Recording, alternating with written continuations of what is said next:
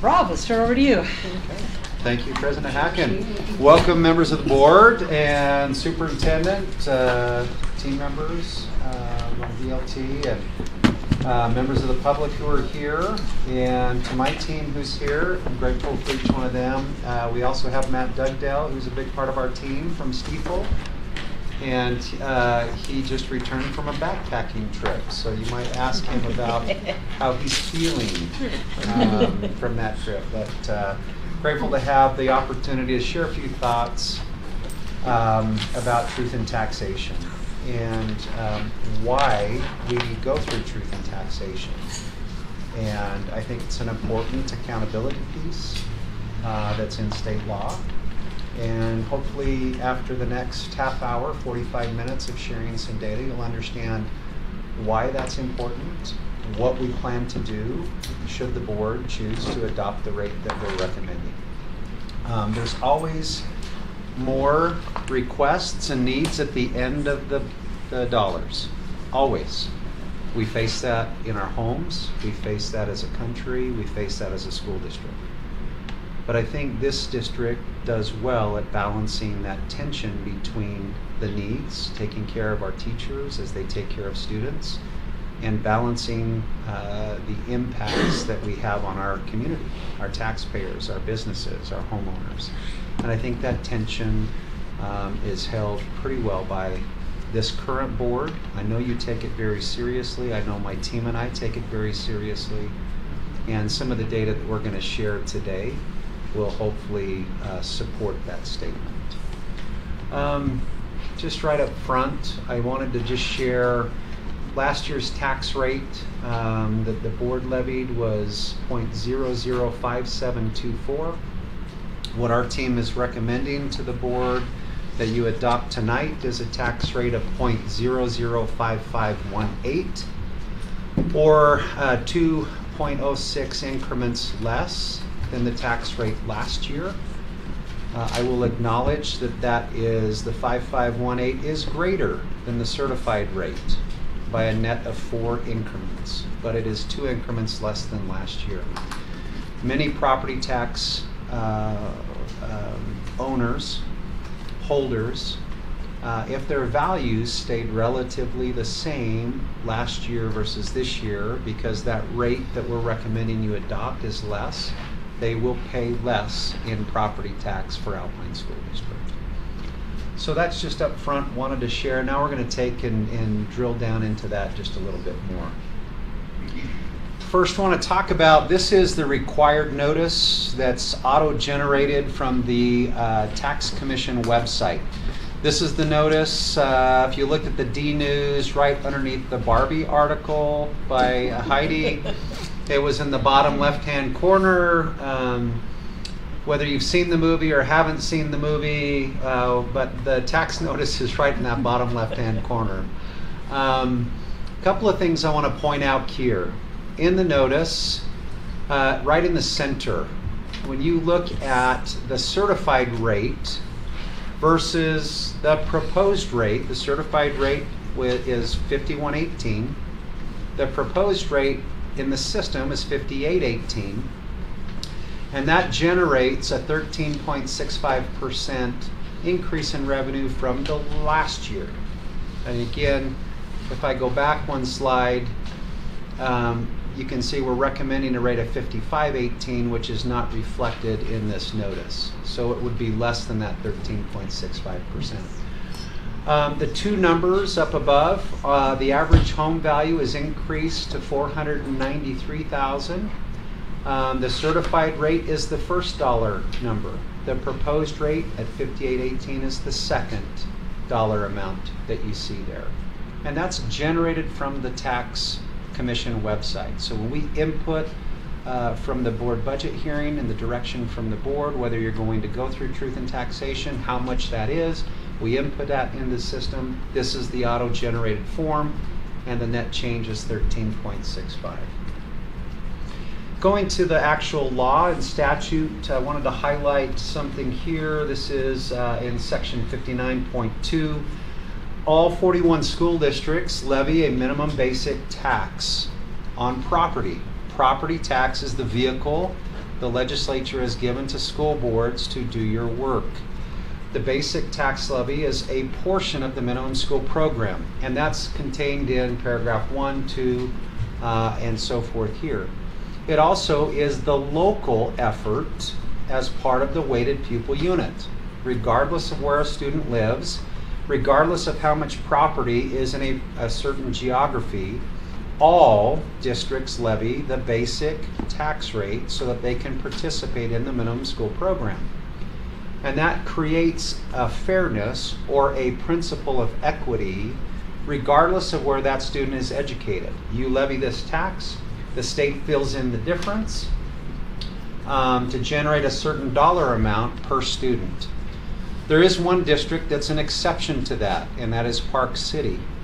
They generate more dollars locally from their basic rate than they qualify for with the weighted pupil unit. And they are actually in recapture. I think there's actually one other district that's real close to recapture. That's one of our smaller districts, but fairly wealthy when it comes to the value that they generate and the number of students that are educated in that district. But this is the minimum basic levy that all school districts. I want to read one section here, and that's paragraph 3.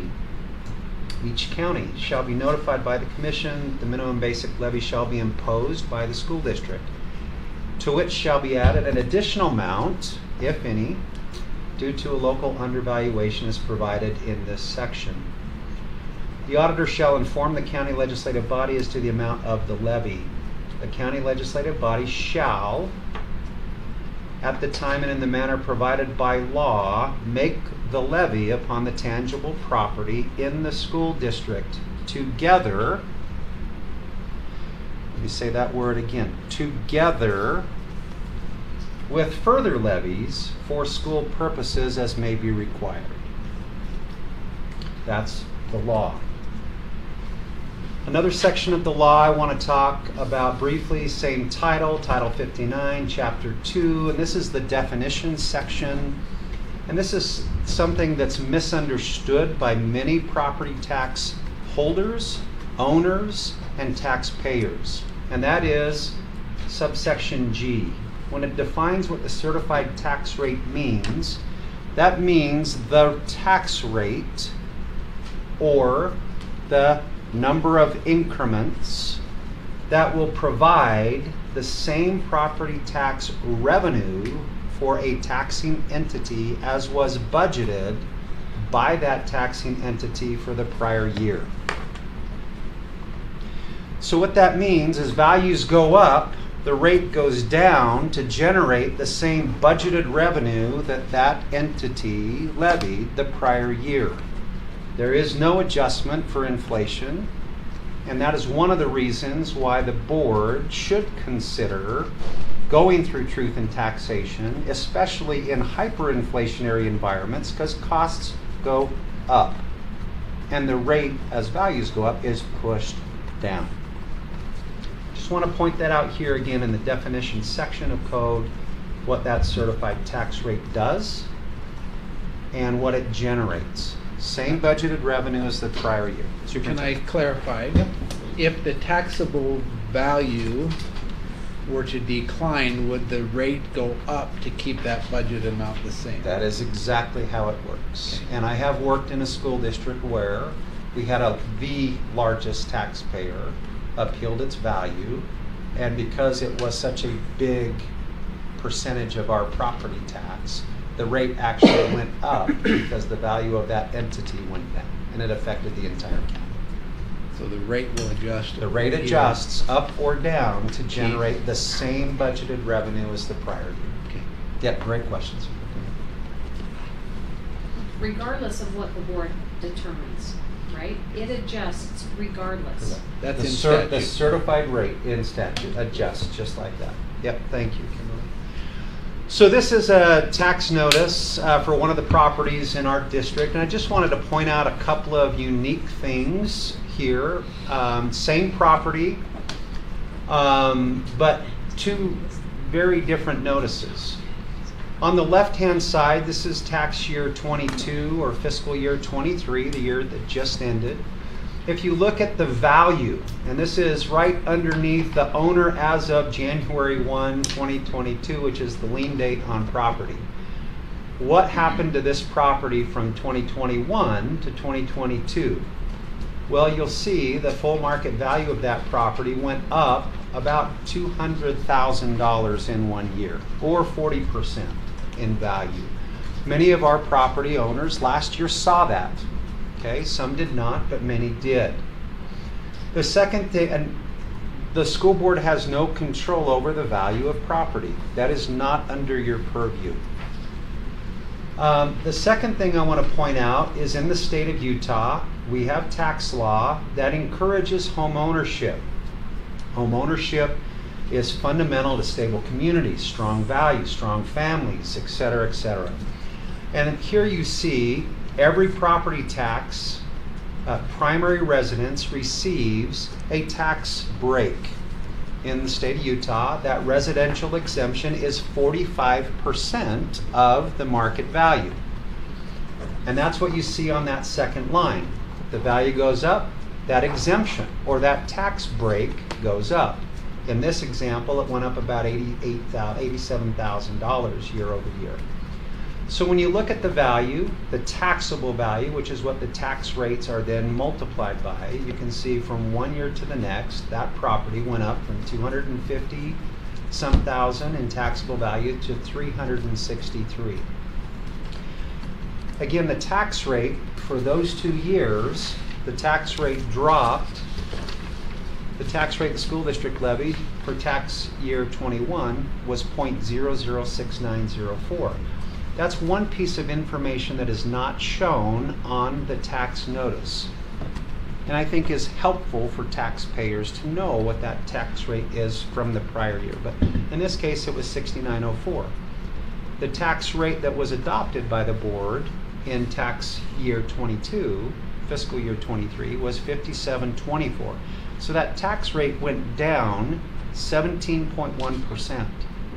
But the value of the property went up 40%. So when you look at, even though the board adopted the certified rate, that property taxpayer paid a couple $100 more in property tax because the value went up faster than the tax rate declined. Okay, so that's a couple things I want to point out on the left notice. The right notice is this year's notice on the same property. If you look at that value box, again, the value of that property changed about $3,000. You can see that full market value, $660,000 versus $663. Taxable value, again, because it's very similar, taxable value is 55% of that market value, 363, 364. But here's one of the things to point out. The tax rates look different in that notice than they did in the prior year's notice. The prior year's school district rates were all together in one piece, easy to distinguish, identify, and understand. On the right side, you can see that the basic rate that all school districts must levy is down below, no longer together, and might be confusing to some people, saying, hey, where is that and where did it go? The other thing that's interesting to note here is because the basic rate did go down, and the tax system notice calculates that as part of the tax rate, this shows a 19.2% increase versus the tax commission's required notice at a 13.65. Just a couple of things to point out different between what's on this notice and what's on the required publication from the tax commission. Now, to try to make all of that as simple as I possibly can. What's in yellow here is last year's rate. And this is the rate detail for every tax rate that the school board is accountable for. 5724 was the rate. On the tax notice, again, the tax commission sheet that I showed you in that third slide, 5118 is the certified rate, which generates how much revenue? the same budgeted revenue as the prior year. Okay, so that's in that first column. That's that certified rate. And you can see what the differences are for each rate. The proposed tax rate, guidance from the board, was to look at 7 increments.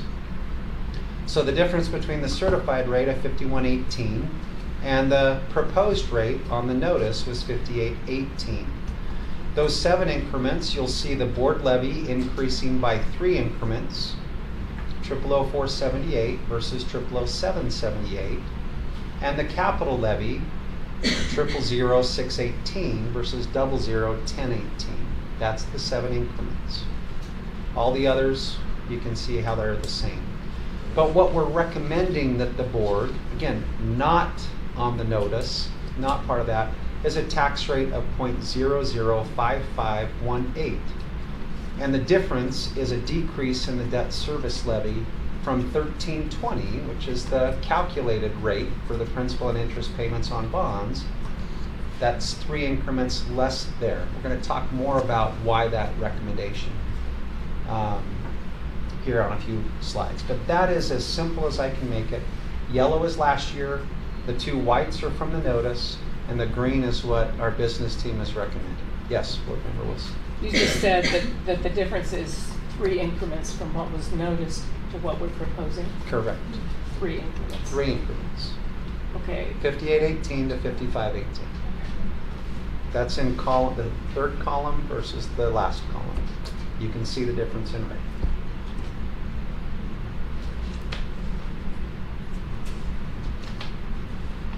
Okay, so I expect you're going to tell us more about the debt service levy adjustment I will. later.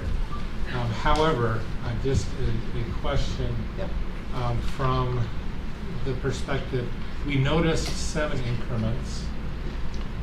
Could we still choose to view the green column with, in addition to the change in debt service levy that you're proposing?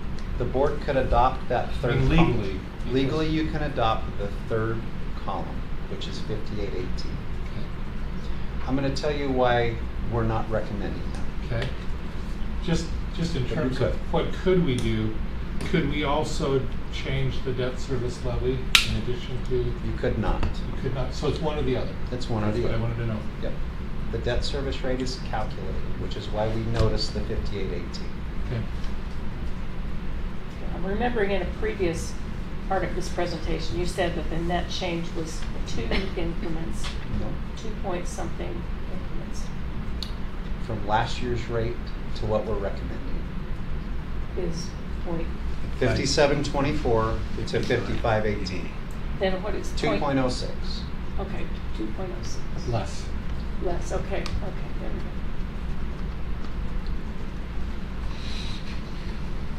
Other questions here? So 2 less than what was From last year. 4 4 more than the certified certified. rate. Correct. Look at both of those points a little bit more. So it's explained. Yep. He won't dis- Why truth in taxation? Why this year? There's several reasons, and we're going to dig into this. Tax levy assessed has declined significantly over the past 10 years. Again, versus last year's rate versus what we're recommending, most taxpayers will pay less property tax because it is 206 less than last year's rate would be what we're recommending. Number 2, the board, in order to qualify fully for state board and voted levy guarantees, you need to levy 20 increments. Okay? And if you don't, for 5 years, you're given a pass. As values grow, your rate goes down. The state fills in your bucket for 5 years and says in year 6, you've got to restore that back to your voted authorization or to 4 increments in the board levy, or you lose the state funding. So that 20 increment number is something that you always need to look at. Number 3, operational investments. Continued investments in teacher compensation. The last 2 years, you've given the highest increases to teachers that we've seen in Alpine School District in my 21 years. Class size reduction, you have a lot more to do there. And I know the board wants to do more there. But one of the questions is, do we have classrooms in some of our schools? We just simply don't. Paraprofessionals. This is one that the board in your budget motion, you said we want to fund additional paraprofessionals, and that's one of the reasons why you need to go through truth and taxation to generate that revenue. And that's a lot of that is for our most at-risk students in our special needs schools. Fourth point I want to make is your federal funds that you received during the pandemic are fully expended. We have learned there are several pieces. Our schools have done some very innovative things when it comes to both use of paras. Our summer school program, in the past we've had it at Lehigh High School and Mountain View High School. This past year we distributed it and provided greater access at all secondary schools for all students. Parents, families, students have greater access than they ever have before. So should we continue that? Some of the federal funding, the one-time funding we received, helped fund some of that. There are things like that that you need to look at. Do you need additional resources, or should you cut expenses or budget somewhere else and reappropriate to fund some of those other things that we've learned during the pandemic? Finally, there on that bullet point, we did receive nearly $10 million one-time funding in capital from the legislature. We're grateful that they did. Those dollars were not continued this year, and some one-time funds that came from the legislature for other purposes like school safety and other things. Number 5, significant inflationary pressures and the cost. School, fuel, utility, liability insurance, etc. And I've got a slide here that shows a little bit about hyperinflation and what some of those things have done. Finally, you have an opportunity as bonds are rapidly being paid off to increase your capital levy and to utilize those funds for maintenance, investments in existing facilities, older facilities, or even build new facilities. You have an opportunity with that declining debt service rate to do some things differently and maintain the same rate or have that rate slightly less than the prior year over year, with yielding some additional resources to meet needs. So those are some of the reasons why truth and taxation this year. This is your tax rate history over the last 10 years. Again, what I'm showing here is the certified rate, not the recommended rate. Okay. So this also includes, you had a 2016 bond, just under $400 million, and that tax rate, even with that, has declined significantly over that 10-year period. Why? Property values have grown, which pushes the rate down. Okay. Here's the detailed breakdown for those same tax rates, whether it's in the operations fund or general fund, whether it's in the K-12 fund, for capital purposes, for debt, or the charter local levy. One of the things to note on the charter local levy, again, we had an increase in the charter local levy this year versus last year. That doesn't show up on that notice as an increase. It's part of our increase, and that's one of the differences between the tax commission website and the notice that we publish versus what was put on the county notice. Okay. So just a couple of things here on levies and where those dollars are being used. Again, this is just taking that slide that had the yellow, the green, and the 2 white. This is the green column and says, what are we proposing or recommending that the board adopt? We're recommending a rate of 55.18.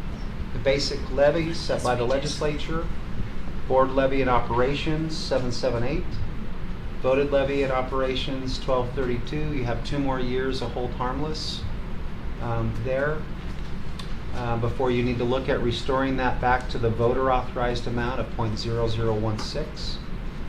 1018 in capital, 1020 in debt service, and then the charter local levy of 0.000064.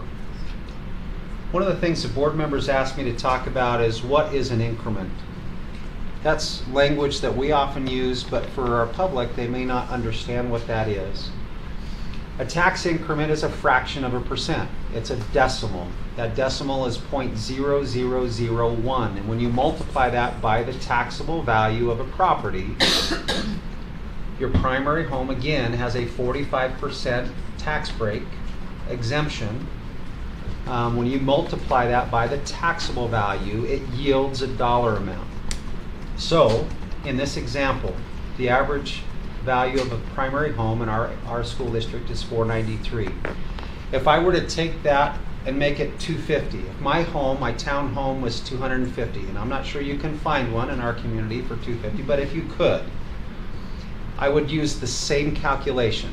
In this case, the taxable value on that home of $493 is 55% of that, $271. If I take one increment, 0.0001, multiply by 271,150, that's $27.11 per year. If that was 250,000, I would multiply that 250 by 0.55, and then I would times that increment, 0.0001, by that, and that would tell me what the impact of one increment is on whatever value home you have. If you have $1 million home, that would be, again, 55% of that is the 45% exemption. 550,000 would be the taxable value. I multiply one increment, that would be $55 per year per increment. Does that make sense? The math is the same, the value is what changes. So if the board levied 4 increments more than the certified rate of $51.18, the impact on the average home would be $9 more per month than if you did not go through truth and taxation and levied a tax rate of $55.18. The last point I want to make here is taxes paid by a property owner. It may go up or down from the prior year depending on the assessed value change of that property. The tax rate is one piece. The value is the other piece. You have say in the tax rate, not in the value. That would include property improvements, assessed property improvements. Property improvements would be assessed again by the county, and those improvements would reflect. There's a member of our business team that they did some improvements on their home, and their value went up significantly this year, where many of our the 2 or 3 that we looked at in my office, some were flat, some went down, but one went up because of improvements made on the home. Yeah, good point.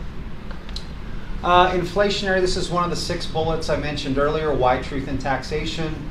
You'll see in a chart below the U.S. annual inflation rate. I want you to just have you key in on 2022, what's in red or pink or whatever color you see there. And you can see hyperinflation. Again, the certified tax rate generates the same budgeted revenue as the prior year. In addition to that, we've seen some things happen. Teacher compensation over the last 3 years, 30+ increase. And that's not just salary, that's benefit costs, health insurance, etc. Transportation, fuel, and repair. We bus about 20,000 kids daily to and from school. Then we do all of the extra stuff after that. We've seen fuel costs, repair costs to bus those kids, to take them to those required events and to and from school over the last 3 years, about 32%. New school construction. I was at Desert Sky this morning walking through. I was curious about the fire marshal inspection. I heard about carpet. I didn't see any dirt floors, but there were some things I wanted to walk through and double check. Yeah, it's been worse at some of our schools. But I wanted to see what that was. New school construction over the last few years has gone up 43.5%. Utilities, natural gas alone, as we look over the last 3 years, has gone up nearly 30%. These are the costs, the inflationary costs that are impacting your budgets and what we must do to educate kids. One of the other points I brought up was pandemic relief funds. Alpine received in total, here on the left side, $96.1 million. As of FY24, those funds will be fully expended. What did we use those for? On the website, you can see the ESSER 3 plan. It's a link on the business services page. The public has, and since the board approved that plan, you can click on that and see all of the different things that we used it for. But highlighting here on the right, here's some things that we've done. We've funded additional classroom teachers. We kept class sizes lower during the pandemic to better support students. There was concerns about gaps, learning loss, etc. Utah's learning loss was less than any state. And I believe it's because we had more face-to-face instruction. We had less remote or fully remote learning than other states. And again, the research, someone can refute that statement by me, that's fine, I'm okay with that. But I believe face-to-face instruction is one of the reasons that we had less learning loss over that period of time. In addition, we had some additional investments in our supports for students. Paraprofessionals is one. I mentioned that in our special ed area. For the first time, and I have a disabled daughter, and I talked to a lot of our special educators. For the first time, we heard things like, I feel like I have the support that I need to meet the needs of these kids. You've heard in board meetings, parents talk about, my kids are doing well, they're making their learning goals, and that was because we had additional resources. I mentioned earlier distributed summer learning. I visited with one of our board members whose husband teaches in the summer program, and he made some comments about the gains for students. And again, we'll report on that at a future time, but I think providing greater access, closer to home, less travel time, I think that's one of the reasons why we had the results that we saw in our summer learning programs. Response to intervention training, school supports. We also spent money on HVAC repairs at some of our schools. And finally, protective equipment and testing. The funds are gone. And some of the things that we've learned and things that are good for kids, we believe that we need to sustain and to continue. Rob, just a clarification on that. Correct me if I misspeak, but the 7283 high school testing, that is testing to play, testing to stay. We didn't need to expend those tests because our threshold number stayed lower. So that there's a discrepancy between what was expended and what was awarded. We'll return those funds. Those were unused because we didn't need them for the testing materials. Is that? It's not academic testing, it was testing for COVID. Testing to play. Yep, spot on, Superintendent. So you see 40,000 expended versus 300,000 awarded. Those funds will go back to the federal government because we simply didn't use them. And because they were siloed, we couldn't use them for other purposes. And that's exactly what I was going to point out, Rob, is that as much as we could, we expended this on things that were one-time expenses that didn't commit us into the future. But when things are siloed in such a way that you have to expend in a certain way, that's why we've gotten to this place where we have to backfill to achieve the same services that we did this past year. I think without inflationary issues, that backfill would be less, but you compound that with some inflationary challenges as well. Other questions here or comments? Debt service and capital. This is a wonderful 25-year chart. Thanks to Matt for putting this together for us. You can see as we've issued bonds, we had a 2000 bond, we had a 2006 bond, a 2011 bond, a 2016 bond, and no bond since. We've had a capital levy that we started utilizing more in 2008.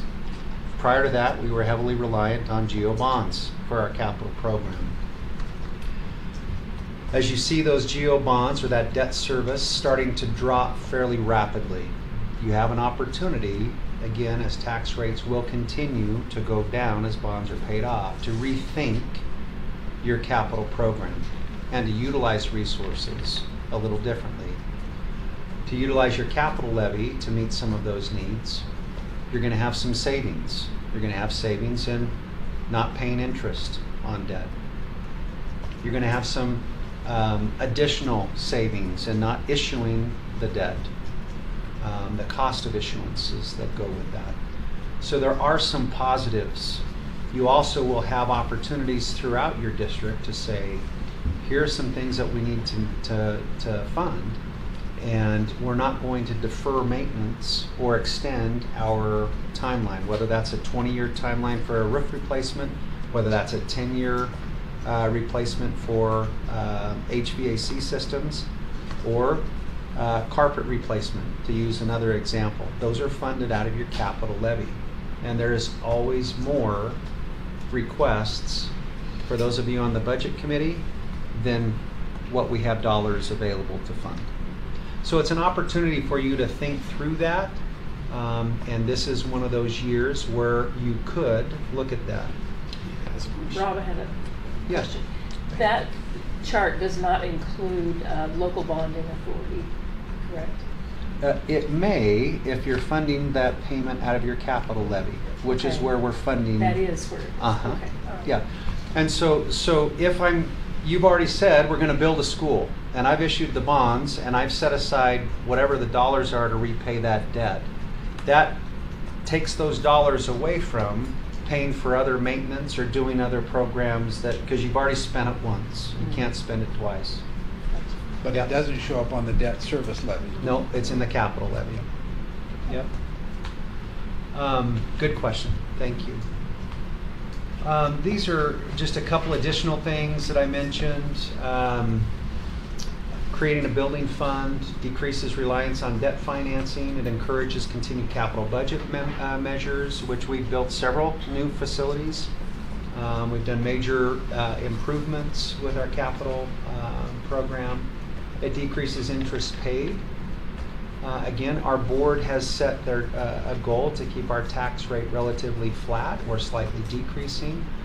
The last point I want to make, if the district is restructured at some point in the future, utilizing your capital levy actually helps every area, or potentially helps area, whether that area has aging facilities, or they want to use those resources for other purposes, or whether an area is facing growth. It does provide some flexibility to meet needs. The last thing I want to go back to, I'm going to back up several slides here. I want to go back to this chart right here. I want to point out two things right in the center of this chart. Because of the huge value increases that I showed you on that tax notice in tax year 21, fiscal 22, versus fiscal 23, tax year 22, you can see that you dropped your tax rate, which was flat basically for the prior 3 years. Your tax rate dropped 12 increments because there was such a significant value increase. Okay, do you see that right in the center there? So that's something, again, the board chose not to go for a bond, deferred that in 2020, did not go through truth and taxation last year because you were going through a bond, and your tax rates dropped quite significantly over those couple of years. I think graphically it shows that a little bit easier on the slide before that. Just that drop. This one here, you can see the drop.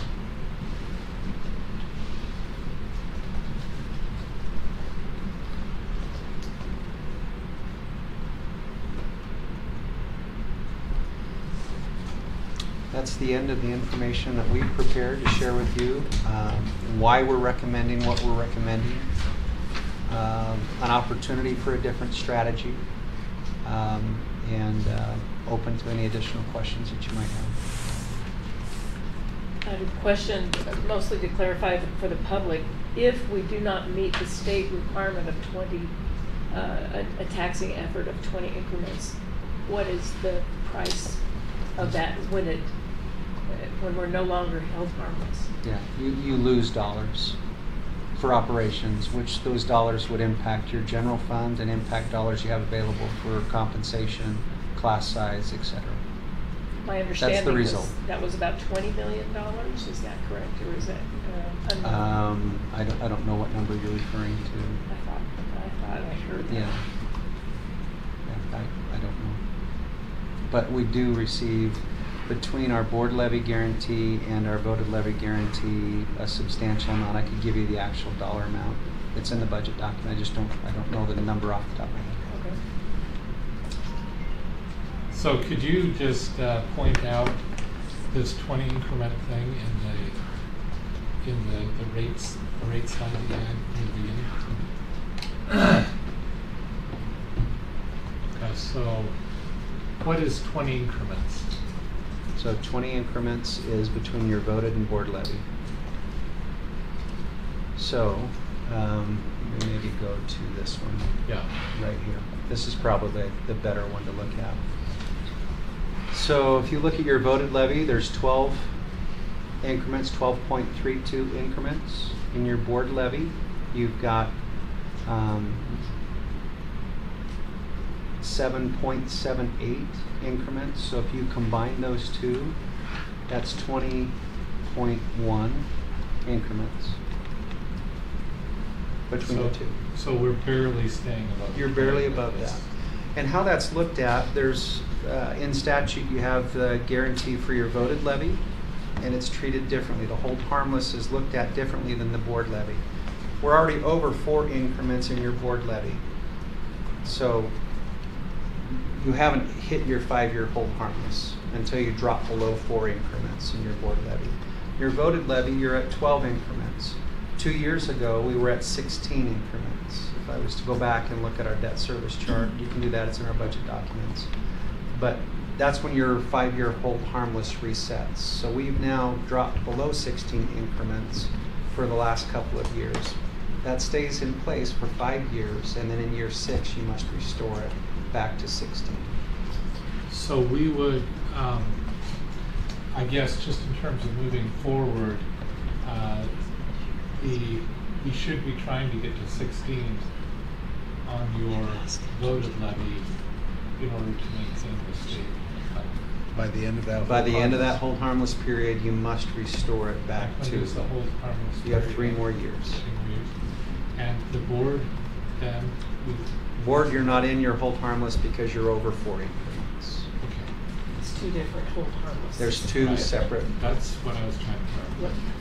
20 increments total, and that was a change in law a few years back, where before it was limited to 4 increments in the board, and you're voted up to 20 increments. But the legislature they were looking for ways in rural Utah where you could not pass a voted levy. And so they said, whether it's board levy or a voted levy for state guarantee purposes, we're going to treat them both as 20 increments. So in rural Utah, where you couldn't pass a voted levy, there was some additional consideration in their board levy. And if you were to look at district by district, there are some districts that have tried to pass a voted levy and have been unsuccessful. I think just recently, I want to say Wayne School District just finally passed one. It's one of those rural districts that finally, after multiple failed attempts, passed one. In Morgan School District, where I was before Alpine, it's a long, long time ago, we tried twice to pass a voted levy and were unsuccessful. And our voters just said no. So the board used the board levy to generate additional dollars there. So the voted levy gives you a cap on how much. The cap is 20 increments on the voted levy. Alpine School District voters have authorized 16 of those 20 increments. Now, you notice that voted levy it doesn't budge much. And my understanding is a voted levy is what you as a community decide you want to do in addition to the minimum school program, correct? Mm-hmm. So it takes a community commitment to raise that voted levy, which is why it's so hard to move. It's in addition to what the minimum school program is. Correct. Rob, as I try and understand this and explain this to my friends and those that are interested in understanding, I would say as the taxable value of our area increases, the rate will decrease to keep the budgeted amount the same. The Board of Education, in going through truth and taxation at the level they are, say they're okay with that decrease. They don't want such a significant decrease that it reduces or doesn't allow revenue to increase.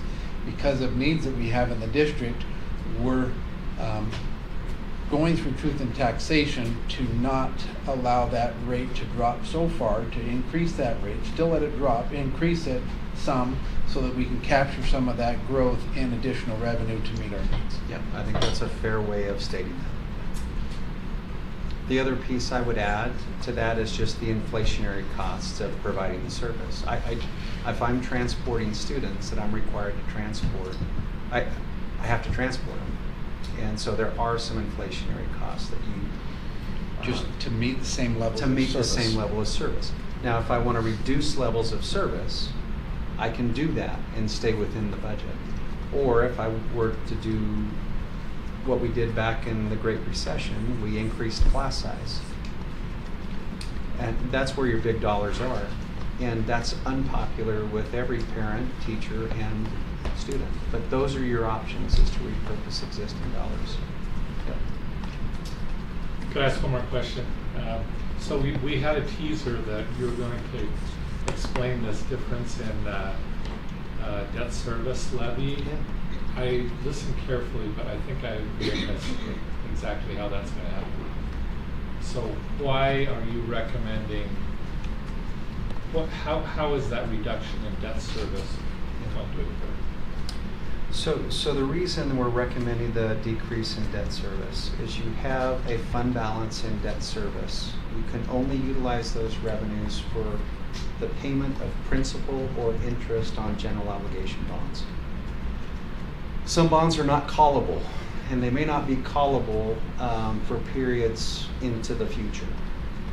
So I can't use dollars that have been collected in the debt service fund balance. It sits there. It's now unused, and so we're taxing the public when I have dollars that I could use to float that rate down and use those dollars up to pay principal and interest on those bonds. So I can either call bonds and retire them, or I can use some fund balance in debt service to pay that principal and interest payment. Again, if I go back to the debt service rate chart, you can see what's happening in our debt service. As values are increasing, my debt service rate's dropping considerably. There's another big drop next year. If you'll remember in the DCC meeting, Jason and Robert made a presentation on behalf of our team that talked about that opportunity and how many increments were dropping off because bonds were being retired. And so you have an opportunity to rethink that tax strategy. Part of our recommendation is let's utilize 3 increments as that debt service rate continues to come down to use up some fund balance. And Then you have flexible funds. you have flexible funds in your operations and in your capital fund to meet the needs that you have said that you want to meet. So that's the reason why 3 increments in debt service. I can only use it to either call bonds or pay principal and interest payments on bonds. I'll defer here, phone a friend behind me. Matt Dugdale is here from Stiefel. And Matt, please correct me if there is any other way to do that other than what I've described. There's no. 100% correct. That's why we're recommending that strategy. How does the LBA figure into this? LBA is in your capital levy. So you accrue those expenses and then you use your capital levy to pay that off. And what that does is that takes away dollars that you can use for your maintenance program. So what you're in essence doing, you've committed to that payment. Now I'm deferring other needed expenses. And I think in the budget process this year, we funded or recommended funding 48% of the requests, Jason? 48%, which means there are a lot of projects that are being deferred in capital. So and the cost of those projects continue to increase. So that LBA is a commitment to spend some of those funds that were committed to other things, would be used for other things, and so unless you increase that capital levy, then you have to put off expenses. So that capital fund is not to be confused with the one-time state funds from the state. That was a 1 year 1 year. thing, Yeah. which it was really nice It was fantastic. to have that. Yeah, and there were different priorities of the legislature this year, and that's their call, not ours. I'd also mention that it's not just the physical facility per se, but also those learning ready classrooms. That's part of that capital piece, and we've had to slow, the original plan of the learning ready classrooms that we put in about, was it a 4-year rotation? 4 year, and so Or- year 2's just waiting. So that Many kind of of. the Chromebook purchases, I just don't know what. So it kind of slows that up a little bit too. Yeah. So from the, in the budget process then, those 3 increments that show up under capital levy will then be able to be spent on other things? For capital. You'll Other spend them on capital. capital needs. So either some of that maintenance thing or, And it was 4 increments in capital and 3 in operations. And then a decrease of 3 increments in your debt service. That's the recommendation. that's the one I guess, the 3 in debt service could be, is that the plan then, is that they would go into the budget? It doesn't It's treated separately. Doesn't shift the money, it reduces the impact on the taxpayers, so that then you have those resources. So you get the equivalent of the 7 increments without the impacts on the taxpayer of 7 increments. And But you you're can't take that, those 3 increments, and say, now we'll use them for this. some other purpose. You can't. It must and can only be used for the payment of principal and interest on debt.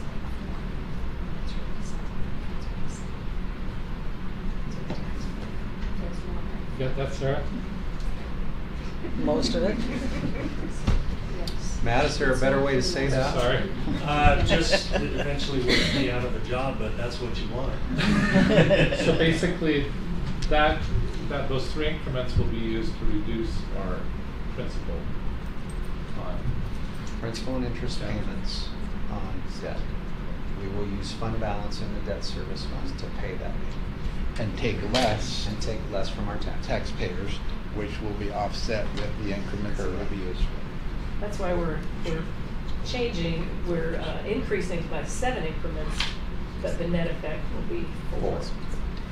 So from the budget, though, the budget still is going to see 7 increments of additional funding, correct? I'd say too that what's challenging to capture though is just in the future with this opportunity is just, as Rob has mentioned, from sizable interest savings to the district over the span of time. Less dollars, less tax dollars you're going to interest. Rob, Yes. I talked to you a little bit about summer school, and I thought it was terrific this year. I know we'll probably hear more about it, but did summer school this year cost us the same, less, or more than previous years? The same initially. I'll let you know once the books are actually closed as to what that final cost We was. budgeted the same. We budgeted the same revenue, and then we added a little bit into our ESSER plan. So we'll look at that, and we'll report back once the auditors are in the first week of September. And so right after Labor Day, and once they're done with their work, then I'll be able to do a final report. Usually that second, third week of September, we're updating an expenditure report by school, by student, for the board, for the finance committee to review. And we'll get that information turned around as quickly as we can. But that's when we ought to come back and say, this is what we did, this is how much it cost, and here are the gains, or here are the credits earned, or here are the benefits to our students and their academic performance. And Scott and Joel, Annalise will help us with some of those data pieces and accountability pieces. I'm excited initially about some of the conversations that are taking place. Any Other questions? Anything, team, that I missed? Chase, anything you want to add? Subtract? Robert, Pete, anything there? Okay, thanks for the opportunity to present. And thanks for the opportunity to present for 21 and a half years. This will be my last presentation on truth and taxation. And can I just say, I'm really excited about this. Well, I think you saved your best for last, because I think we all have a better understanding of this process than we have in previous years. So thank you and your team. Excuse me, thank you and your team for, I know this is several iterations that we've gone through as you've received feedback on this and just expanded the understanding and the comparisons that you're able to make. So thank you, Rob. I know you presented something on this a month or so ago, but I hope the public is listening to this, because school finance is complicated, to put it mildly. And I think most of the people in the public have pieces of it they understand, but pieces they don't. And this is probably a piece they don't, generally speaking. And I don't know that anyone in the state understands it better from the school district perspective than Rob. So. I think Rob's the best. So thank you very much to Rob and for the whole team back there. Okay, now it's time to turn to board governance. We elected not to do board governance during the summer, but we also chose to work with the book Nuance by Michael Pullman. Since you guys have read the book as well. Okay. So here we go. So we signed up for what chapters we wanted to do, and Mark signed up for chapter 1, pages 1 to 12. And I read it over a week or so ago. Then I read it over a few days ago, and I still think he uses a lot of big words in here. I mean, I think he does not explain things as clearly and simply as I would always like. However, Mark, take it away. Let's talk about nuance. And I would, I actually made this presentation right after you asked me a while ago. Oh, good.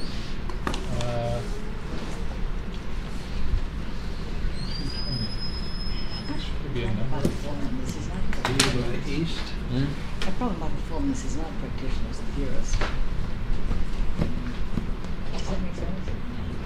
When he presents, he always has something with him. That one? Yep. 8196.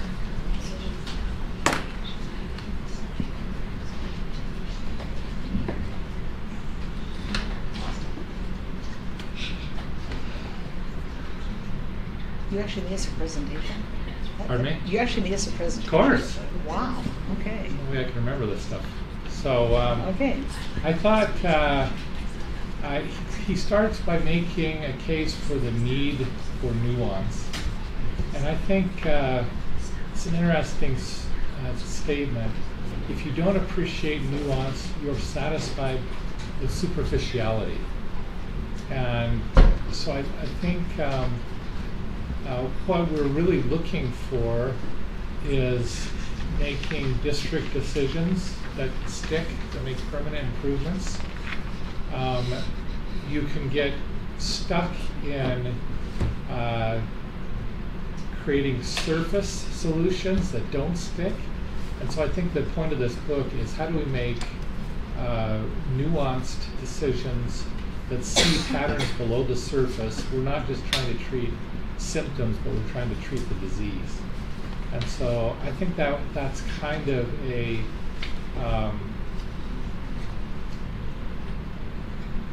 significant difference. By the way, I have to tell you, I had a big discussion with the department chair of computer science today.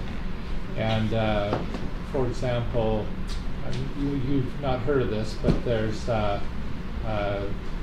this GitHub Copilot, which actually it writes code for you. And there's a big discussion in the education community. You know, should we forbid students from using this tool now? It's part of the ChatGPT, deep learning model technology. And so I think it's similar here when they talk about being stuck with steam power. Yeah, we could forbid students from using that. Or you can say, let's teach them how to use it, how to be more effective, how to have a step, a leg up on their future employment. And I think that's the key. Through nuance, you're looking below the surface. You're not just trying to teach them how to make the steam engine a little bit better, but you're acknowledging the changes in the changed environment. I like this statement. Most education systems are working diligently, doing obsolete things better, instead of trying to employ this nuanced type understanding to move forward on things that will really improve things for our students. New ways of doing new things in a different way that will actually serve our students better. I also like this statement. There's been an increased penchant for defining goals that no one really knows how to achieve. I hate to say it, but sometimes I feel that. I think teachers feel that sometimes in our professional development. Yeah, let's create a bunch of goals. We want all students to be diligent and come to school motivated to learn. But how do we do that? That's really difficult. And so I think the notion in this book is, let's try to create specific goals that are based on understanding things below the surface, so we don't get stuck in doing obsolete things. Okay, now before you switch that Yes. slide, okay, so the question that comes to mind, most education systems are working diligently, doing obsolete things better. Is Alpine in that group? Is Alpine most educational systems? And I would say no. I would say the direction we're going with the coherence map and with all of the initiatives and the restructuring that we've done, I don't think we fit into that statement. I don't think that necessarily applies to Alpine. I don't think we're doing tests on tests or that we're doing punitive evaluations. I think the district has moved very hard to move away from that and to move for things that are significant. What are your thoughts, guys? What do you see? I'd like to Are hear we most? Joel and Scott. Joel, what do you think? This is your bucket. Oh, now you're put on the hot seat. And I Scott. think we are working very hard to not do any of those things there. I think we are trying to make sure that, the coherence map is based on goal setting and supporting authentic goal setting that's based on the evidence in the school level, and teacher team setting goals that are achievable, measurable, achievable, and that we can move the needle. And so we are doing everything we can to not be part of the problem here and to be moving the other direction. There was an editorial in the Daily Herald, good old Daily Herald, that Oh is my still gosh. publishing, even though they have a staff of like 3. But there was an editorial or a letter to the editor that basically said the current educational systems are not working. And it was very clear that this person was looking for a voucher system, total voucher system almost. Well, you saw who And- the author worked for. Well, I did. I did. But when I read that, I thought, is this what most people believe? Do they believe we are not achieving what we set out to achieve? Does the public perceive Alpine School District as not being successful, as not doing the job? And if they do, then we've got a problem, because that is not the case, from what I can see. I think Anyone? sometimes with positions, oftentimes people get new positions, maybe at the district level. And sometimes by virtue of having those new positions and justifying their responsibilities, they tend to take up other people's time, which usually is teachers. I think there's a little irritation of, I know you have the position, but now you're taking up my time to do things that I am not quite understanding the value in. I think, and maybe it's better if we really do value some of the things that we're doing on a level with our teachers to be able to communicate the why. Because you're not going to have buy-in from your teachers if they're not understanding why the new program, why we're doing this, and to make sure that if we're having a new position, we're not taking up other people's time because it's a new position. Does that make sense? And I don't mean to rip on it. I'm not ripping on anyone.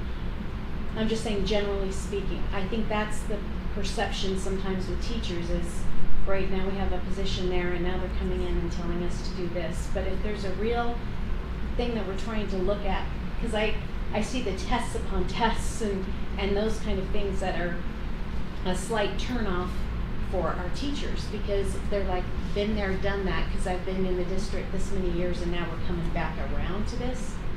So being careful that with our positions, we're not using that position to take up other people's time. Well, and the impact of COVID, I think the tests on tests, we saw a lot of that during COVID.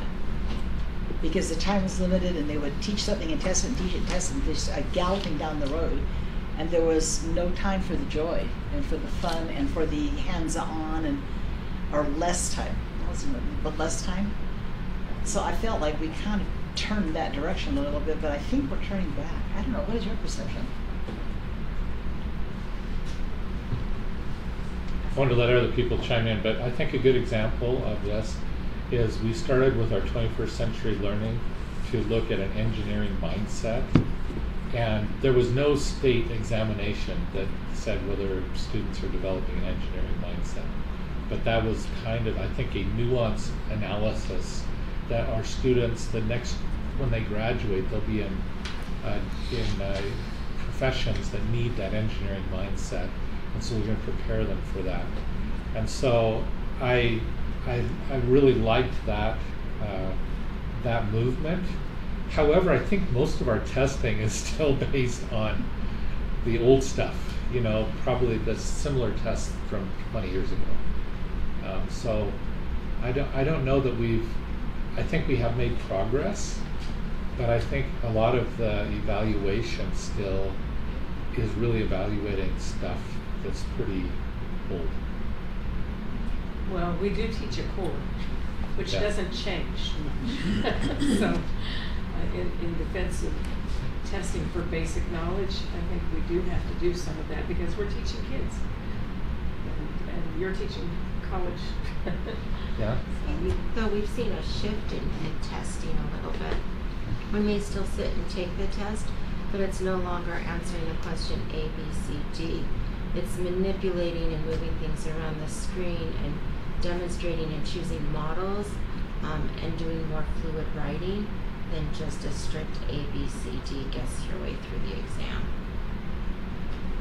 I guess my point was, I think we've taken steps philosophically in terms of what we think is important, and some of it is the character things as well. I mean, a lot of schools have that as part of their plan. However, I'm not sure that we have evaluations that are as strong for those things as they are for traditional topics. They're harder to measure by nature, and we're newer at measuring them than we are knowledge. Well, I think everyone would acknowledge the idea that there are many things that cannot be measured with a test. It's measured by behavior, it's measured by problem solving, it's measured by creativity or success, but a test doesn't necessarily show that. A portfolio sometimes can show you things that a test can't. You may have a kid who's not a very good test taker with grammar, that you look at their writing portfolio and it just knocks your socks off.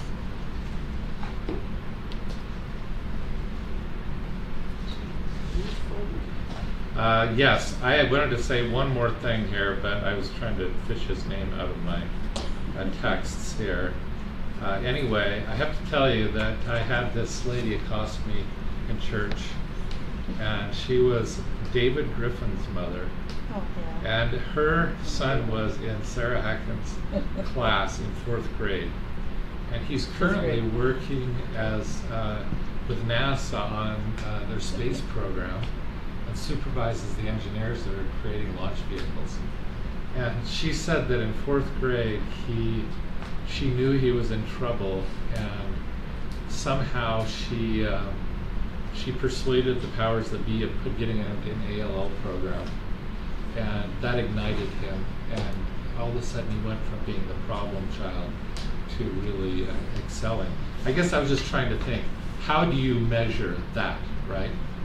That was, I mean, part of it was because Sarah's a great teacher, part of it's because we had an ALL program.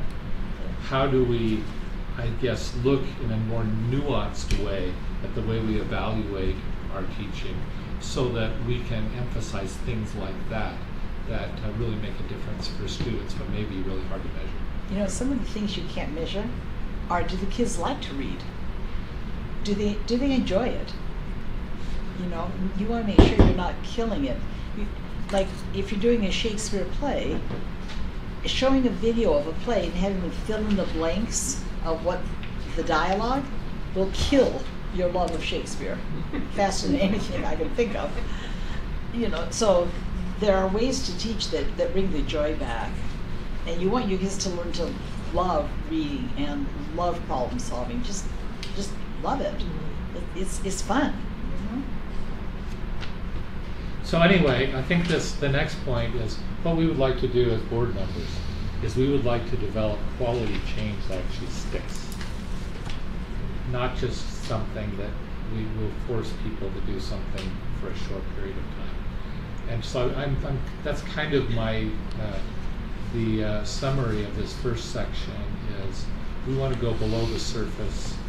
We want to have lasting breakthroughs, and we want to develop personal meaning for our teachers.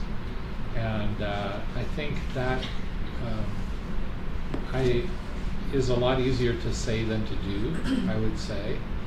But I think that we always need to be willing to look below the surface, not just look at, our reading scores seem to be down by X percent this year, but what are the underlying causes, or how can we address this in a way that really lasts? So here's some of my observations. If you look at vouchers and removing the earmark for education from the Constitution, I think that a few years ago I would have thought that's never going to happen, because there was,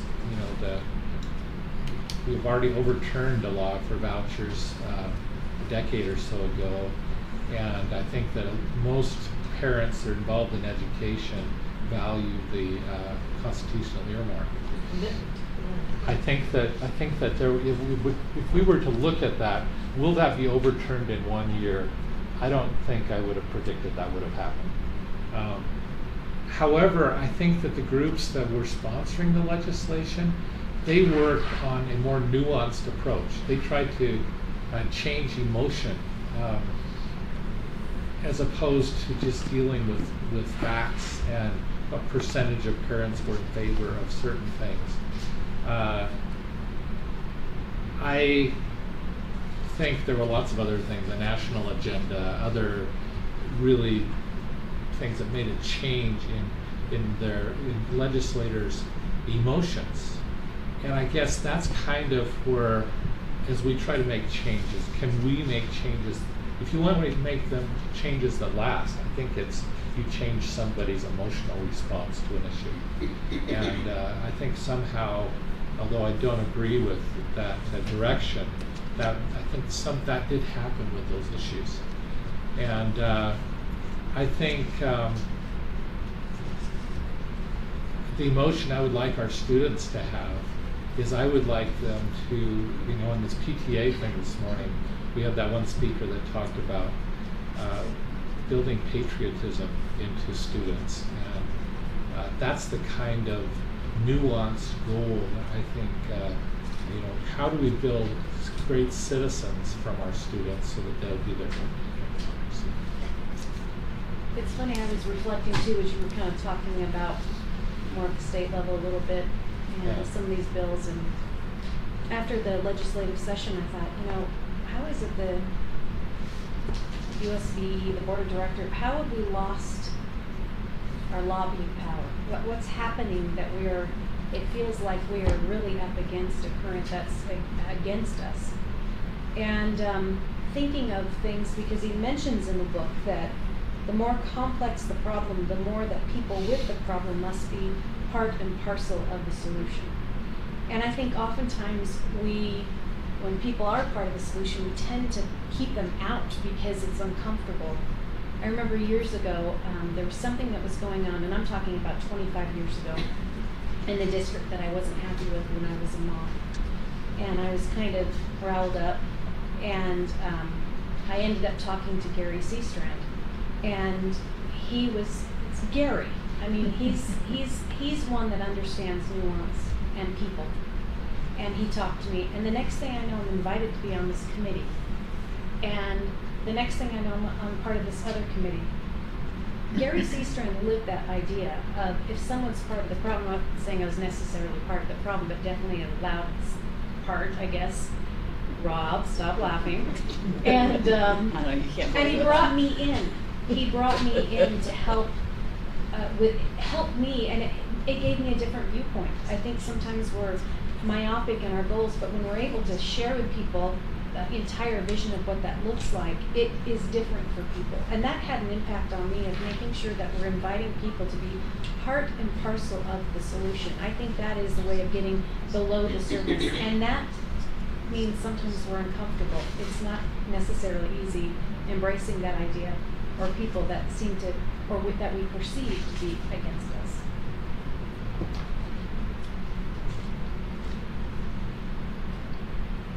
That's it. That's it? Good job. Okay, well, you've all read the book. What would you like to add to that?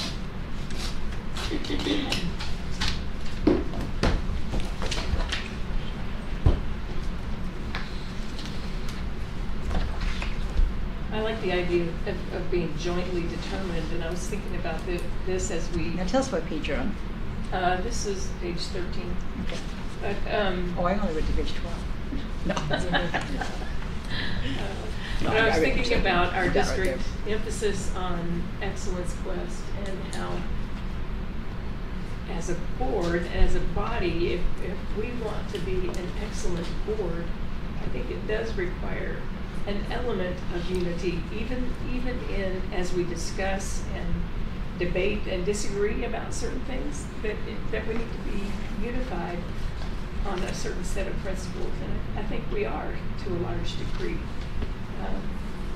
unified in our commitment to children and to giving them the best education we possibly can, and into treating our employees with respect and their due respect. Anyway, I think there are some core things that we are jointly determined. But I think, what could we accomplish if we were to aim a little higher and shoot for a real worthy goal? I'm grateful the board is studying this. I think you will see some of his ideology and philosophies have significantly influenced our strategic plan. This idea of jointly determined purpose, we're all chasing the vision for learning, but we weren't jointly determined in action. How do we go about that?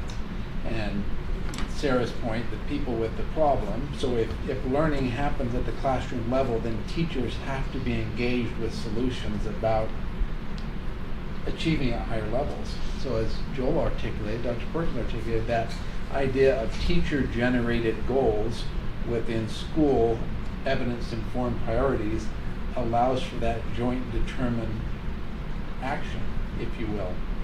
So I think you'll see, as you study this, you'll see there are ideologies or philosophies or perspectives that have significantly influenced the direction we're going with improving student achievement. That if we want to increase performance, we've got to shape culture.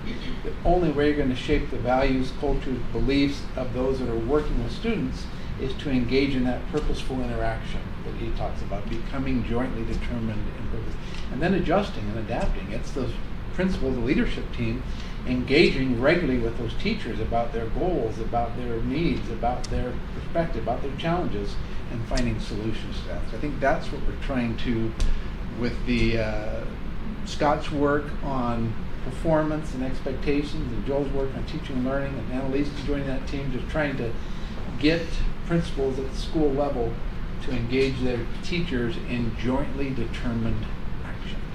And I think those schools that are really out there on this are starting to develop their own school data dashboards. Where are kids at? What are we doing to move that needle? They take the district data dashboard that we're developing, that Scott's team has put together, and now they're saying we need to get this down to a student level and are building upon that. And I think in the next couple of years, you'll start to see some significant evidence of achievement based upon what schools are doing. But theory behind it, a lot of it is encompassed, built off of this idea. And I felt for years we were just on the surface of vision for learning. We were talking about it, we were jointly determined purpose, but we were not jointly determined in action.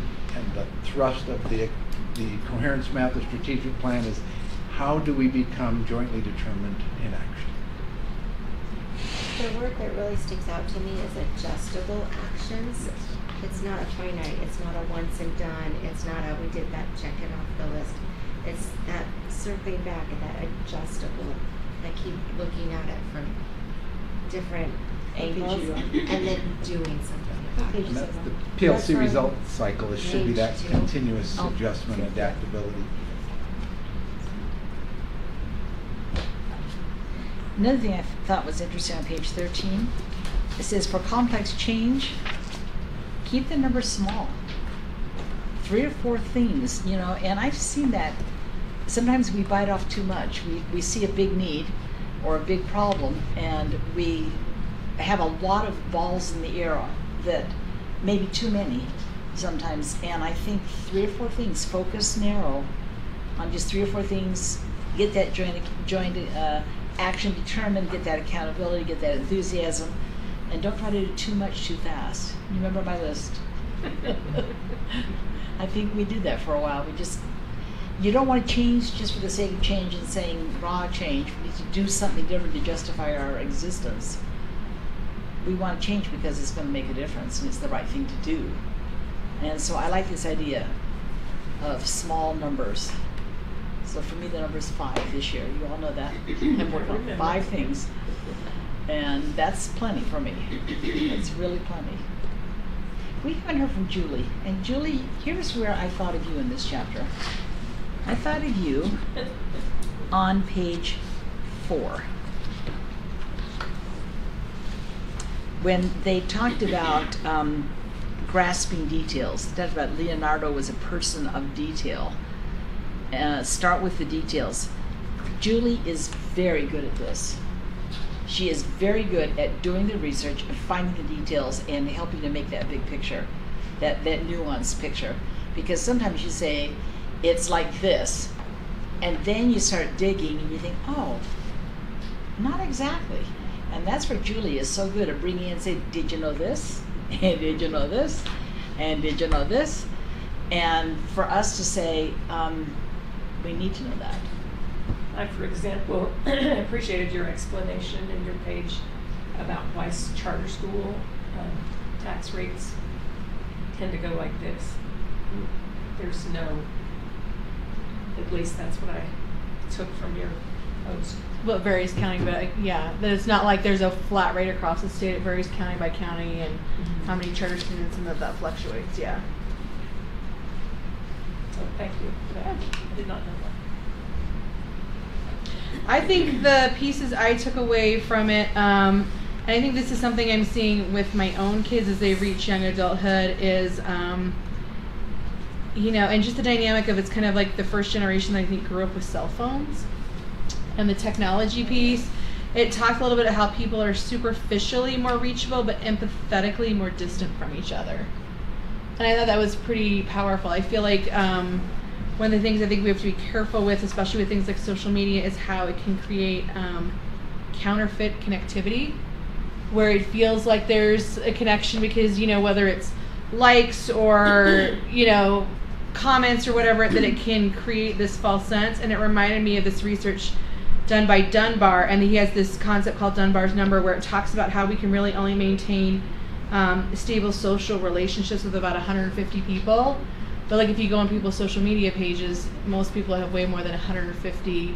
So how much of that is real and how much of that is like a counterfeit connectivity? It just made me think of like my own kids and things like not wanting to make phone calls and just things that I think were kind of like the norm in my generation that I think are harder now for kids in a different generation.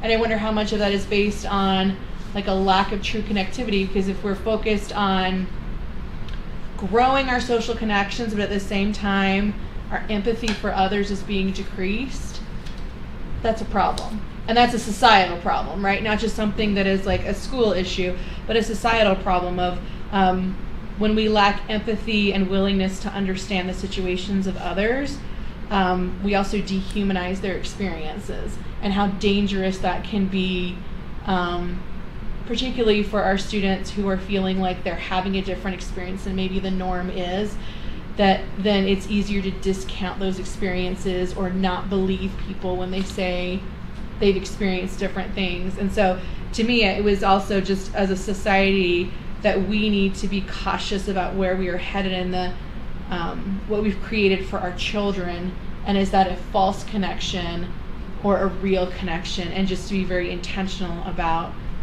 what we choose to do as adults and introduce our children to. And what teachers choose to have their students do. That's true.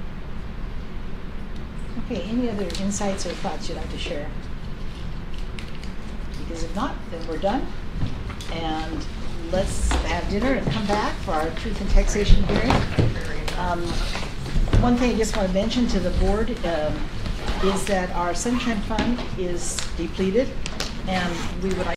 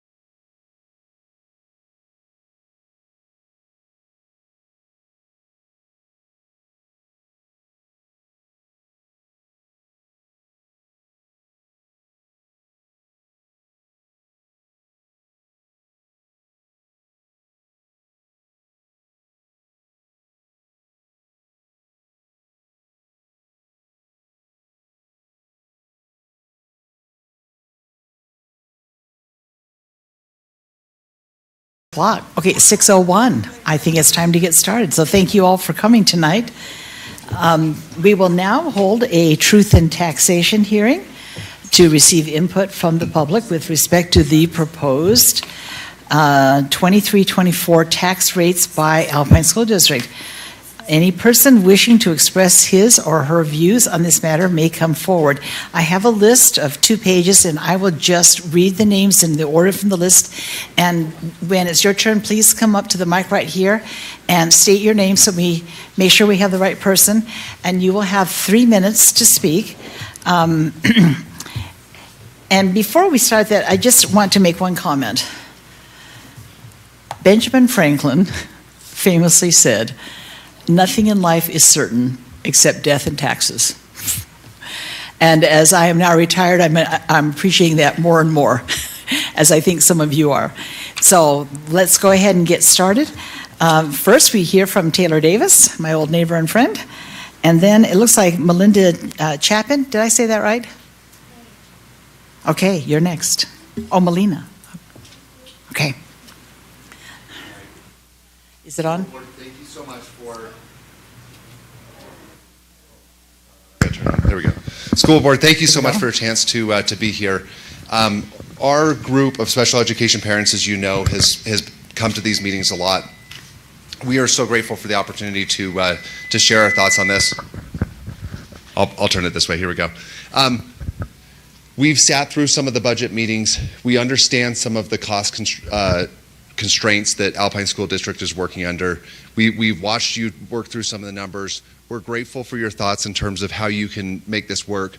We recognize that Utah has the lowest per pupil spending in the country except for Idaho, and less than 1/3 of what many states are. We recognize that you've gone through these numbers very thoughtfully. I've been incredibly impressed at the way that you go through the budgets and the way that you look at even just line items as a group, and so we thank you for that. I'm here as I have 2 kids with special needs. They both have Down syndrome, and I'm here just because they can't speak for themselves. Everything that they do is hard. One of my boys counted to 30 yesterday, and a lot of that is because of the school district and what you were able to do with him. But it's hard. It took years for him to be able to get there. As a community, a lot of the way that we can judge even our civilization is, do we take care of those who are weaker than us? This spending, just like to say publicly to this whole group, this spending helps keep student to teacher ratios for kids in special ed, helps just keep them level. And with some of the budget changes that are going on, this just helps keep everything level. It's not like we're even spending more necessarily on these kids. We're grateful for you considering this tax change that keeps us level, and we also understand some of the incredible changes in your budget that you're working with, and we're so grateful for the countless hours that you have spent working through this. So thank you for your devoted service and your extreme thoughtfulness. Anyone who has challenges with these, I think that there's fair points, but coming to some of the board budget meetings will help you realize that this is a group that is not flippant with a single dollar. And we're very grateful for the way that you approach this. So thank you so much for considering these. Thank you, Taylor. Melina.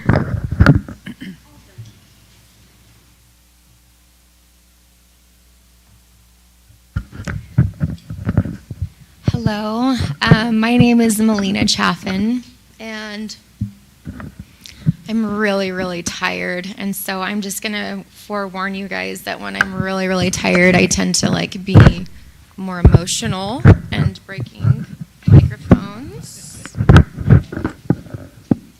So yeah.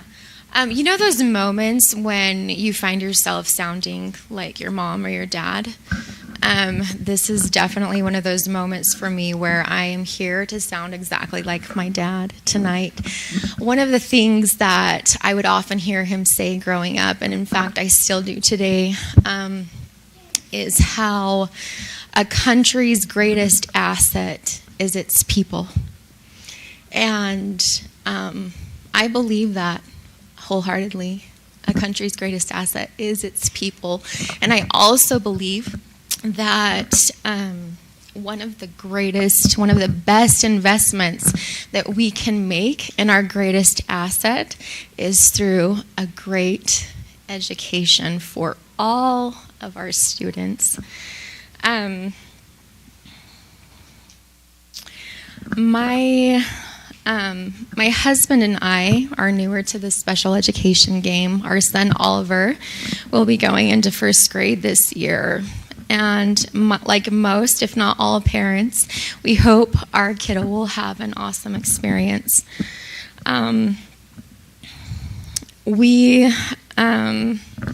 Over the past 3 years, we've experienced a lot of challenges, and I'm not going to stand here and pretend like there aren't a lot of serious things that need to be tackled. But funding is definitely one of those things. And so I would like to preface what I'm going to say next with the fact that I am not a huge tax person. I don't know that anyone really is. But I am fully supportive of a tax increase that would go towards our special education students. Education is a big deal. And for our children with special needs, they have challenges and needs and vulnerabilities that other students simply don't have. And as such, they require supports and accommodations and protections that other children don't. I feel super passionate about education because I've seen firsthand the impact that it can have on a child. My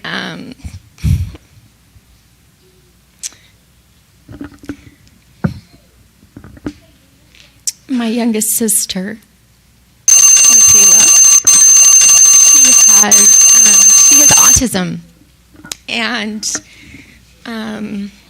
I've seen firsthand the impact that having the right supports and accommodations has made in her life. She went from being in and out of school to lettering in academics. She went from 0 math to algebra in 1 year. It completely changed her experience with school. It completely changed her self-narrative. It completely changed the trajectory of her life. All of a sudden, she started dreaming about things that she hadn't thought were possible before. She went on to college and got in all on her own merits, and she graduated.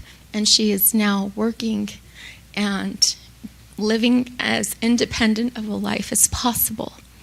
And so these seemingly small things are really what the big things are made of. And I fully support this increase, and I thank you for your time. Thank you, Melina. Next, we have Raylene Jorgensen, followed by Ken Jorgensen.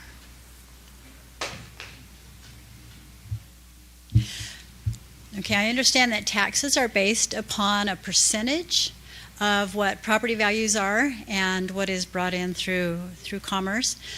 The population density has greatly increased in the area, and home values have greatly increased. Over 25 years ago, we paid $123,000 for our home. It now values for over $700,000. That is a large difference in the amount of taxes that are coming in to the county.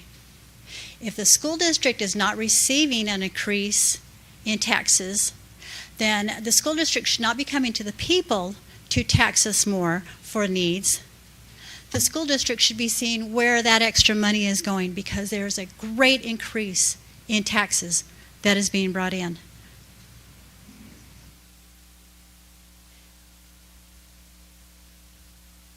And my other point just left my mind. We understand that there are a lot more students, but with a lot more tax money coming in because of the increased density and the increased homes, there should be enough money. The other point was the superintendent's salary is almost $350,000 a year, which is the sixth highest in the entire nation. It used to be third highest. At least we're down to sixth out of 50 states. Inflation is dramatically increasing. Salaries are not. Salaries are barely creeping up for most people. For retired people, The COLA is extremely small. Those on Social Security are barely getting anything more. With our great inflation rates, many homes, many people are having to tighten their budget and figure out how to come up with better solutions. I suggest that the school board do this.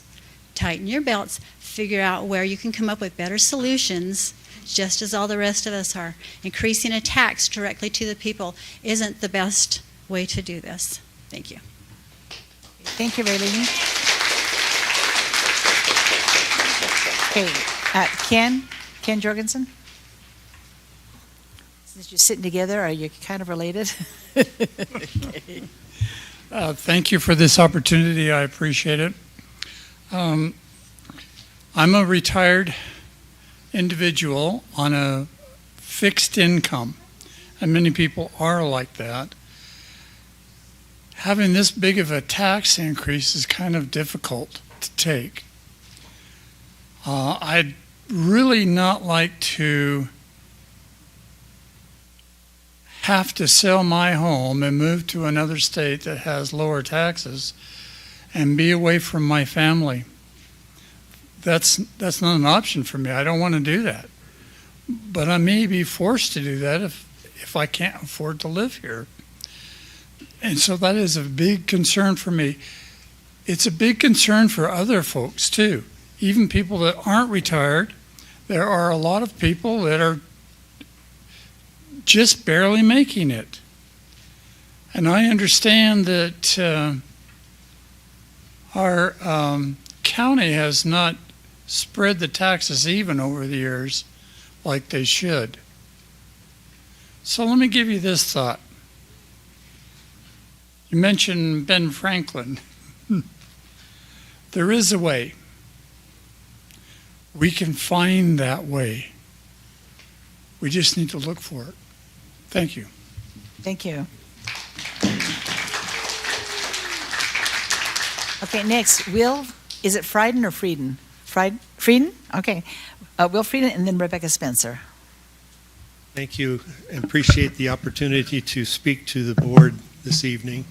I know some of you, and it's been a great district for my children to grow up in, and now my grandchildren.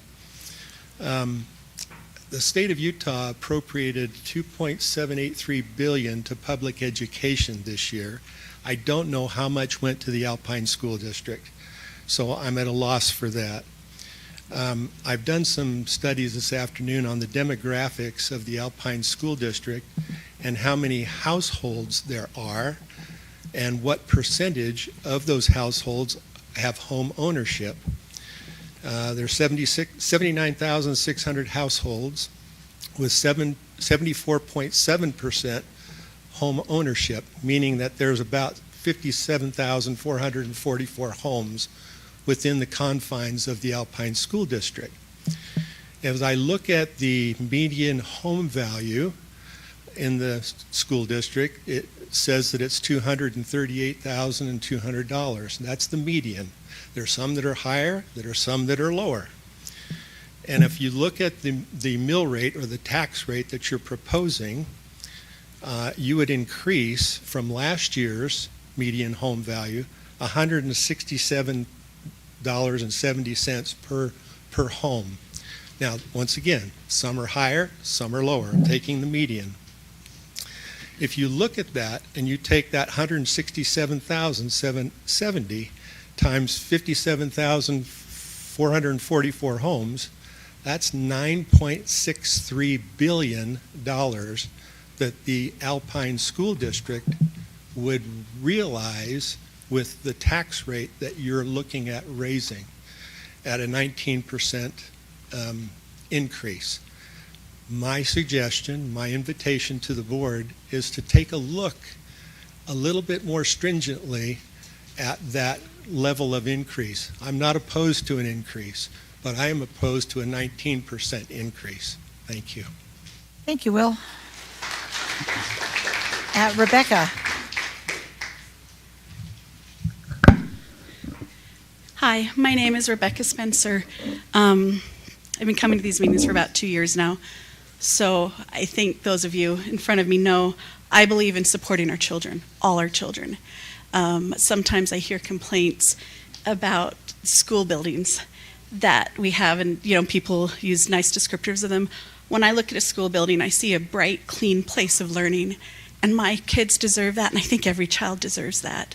I am so grateful for the priorities that our school district leadership, our school board, and the leadership puts on giving our children the very best with the resources that we have. All children deserve the very best. I am here tonight as a special needs parent. I have my newly minted 13-year-old child right here. Paul, do you want to wave? Do you want to wave? No? Okay, good job. Hi. What Taylor and Melina have described, yes, there are challenges that are almost undescribable. And the things that these kids do that are so hard for them, that are so simple for the rest of us, are hard to put into words. Also, I think I won the lottery by becoming a special needs mom. And there's joy, and there's goodness, and there's benefit. And you know what? We all need it. The sunshine and the light that comes out of this child and his classmates, 2 of whom are sitting here, we all need it. Our community needs it. And when you get the right support, then the schools are in place to put inclusion and let these kids also interact with their mainstream kids, and everyone is lifted. At a time of a little bit of conflict between some special needs parents and the school district, my son's mainstream peers decorated the sidewalks outside of a school district meeting. And they had all their classmates, all the special needs kids' names written and saying, please don't take our friends away. And as you walked into that building, it said, you help us remember to be kind. And I don't know if there's any greater benefit for our rising generation than to let them interact with children who are developing different, but who have light and joy and are helping spread the message of being kind. I recognize that there are hardships with any tax increase. I have looked, and I hope someone can help explain this better. I'm a lawyer, right? And this was complicated. This tax notice is hard to figure out because there's the proposed increase, but then there's the actual net effect. The net effect on my tax rate is $13 a month, just over $13 a month. I'd happily pay double or triple that to benefit the kids in our community. And I am not a household that has a lot of extra money, because we pay a lot of money each month for therapy to just give this child the best chance they might have in this world. At a recent meeting trained by our Utah State Board of Education, they said there's federal and state funding, and then they said, and I quote, because I wrote it down, it is expected that there will be a local share, that local and general funding should provide about 15% of special education in the state of Utah. This is a sacrifice. It's a sacrifice for many. I also learned that 70% of children in our state who have IEPs, who are in the special education process, come from Title I schools, from our poorest areas. This is preventable with the right services, and early on, some of these kids can graduate out of the program. Mine won't, but there are some who can. It's time for us as a community to see that there's a need, and that we in Utah County can stand up and meet that need, send the message that we're morally going to do the right thing by giving our children what they need. Thank you. Thank you, Rebecca. Okay, next is Randy Gray, followed by, is it Brenda Gray? Brent. I'm sorry, I can see it now. Thank you. President Hackett, members of the school board. My name is Randy Gray, and I reside in the 55-plus community of Vineyard. A couple weeks ago, we had a county commissioner come and talk to our HOA. And over, he stated all he does is data analysis. He does not compute what we're going to pay as retired citizens on fixed incomes for our county taxes. While our entrance to our community may say 55 plus, the average age is 71. I'm here tonight to tell you that most of the people in our community are on fixed incomes. And this tax increase, regardless of the valuation of our homes, doesn't put food on the table, doesn't pay the health insurance bills, and that's where we need your help. I understand, speaking adamantly, that none of you are responsible except for balancing the budget. This comes from the state legislature. They're the ones that create the Utah code that pays this, and we need your help to say stop it. And one of the things we need to stop is we appealed last year on an abatement, and they said 100% of our Social Security income is included in the total aggregate of income. Shame on the legislature and shame on anybody who supports that, because that's double taxation. And in 1776, we had a Tea Party based on that double taxation. 69% of the school board county taxes comes from, obviously, from the county. We need relief and we need assistance. And it is a crisis, not only in our community, but for all seniors. I am really pro-academic because I've been blessed to be accelerated all the way through school. I was distinguished alumni at the University of Iowa. I ran the largest agency in Arizona community that serves special needs. We serve 15,000 people a year. So I have passion for the people who have spoken. What we need is your support to say to the legislature, they need to increase their state taxes. I know the T word is about as bad as the F word, but it has to be increased for us to offset what we pay. We need your help. That's how I would conclude. Thank you, Randy. Brent.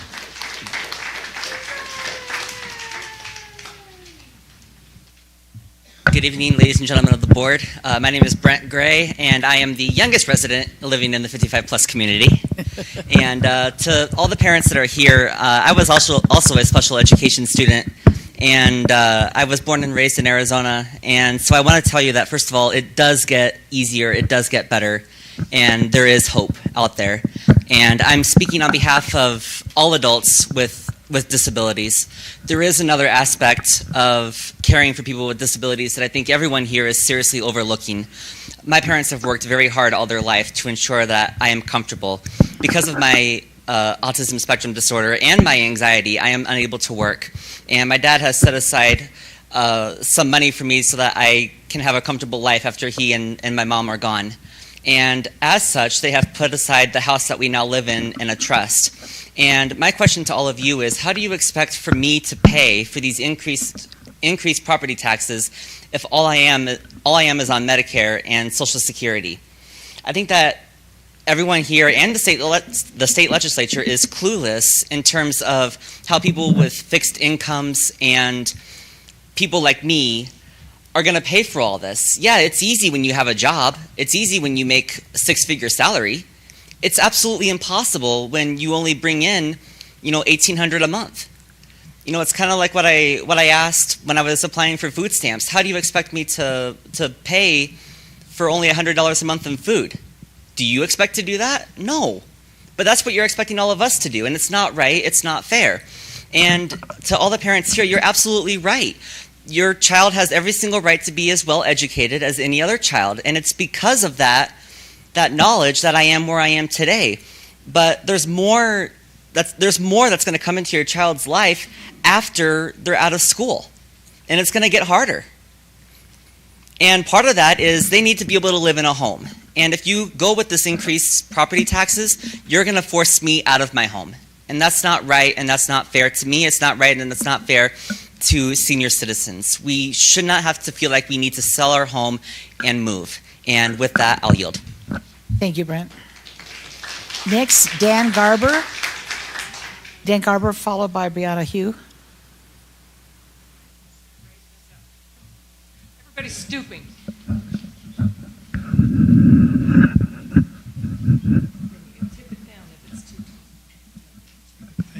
see if that works. I appreciate the opportunity to speak in front of the board. I appreciate all the people that spoke very well and came a lot better prepared than I am on this. But my wife and I are in our 70s. We're retired, and I, go along with the fact that there's a limited budget, and the board has got to make a decision of where the money goes and so forth. I'm not quite sure how that works between the state. If they just give you the amount of money to go ahead and divvy up. But I was looking at the different figures and so forth. In my city, actually in Lehigh, we just received a tax increase last year. And now we're getting another tax increase of almost 10%. And I'm wondering, being on a fixed income, how are we going to make ends meet? Social Security is not going to hit that. We're trying to save and put together a nest egg so we can live our lives and in this community. So I'm looking at all the homes that are being built and the net income and what that brings to the overall the overall budget or the gross income for this whole area.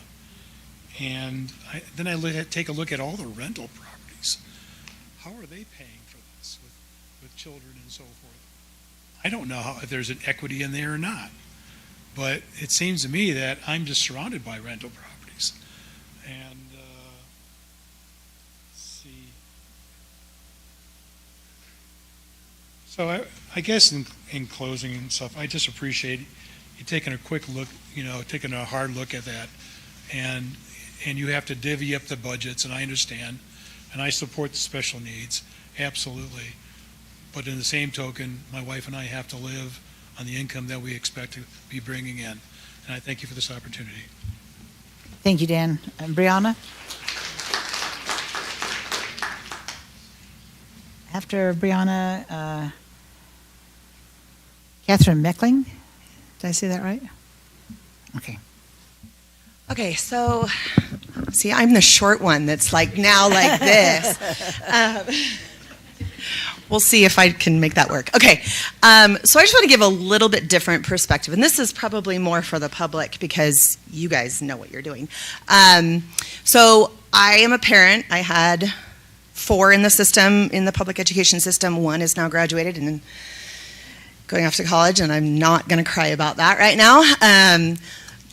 So I have 3 kids in the system. I'm also a teacher. So let me just tell you right now where my classes stand. I have 4 9th grade English classes. They are all currently at 37 or 38 students in every class. I have 1 class right now that's at 41. I'm told that will change because I have 36 desks in my room. So I'm hoping we can have some shuffling around, which usually happens before the first day of school anyway. But I come to these meetings every time and I sit through the study sessions and I listen to everything that you say. I think we're here because 2 things. Our state legislature refuses to bite the bullet and actually use all of the money that they have been allocating, that they're supposed to be allocating to education. So that's number 1. Number 2, we didn't pass the bond. And I know that goes to buildings and it goes to capital needs, but when we are taking our money from other pots to address capital needs, we're missing out on a lot of money. There have been several proposals from the state school board about trying to decrease class sizes, trying to increase teacher pay, all of these important things that do affect our students. The biggest thing for me as both a parent, a taxpayer, and a teacher is we need the money. It has to come from somewhere. And we may spend a significant chunk of the state budget on education, but we have over 700,000 students in this state. We do not spend enough per student. And I understand the challenges of living on a fixed income. I'm a teacher. We don't make a lot of money. Hopefully that will change someday. But I know that this is a difficult decision, and I know that you are trying to weigh out all of the different needs, but I just want to plead for our students, special ed. I have 27 incoming ELL students with limited proficiency. Right now I have 32 students with either an IEP or a 504. And in a large class, it's really hard to meet those kids' needs. And we need more money in our schools. Thank you. Thank you, Brianna. Okay, Catherine, followed by Kim College. Hi, my name is Catherine Meckling, and this is really scary for me. We're newly retired seniors, and hearing that district guys making $350,000 a year. Wow, we've made less than $50,000 a year for the last 14 years and been struggling. Now we're suddenly retired due to, I don't know, we think AI or something. We don't know why he lost his job, but he's 67, so we're like, well, we'll go for it.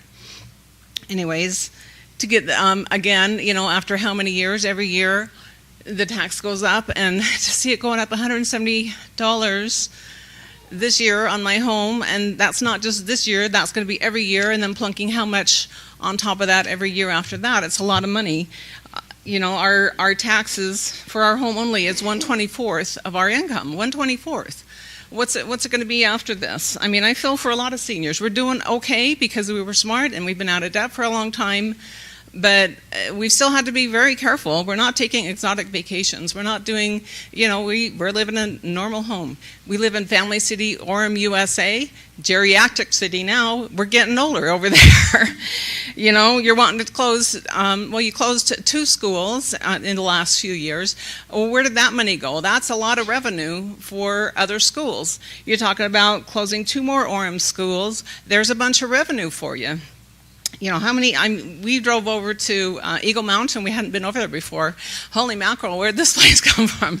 I mean, it's gorgeous over there. I was like, wow, I wouldn't mind living over here. This is cool. But I mean, how many new homes have been built in the last 5 years? Revenue. I mean, there is revenue. And then, I don't like they're saying the taxes. I mean, if we're not getting what we should be getting from the federal government or the state government, we need to go after that money. 20%, that's a lot. It's a lot for us. I mean, we've been doing just okay, but you plunk us with another 170, like at 1/24th. I mean, we're making $50,000 a year. We haven't made, finally, as retired, hey, we're $50,000 this year, we're retired. But it's not going to go far. You keep giving tax breaks to these malls and whatever. Some business wants to come in and we want a tax break for 15, 25 years, whatever.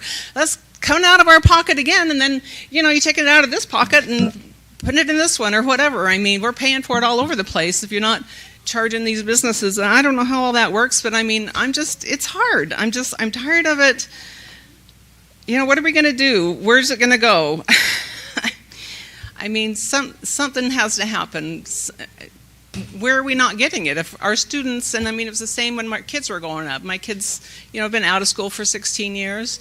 We appreciate the education. They did, okay. And, but back then they didn't have the money. And wherever this money, the reason that we're not getting as much money as other states are getting it, we need to go after some of that money too, right? Thank you, Catherine. Now, before Kim comes up, I'm looking at the paper. It said Catherine and Dawn. So, Dawn, did you want to make a comment? Are you okay? Okay, thank you. All right, and you're Kim. I have never done this Thank you. before, but I have a concern because my taxes for the last 7 years have went up quite a bit. I can go through all my papers, and it's anywhere from $160 to $170. I'm also retired. I also am on a medication that costs $6,000 a month. I can't do anymore. You need to go back to the legislation, and you guys need to start talking for the open. I don't even have any kids going to school. I agree, special need kids need help. I agree, every student gets a budget, and they should have it. But you've got to start looking at the older citizens and start realizing what we're going through. We can't do this. So now we're looking at selling our home.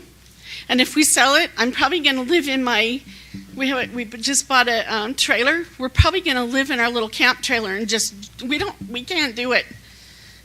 You got to look at people when we're older, we're on medications, we can't do it. Social Security will not pay for my medication. Will not. It's not even close. It's $1,200 a month. That's what I live on. And you guys go 19%. You already get 68% of our property taxes. And you look at Lehigh, it's one of the fastest growing cities in America. You go and look at Eagle Mountain, like she said, there are condominiums up there. Each one of those condominiums pay taxes the same. My daughter had to move out of hers because she couldn't do it anymore. She was trying to support 2 kids, going to work, and she couldn't do it because she couldn't afford childcare. So now she's living with me because she couldn't keep it up. So please go back to your legislation, scream at them. If you need our help, I think we could maybe help, but we don't know what to do. Tell us what to do. Start putting out letters out there. I have another idea too. When you guys build a school, I don't know why Utah has such a problem building up. They can build up. They can put extra classrooms that they don't even need yet because it's cheaper on materials. And then as the state, because it's going to continue to get people in there, then you can fill those rooms because the materials were cheaper 3 years ago than they are now. Maybe that's an idea. I'm willing to find ideas, but please help the seniors because we cannot do this. We don't make, it's like she said, $50,000. I don't even make that. So help. Tell me what to do. I'm willing to help you. If you say pass out letters, I'll pass out letters. If we have to, I don't know. I don't have the answers, but I just think there is. And the state needs to start helping, and the federal government needs to start putting money where it matters, is into children. It matters. But it doesn't matter all these other things that they do. They do things that's just so wasteful. I'd love to be on the budget and take away the waste. Thank you. Thank you, Kim. Okay, Heather Keller. Is it Keller or Kyler? Followed by Eric Burdett. My name's Heather Kiefer. Oh, Kiefer. I'm so sorry. Kiefer. That's okay. It's probably my handwriting. I'm 70 years old. I've been a widow for 30 years. I've raised 2 children. I have never not worked until I retired. Please, no more increases. When I got my tax notice, I sat down and thought, I've always contributed. My children have been out of the public school system since 2003. I extrapolated the money that I paid to Alpine School District over the last 17 years. I've supported you to the tune of $44,000, $319. I think I've done my part. I realize that's an estimate, it's an extrapolation, but I live on a fixed income too. I have never not worked. When things didn't work in one job, I got another job. I didn't always go back to the well, whatever the well is, and ask for more. That's not the way to live. I've made a lot of money in my life. I've made no money in my life, but I've always lived on my budget. I haven't gone to anybody to say, I need more. I realize I'm healthy, but please, no more increases. I believe those of us that are retired are trying our very best to support the future of our children, but we can only do so much. And I'm just saying, please, no more. Thank you. Thank you, Heather.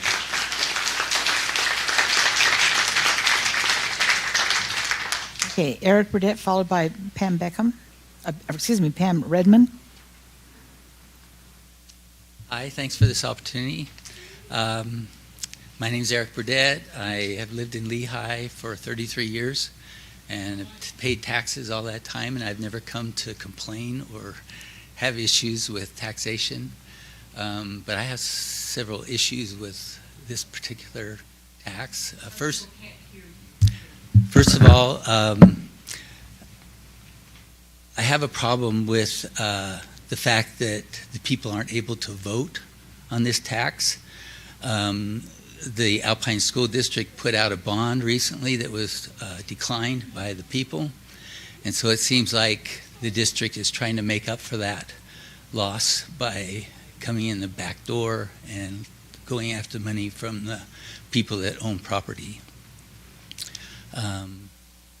It kind of smacks of taxation without representation, and I think it's inappropriate. Second of all, the amount that you're asking for is incredible. The district made $522 million last year in their budget. And if this tax goes through, this increase, you'll make another $100 million. And so next year, this coming year, you'll have $622 million. And the year after that, you'll have $622 million. And the year after that, unless you ask for more increases. And I can't even understand how a district can't function on that kind of money. It's an incredible amount of money for 1 year. I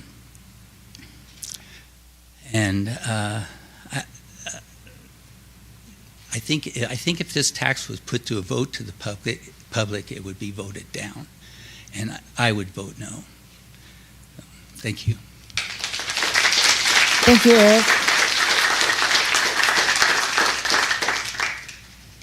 Okay, Pam, what is your last name? Did I get it right either time? It is Redmond, okay. Hello, my name is Pam Redmond. I am here. I'm on both sides of this issue. We are retired, and we have a special needs grandchild that lives with us, and we're involved with the public school system. So we're on both sides of that still. As a retired person, like many of us here, our investments have lost a great deal of value in the last couple of years here. Inflation at 9%, it was no mystery why the bond failed. My question is, though, what was the contingency plan for that? Why didn't we think what will happen besides deciding to close the Orem schools without parent notification, which is an issue that bothers me, but I'm not going to go into that. What I want to know from the school board, though, is what has the district done and what are your plans to rein in costs, especially on the administrative level? I mean, as I look at the salaries of those who are in administrative positions, they are higher than my husband's was when he retired a few years ago as a senior engineer. And I would like... So when he was working and we had recessions and things were tough and there was inflation, everyone in HP took a 10% pay cut until things got going better. What are you guys going to do? What is the district? What are you going to do to eliminate certain programs that maybe are not necessary?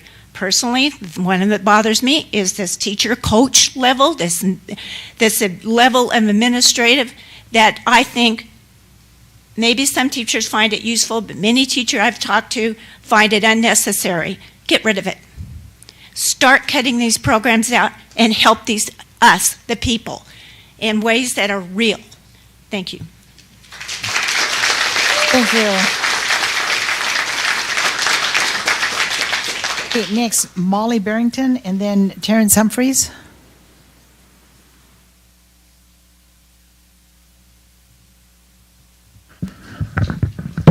Hi, my name is Molly Barrington, and I live in Lehigh.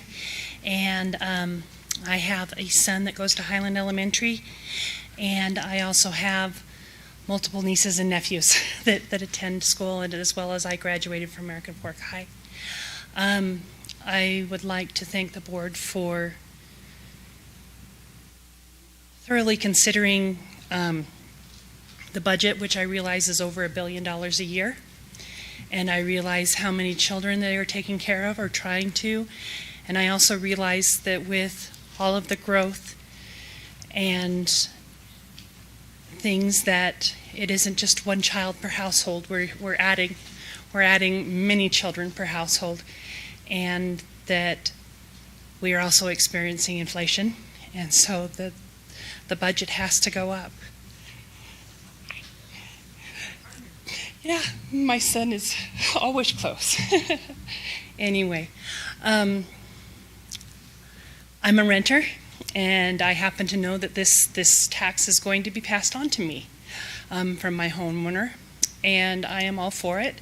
It will be hard because my budget is small, but I want it to happen because I have nieces and nephews that are out in Eagle Mountain that are in the largest high school in the state, and it's still growing, and they've got to have room. There's just simply no other way. I appreciate that our salaries are not increasing with inflation. My husband's not. In fact, my husband's going to lose his job at the end of the year because they've outsourced it to India. And so I understand that it's going to be hard, but I also know that my child and that my nieces and nephews need the education that they can get, and that they can't get it without a school to go to or in a classroom that is 40 plus. I appreciate your help. I appreciate looking over the budget, which I have had explained to me, and I still don't understand all of the things that come on, but I appreciate the chance that we've been given to work with legislators, and with you guys, and I thank you for considering in this budget increase the needs of the special needs kids as well. Thank you very much. Thank you, Molly. Okay, Terrence Humphreys, and then Matt Endicott. Good evening. My name's Terrence Humphreys, and I've been in the area over 40 years. So I've seen a lot of growth, and I've raised 3 kids in the Alpine School District, and I think they've done an excellent job, and I've been supportive.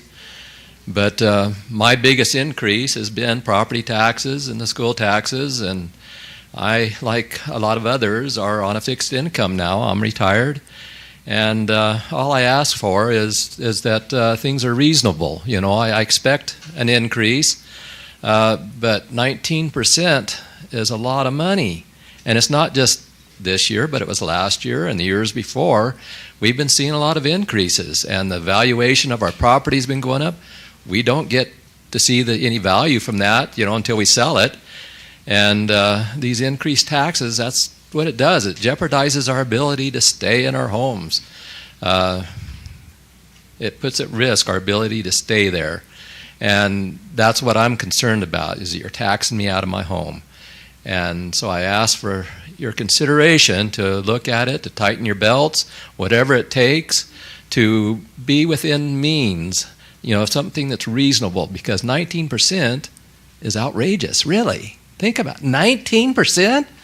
Good grief. That is outrageous.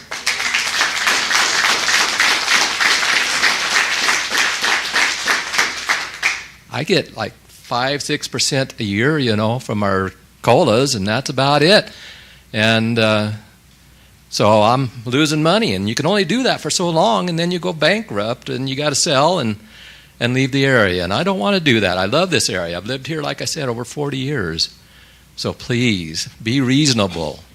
Keep it within a reasonable budget. Thank you.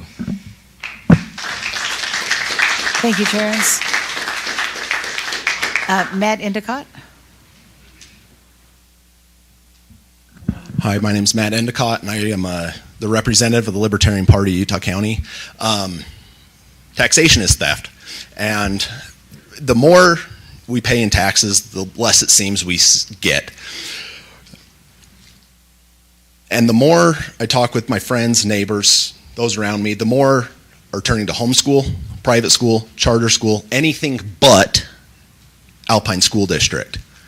And the more that turn away from the school district, the more it seems the school district takes, even though they're having fewer pupils. There's been a lot of talk from the seniors, from those that have been here in their homes for 30 years, that probably own their homes, and their only expense on that is their property tax. Let's be real about the language we are using. Property taxes, if a senior can't pay it, which one of you will go to their home and steal it from them? Which one of you individually, not as a board, not delegating it to the IRS, the tax agency, not delegating it to someone else, but who will show up with force, because that is what government is in all truth, which one of you will show up in force to take their house because they cannot afford a 20% increase in their taxes? And Alpine School District has continued. I've only been here for 3 years, and there has been an increase almost every year in my short time here in Utah County. Where is this money going? Why is it needed? And why can't there be other means help people get out of the school district? Not everyone needs to go. Show them, provide alternatives that don't cost the taxpayer money. Provide alternatives that allow us to use our own money how we see fit. My property taxes is a mortgage payment a year, almost. It's like 75% of a mortgage payment every year goes towards Alpine School District, and I don't plan to use any of your schools or services. My sweet daughter here, she will be homeschooled and will never step foot in a school because I've seen the damage, and and my parents are educators. My mom teaches 3rd grade up in Weber School District. My dad teaches junior high up there. And they constantly are telling me that the damage that kids are experiencing by their peers, by the parents of other people, and by educators that don't care about them. And I don't want my daughter to experience that, so it hurts me that $1,000 a year of my income is going to this system. So again, do not raise these taxes. Lower them. They are immoral. Thank you. Thank you.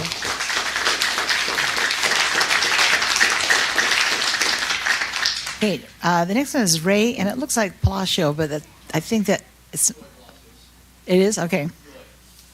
I was close. Thank you. And then Joshua Allen after Ray. Good evening. I have a prepared speech. My name is Roy Palacios, and as a first-time homeowner, I appreciate that the district and the school board has allowed us this time and space to come here and express our thoughts and concerns. As a father of 2 young girls, I'm also passionate about the needs of our children and our students within our community. This is why I serve my community with my time as the elected chairman of the school community council for my kids' elementary school. That being said, however, I do not believe that the solution to these needs and issues is to simply throw more money at an organization that to me already seems to be bloated. One thing I have noticed within my involvement of the school community council is the lack of participation from parents in oversight committees and organizations such as the school community council I serve. Perhaps this is a problem we can all tackle together with our time and attention within this district, or perhaps a better solution would be to look towards the state, since Utah recently had a tax revenue surplus. Now I am cognizant that this lack of participation by us parents may have something to do with our current economic state, which is not good. This means that both parents have to work and put in more hours simply to make ends meet. Many of us are in between a rock and a hard place, and many can barely afford to get by with what we are making today. And the results of the general election that we had this past November point to that sentiment within this community. As a friendly reminder, all the proposed measures and bonds would have significantly raised our property taxes, and thus is why they were all vehemently voted against and rejected. This is why I oppose these proposals to raise our taxes too. Thank you. Thank you, Ray. Yeah, Joshua Allen, followed by Michael Moore. After hearing all these people talk, these wonderful people, and listening to your quote in the beginning, I have a better quote for you by Thomas Jefferson. The tree of liberty must be refreshed from time to time with the blood of patriots and tyrants. I'm a combat veteran, and I have literally bled for our country and its people, and I'm grateful for it. This is my first home using the VA loan. I live in Eagle Mountain, near City Center. Honestly, I'm getting sick and tired of politicians stealing from we the people. We already pay 1/3% higher than the state average in property tax. Not only that, but property tax is evil. It means that now everyone here, including all of you, don't own your homes. Okay? By the way, didn't we fight Britain over taxes? Yet here we are, being taxed through the roof in the middle of an out-of-control inflation while the dollar is collapsing. Taxes to the crown, right? So instead of raising our taxes, how about the state work on eliminating property tax like it was before the Synagogue of Satan's Federal Reserve Act of 1913 and increase taxes on non-essential items. On top of all that, I don't even have a child in the school system right now. She's not old enough. And when she does become old enough, I'm going to homeschool her because I can't trust the teachers or the educational system to educate her properly because they're too busy indoctrinating and grooming.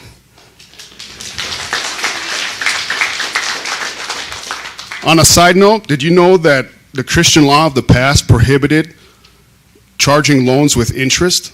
So think about how they would feel about taxes today. Stop raising taxes. Like he said, it's morally wrong. Thank you. Thank you, Joshua. I said Michael Moore, but was it Michael Mock? Yeah, okay, got it. And then Heather Fry. Thank you. I've lived in the area in the Alpine School District for over 30 years. I've lived in the area since '77. When I got out of the military after being drafted during the Vietnam War, I came to Utah. I got a job with Provo Police Department where I worked my way up to the rank of captain, where I served for 13 and a half years as a captain. I handled the budget for 10 of those 13 and a half years. And I understand how cities, and I don't doubt that your school board is any different, you can find the money if you really want to find the money. There's always these little projects here and projects there that are sacred to somebody, but it's not in the benefit of everybody. If you want to save money and stop raising the taxes, start building schools that are functionable instead of mansions. It's ridiculous the size of some of these schools. You put big screen TVs everywhere in them that are not needed. You put electronic marquees out on the lawns that's not needed. You spend millions of dollars on football fields. How about let's give that money to the kids to be taught math, reading, arithmetic, the things that they're supposed to be taught. Government wastes more money and they keep taking more money from people. And it needs to stop now. And it needs to stop here. And the superintendent and those that are under him that are making these absurd amounts of money for sitting in their little crown throne is ridiculous. $350,000? Come on. President of the United States, I don't think, makes that much. Well, this one does.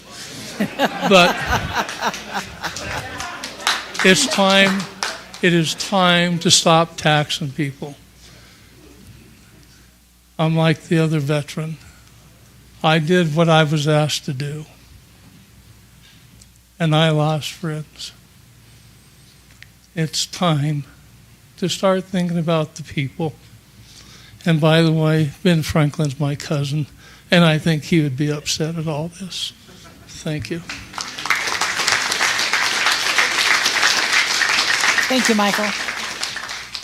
Heather Fry, followed by Galen Witt. Hi, my name is Heather Fry, and I live in Orem. So, the bond didn't pass. There are children in the district who are suffering. Crowded classrooms, lack of specialty programs, losing their schools to closure, and more schools are suffering. Families are suffering, teachers and their support staff are suffering. Guess who's not suffering? The payroll of the Alpine School District administration and our state legislature. This past bond didn't pass in several cities that belong to Alpine School District. I'm pretty sure it's the first time in history that your stakeholders have not passed a bond. The first time. And I wonder why. I hear a lot of blame on Orem residents for the divisive rhetoric and behavior that contributed to the failure of the bond. I ask, how should people behave when they believe that a division is crucially necessary? What about the other 13 cities who weren't seeking to protect their schools, promote their teachers, and preserve their communities? Many outside of Orem voted against this bond. The top earning administrators failed in their duty to convince us stakeholders that a $595 million bond should be approved. Have they been held accountable for that failure? Pretty sure the budget of ASD is over $1 billion. Is that true? The foot in the door technique.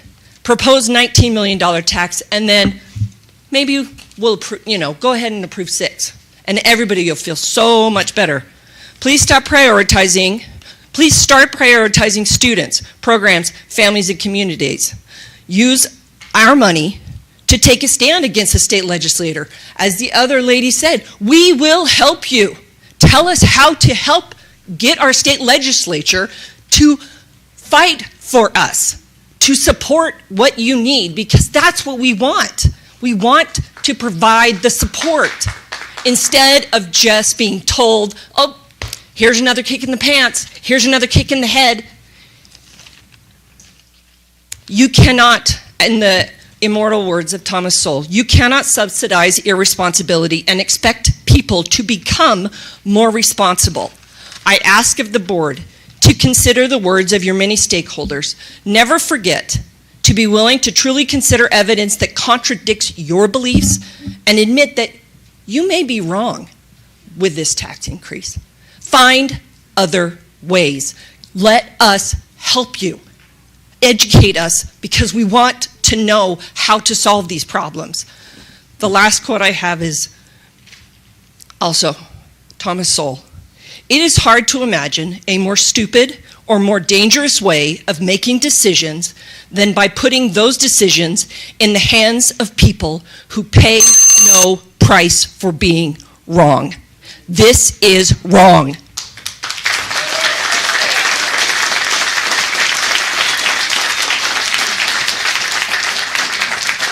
Thank you, Heather. Galen Witt, followed by Ashton Jessup. My name is Galen Witt, and I live in the district. My wife taught in the district at one time. A daughter of mine taught in the district at one time. I also have a daughter with special needs. So education is something that I care deeply about. However, the type of education is critically important. We need to emphasize reading, writing, and arithmetic. Not this other garbage that's whatever way the wind is blowing that we decide we need to jump on the social bandwagon of different things. So, with that in mind, there are all kinds of reasons why you think that you need to raise taxes. That's a bunch of smokescreen, okay? That's all that is. You've heard from some of the others today who said, oh, if you raise these taxes, I'm going to have to be extremely creative to figure out how I am going to pay that. Or you're going to take it, and I'm going to have to be creative for how I'm going to pay for the necessities of life. Now,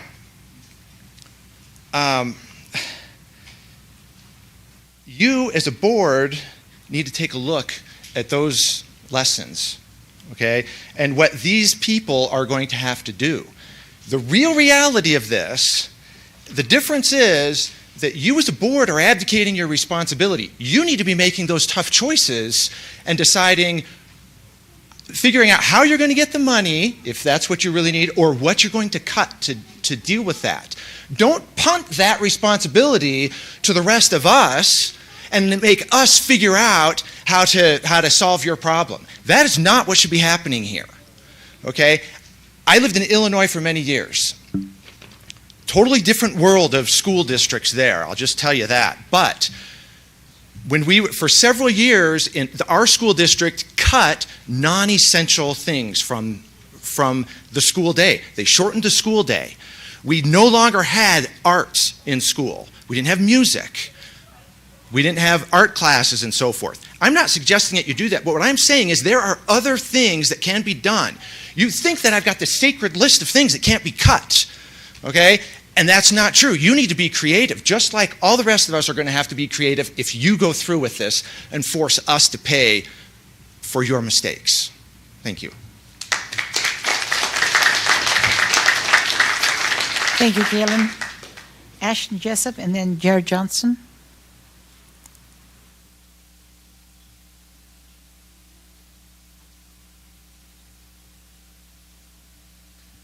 Hello, Ashton Jessup. I am a homeowner and a landlord, and so I guess two of the things I would like to see better in situations like this are, one, the reality was said before is these taxes are going to be passed on to my renters. And that makes it harder for renters, and it makes it harder for people to own homes as well. So in terms of that, I think that that's something to be considered. And then I would just like to see a little more clarity in the numbers. The number that I see in the slide presentation of 0.005 is not what I see on my tax assessment. I see 0.0043, and so I don't know if I'm actually going to get hit with a 25% increase. I'm kind of confused about that, but I just wish the numbers were a little more clear. So that helps me out. Thank you so much. Thanks, Ashton. Okay, Jared Johnson. Ladies and gentlemen of the board, thank you. My name is Jared Johnson. I live here in American Fork. In an interview with the Salt Lake Tribune, the business manager for your Alpine School District, Rob Smith, talked a little bit about the need for the tax increase. He said the number one need is for expiring special needs programs that came from pandemic-era funding. We all got pandemic-era funding, there's the wide stimulus, and we're all paying the consequences of that through outrageous inflation that's hit us over the past several years and will continue for the next few years.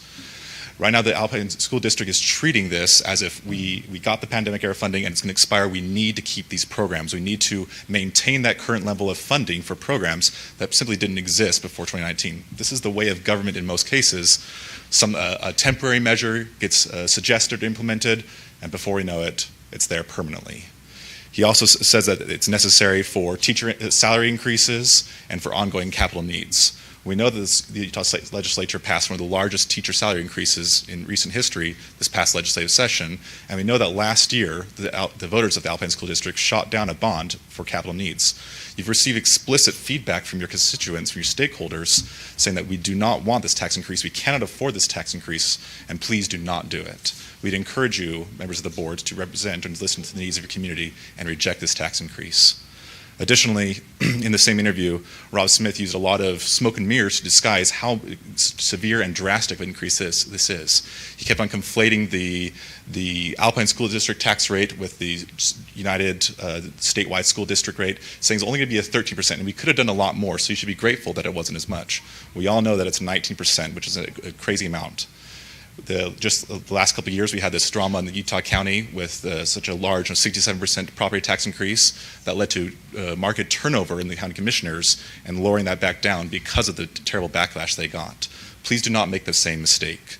There's things that we can cut. There's compromise that need to be made, but we're giving you clear feedback. Please do not raise taxes. Thank you.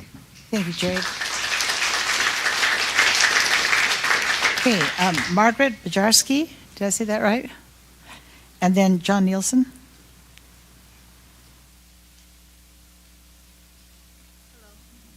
My name is Margaret Bojarski. I'm a current resident of Lehigh.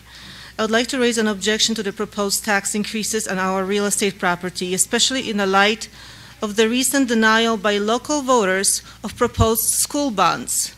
It seems predatory by the school district to request the increase in their funding by almost 20%. An average individual is never able to get same increase in their salary just by asking so or on basis of his or her performance at work. The excuse that with more money the schools will be able to educate students better does not hold water, as it is well known that there is no correlation to funding and students' performance. Oftentimes, schools with most money have worse results. Additionally, previous generations have been educated on much less money than what we have right now.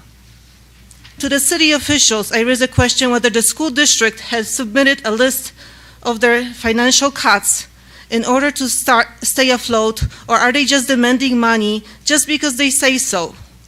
The schools have an obligation to the community to be efficient with their resources. It has been in the news recently that they closed 3 locations of their schools. so it should have saved them plenty of money. Have they provided the officials with the list of the programs they cut back? One of the controversial programs run by the district is Diversity Equity Agenda. Have you put up such programs for a vote by the parents if they want their kids to be educated with this? If not, then why not? I see no reason why the taxpayers should be funding programs they object to. I would like to call on the council members who will be voting on this to consider whether they want to contribute to the unaffordability of their homes when they retire. Would you rather be proud of the fact that your homes are most affordable in the entire country? Thank you for your consideration. Thank you, Margaret.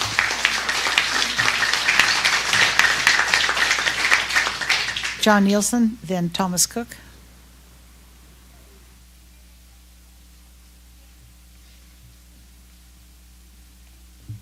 Can you hear me okay? Raise it up. Now, you can just pull it off. I just hold it. I appreciate the opportunity to speak before you today. I'm grateful that the school district allows us. I am a little surprised. When we voted down the bonds, that didn't mean anything to you guys. You just went ahead and stuck it to us anyways. And it really surprises me that you would do that. The people spoke. We said no. You said, who cares? We're going to do it anyways. But I moved here 10 years ago from California. That was before it was popular to leave California. And, you know, my property taxes were a reasonable amount. After 10 years of being here and seeing my taxes have increased 8.5% per year, I'm paying more in property taxes than I was in California. At the rate it's going right now, in 10 years, it will double, or close to be double. I'm getting ready to retire in maybe 6 or 7 years. I'll have a fixed income. I'm concerned about that. That bothers me.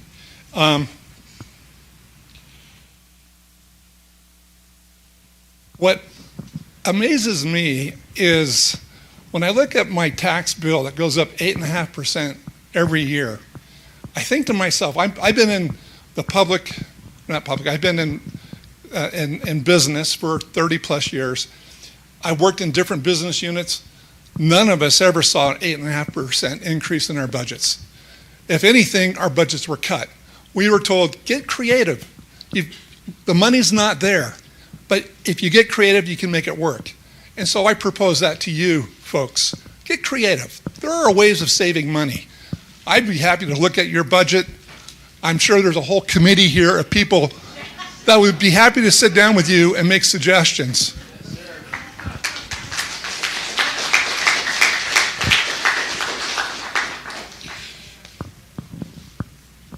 I just want to close with one thought. I grew up in California. In the 1970s, there was a thing called the Jarvis-Gann Initiative, Prop 13, where they were going to hold taxes at a certain rate. Whatever you paid, whatever taxes you paid for your house at the time you bought it is what you're going to pay for the rest of your life with a 1% increase. Now, everybody in California screamed, it can't be done, it can't be done, the schools are going to suffer. Guess what? They haven't suffered. And you know what's going to happen in Utah? The same thing. There's going to be a Prop 13 that's going to be introduced by somebody in this state. And what will happen is that the taxes for all the schools will be set at a regular rate, and you're not going to see much of an increase. I'm not threatening, I'm just saying that's what's going to happen. And so I ask you to be creative. Again, I appreciate the opportunity to speak to you. Thank you. Thanks, John. Thomas Cook and then Ted York. Yes, ma'am. Ladies and gentlemen, I'm Thomas Cook from Orem, Utah. I'm retired military. I'm going to be a little redundant, but when we're talking facts and truth, it's probably a legitimate reason to be redundant. As was highlighted before, and according to my current tax paperwork, Utah County residents paid over $758 million in property tax. Of that, $522 million went to the school districts. That's incredible. And now you want to ask us to pay an additional 19%? Just as it's been highlighted before, that's unfathomable. All right, there's a few more points that I wanted to highlight, but I won't. What I would like to do is acknowledge everybody here that has made articulate, factual, and very important points to you all. And from that, y'all need to look us in the eyes, and when you come to the vote of this, tell everybody here, as well as everybody else in the county, or in this Alpine School District that put you in those chairs, that you can legitimately argue and claim a 19% tax is needed. It's not. You need to tighten your belts. You need to, as was highlighted by one of the young ladies here, you need to look at the pay scale. $350,000 for a superintendent. A 3-star general gets less than that, and he sends our country to war and our boys and girls to war. So with that, you really need to do a little soul searching when you come to this vote and realize that you got people out here and across this county that are talking about losing their homes. This is not about cheating kids out of funding. This is about fiscal responsibility on y'all's part. Thank you. Thank you, Thomas. Okay. Ted York and then Marty Cifuentes. That's why I never get up and fast in testimony meeting, because I know I'm going to forget everything I want to say. I'm really here to fire up these people, because my experience, and I've been in a meeting that, I mean, this room was packed to the hilt. And it was during a downturn in the economy, and everybody was getting up except one person. One person from Minneapolis was all for the tax increase. And people were saying, don't do this in a downturn in the economy. And when the whole meeting was over, everybody looked at us, stood up, and voted unanimously to raise our taxes. And I mean, and that's what's going to happen today. I guarantee it. Okay, and I've heard a lot of thank you for being here, and I mean, being polite, yes, but you're here because the legislature wrote a little thing that said you had to be here, and that's why you're here. And I'll tell you, with my property taxes, I could go down to Home Depot, buy a bunch of 2x4s, and I'll bet you I could find enough room in this room to do 320 students, to teach 320 students. And I'm basing it on the height of that ceiling. I'm exaggerating a minute, but you can, you know, it doesn't take near the money that you say it takes. And some of the things that we teach in the schools, they're nice to have, but they're not, you don't have to have them. I made the case in point years ago talking to, back when Principal Starr had the Lone Peak High School, and I was talking to him about some things to save money. It was just a conversation. And I remember saying, well, why don't we get rid of this flower arranging program? And I'm not against flower arranging, okay? But I'm just saying, if you don't have money, it's not necessary, okay? And he looked at me and he says, well, I got to have something for students who aren't going to college. And I said, no, you don't. I said, at that time, I was flying a Boeing 757, and I was flying hundreds of people around the country in 57s and 67s, and I never flew an airplane until my last year in college. You're here to teach reading, writing, arithmetic. And some gentleman made an interesting comment to me back there. He said, yeah, you get reading, writing, arithmetic, and then at the 6th grade, people are on their own. You don't need all that stuff. Because if you can read and you can write and do arithmetic, you can do everything else. And I'll give you, these ceilings cost money. These rooms cost money to air condition and to heat. An 8-foot ceiling is fine. It works great. You know, I mean, go into Lone Peak High School, or, well, no, Timberline Junior High, and you walk in there, and it's like 3 stories in the foyer. I could divide that up with 2x4s or I-beams or whatever and educate a lot of children. And while you're at it, there's a lot of elderly people out here talking. They make better teachers than young people because they have, and I'm not knocking teachers. I have a daughter who is one. And elderly people can teach a lot cheaper, and they can teach based on life experiences. Anyway, thanks for the time to talk. Thanks, Ted. Okay. Marty, and then Tanya Davis. Okay, thank you so much for your time and service to our community. Hearing these comments has been really heart-wrenching and hard to hear some of them. I understand that with inflation and the growing needs of our school district, that as a board you are put in a difficult position of needing to decide whether or not or to what degree to raise our taxes. As a parent, I support fulfilling the needs of our children's education and understand that there is a cost that our community needs to bear. That being said, I'm here today to encourage you to be fiscally conservative. We need to be mindful of our senior community living on a fixed income and our neighbors who are struggling financially. These tax increases can put a large burden on these families, as you have heard. As you make your decision tonight, discerning the needs of the district, our teachers and students, please remember that there are families who are greatly affected by your decision.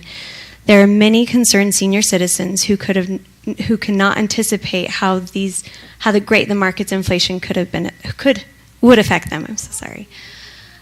Thank you so much for your time listening to all of us. I really hope that as you make this decision, you really do listen. And I do not envy your position, but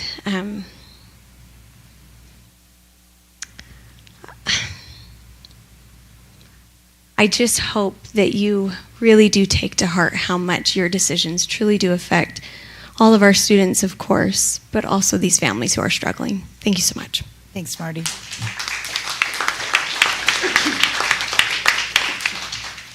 Tanya Davis and then Erin Sainsbury. Yes. Hello, I'm Tanya Davis Sainsbury. I'm a mom. I've also worked for Alpine School District, so I truly appreciate everything that you guys do. It is hard work, and I appreciate you giving us the opportunity to share our thoughts. I have a hard time with the idea of our taxes increasing, and I think there should be a better way. When I look at what we've had to pay Alpine School District as far as property tax goes, it raises questions. First, where's the money going? Then I'd like to share the last few years. In 2019, we paid $848.91 to the school district. In 2020, we paid $917.53 to the school district. In 2021, we paid $985.54 to the school district. We didn't move, just so you guys know for this next one. In 2022, we paid $1,505.45 to the school district. So when I look at my property tax bill and I see the proposed rate for $47.29, this should not be a big deal. Then, when I step back and I look at the bigger picture, this means we have increased taxes $656.54 since 2019. And with that increase, we will be at, if we increase it, we will be at $703.83 in the last 4 years. So again, I ask where the money's going. I can't afford $703.83, and as old as some of these people in this room. And I'm not on a fixed income. I'm not elderly. But how are we taking care of our fixed income and elderly people if we're doing this? I understand that the proposal is to help with students. I have a student with a disability for the nursing, building repairs, and new buildings. That brings me to my next question. Why did we have 5 schools on the chopping block if we need additional schools? What is the cost to demo rather than repair? What about doing an additional tax to our impact fees when people build? Let's bring more money to impact fees. Also, I have children that attend Alpine School District. What about adding an additional 19.19% to the school fees? Like we have an activity fee of $30. We have parking passes of $20. Why not add a new development fee for $20 per student? But really, my question remains, how and why do we need a tax increase since all of our taxes have doubled? Since all of our taxes have doubled, where has the money gone? And again, thank you for your time. Thank you, Tanya. Okay, Aaron, and then Eleni Wildig. How you doing? Thanks for the opportunity. I'm Aaron Sainsbury. I reside in Lehigh. I did want to start off with my mom's a retired school teacher for Granite School District. So, I know how the teachers feel when it comes to, trying to make their day and trying to live off of teacher wage. Salaries sufficient to the fair market value. I think it's important, and I think the cost of living and the increases to teachers is important. However, that shouldn't be in the hands of that shouldn't be at the hands of the elderly and the fixed income. We heard from some veterans. We heard from those with access and functional needs. We don't want them to lose their houses. We don't want them to be on the streets. They've spent way too much time. They've spent way too many years to get where they're at, and they are at a fixed income, and they're strapped. I think everybody's strapped. I talked to my boss today, and I told him there was a few things that I wanted to purchase, and I asked him for a 19% raise. It didn't work. I feel like we're getting the cart before the horse. I think there's other things that we need to do. There's other options that we need to look at. Priority-based budgeting is a thing. I know it's been talked about a little bit. Living within your means. I was always taught that growing up, live within your means. If you don't have it, you're not going to be able to get it. So let's figure out how do we, some people mentioned, tighten up the belt. I say sharpen the pencil. Let's look at, what we have right now. I think the increases that we haven't had time to actually physically look at, where we stand. I think that some of those things can be looked at a little better and just explored from a broader perspective. Others talked about being creative. I think we do need to be creative and work strong and come up with great ideas. I do appreciate the time and the opportunity, and I hope that you do what's right. Thanks. Thank you, Aaron.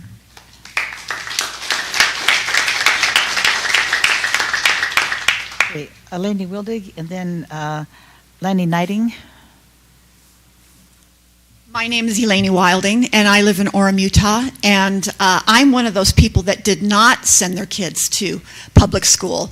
My kids went to private school. We've lived in this valley the whole time, but I have grandkids in public school now. And I just want to say that my real concern here is, first of all, that this was a forced meeting. You had to do this. And so I'm glad that I get the opportunity, and these other people have the opportunity to say what they were going to say, what they did say. And I support many of these people did say. And so while I was sitting here, I just happened to look. I don't know if you guys are aware of this, but this is the salaries of the people in Alpine School District, the top salaries. There's 100 people that make over $180,000, all the way up to $300-something thousand, which is, you, sir, and you, sir. And so it's not just a couple of people that make a lot of money in the administration here. It is very, very top heavy. The other thing that I want to say is that the taxpayers already voted. They voted down the bond. And now what you're doing is piecemealing this money coming back into the schools, into the district. So first it was the lease revenue bond, and I want to know, how many of you know that a lease revenue bond was issued back in January, February this year? That's it? $90 million. Most people don't know that, and that's why I'm here today, because most people can't come to this meeting because they don't even know that it's taking place, but I happen to know, so I came. So it's the lease revenue bond. Now it's this tax increase. Then it's going to be another lease revenue bond, because in the papers what it said is that what you presented to the public was that there would be possibly more. So we know what that means. That means there will be more. I mean, this is totally out of control. And you need to be responsible to the people who already told you, we don't want to give any more taxes to Alpine School District. You guys, please find a way to make the Alpine School District work. My kids are they're in Orem schools, one of the schools that happens to have consolidated, and now there's like 800 to 1,000 kids there. It's like crowd management. So it's not even the best situation for them. So let's see. Okay, so there's no doubt that that lease revenue bond was the first of more. Now there's this property tax increase, then it'll be another lease revenue bond, then more property tax increases. How do we stop you? Our kids' education isn't stellar. My grandkids' education is not stellar. It's mediocre. I think if all the people in the valley could have a say about this tax increase, that the majority would still not want to give their money to Alpine School District. Thank you.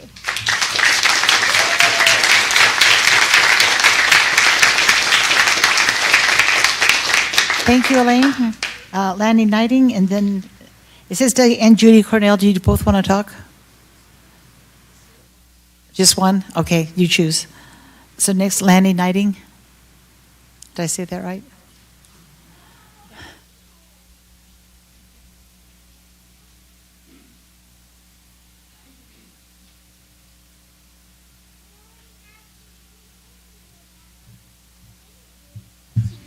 Hi, as you said, Lanny Knighting. I live in Orem.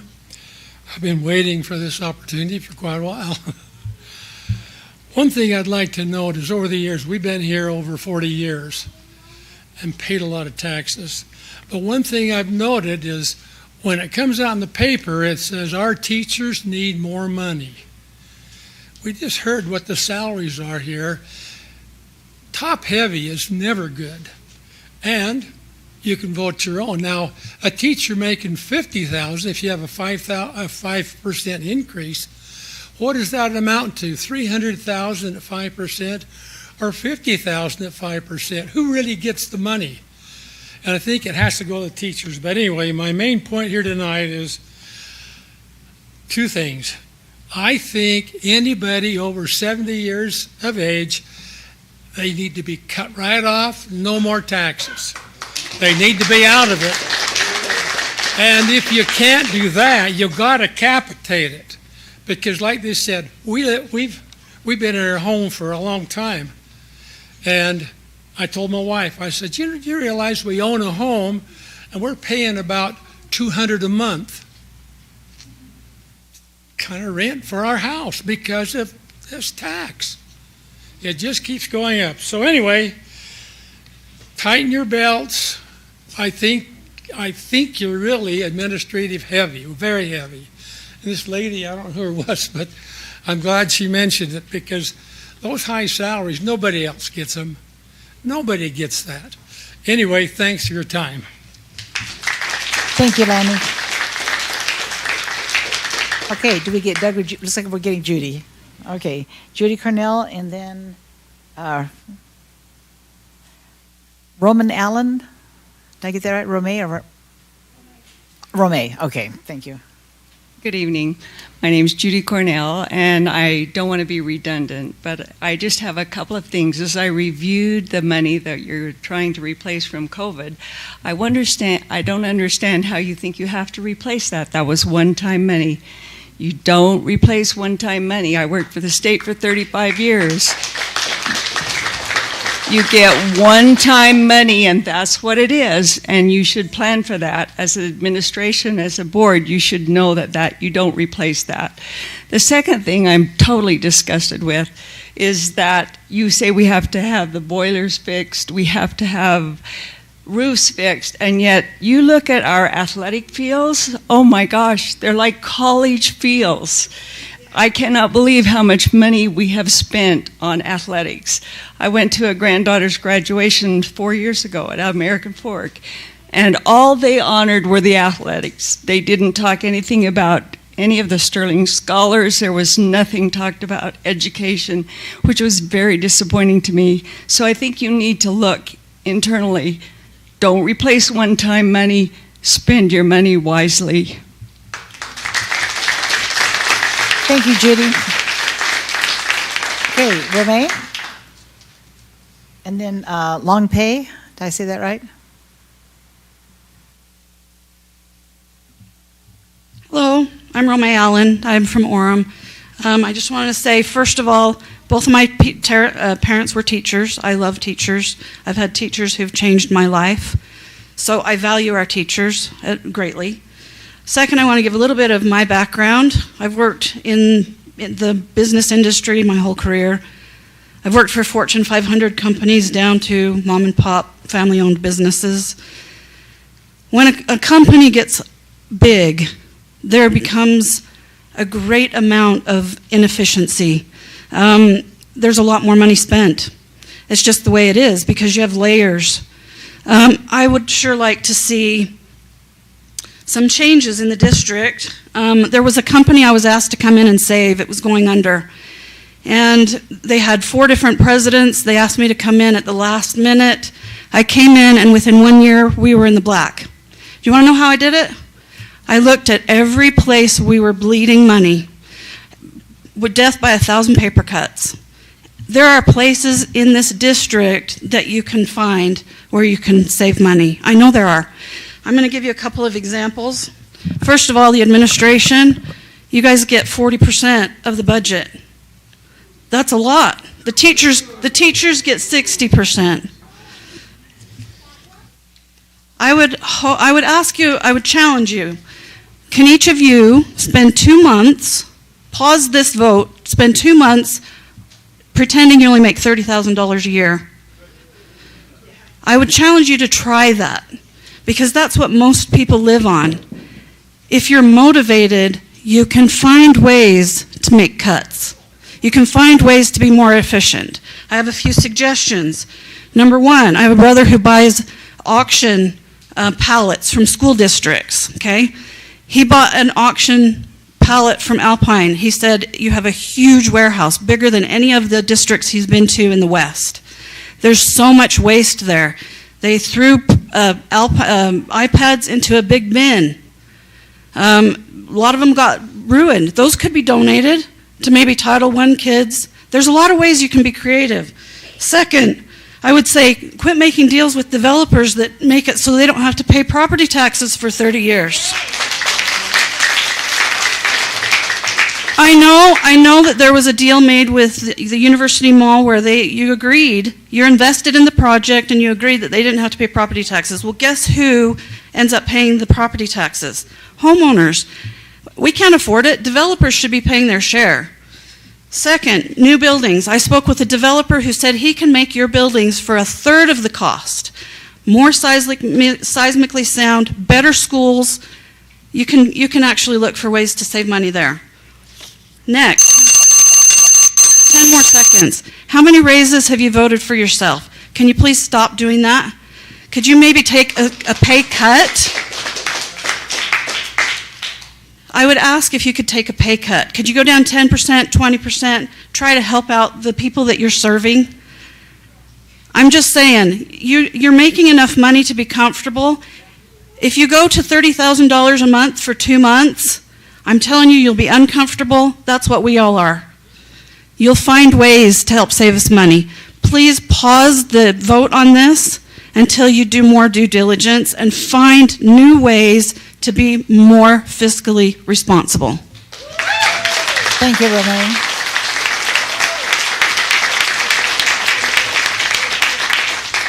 Longpay and then John Gadd. Hi, I'm Longpay, and I'm a first-time home buyer since mid-2022 in Lehigh. I already listened to many people's voices here already. I can hear a lot of opposing voice instead of the supporting voice for the tax increase. I just want to talk about like a cost-benefit analysis because that's what I do at work. So first I see the letter give like the budget for the $520 million for the school districts, but there's no detailed expense report.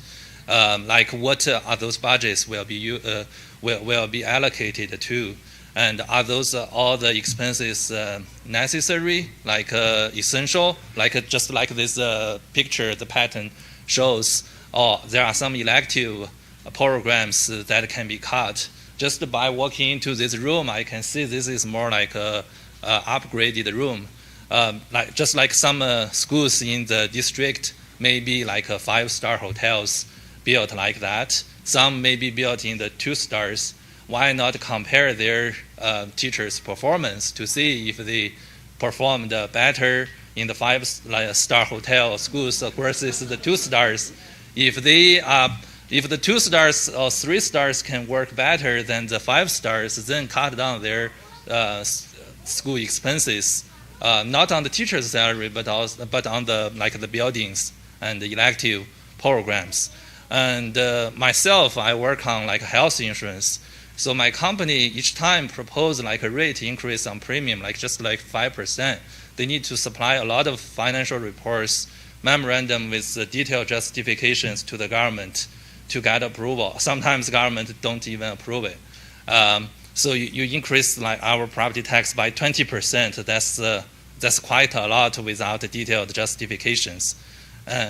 I think some kind of detailed expense reports need to be provided before you can increase this. Otherwise, we're just getting paid more property taxes, and more people would move out of this district in the future. In such case, you might collect more property tax per person, but total number of payers would be less. Your total revenue would not meet your target in the future. Thank you. Thank you. Okay. And John Gadd.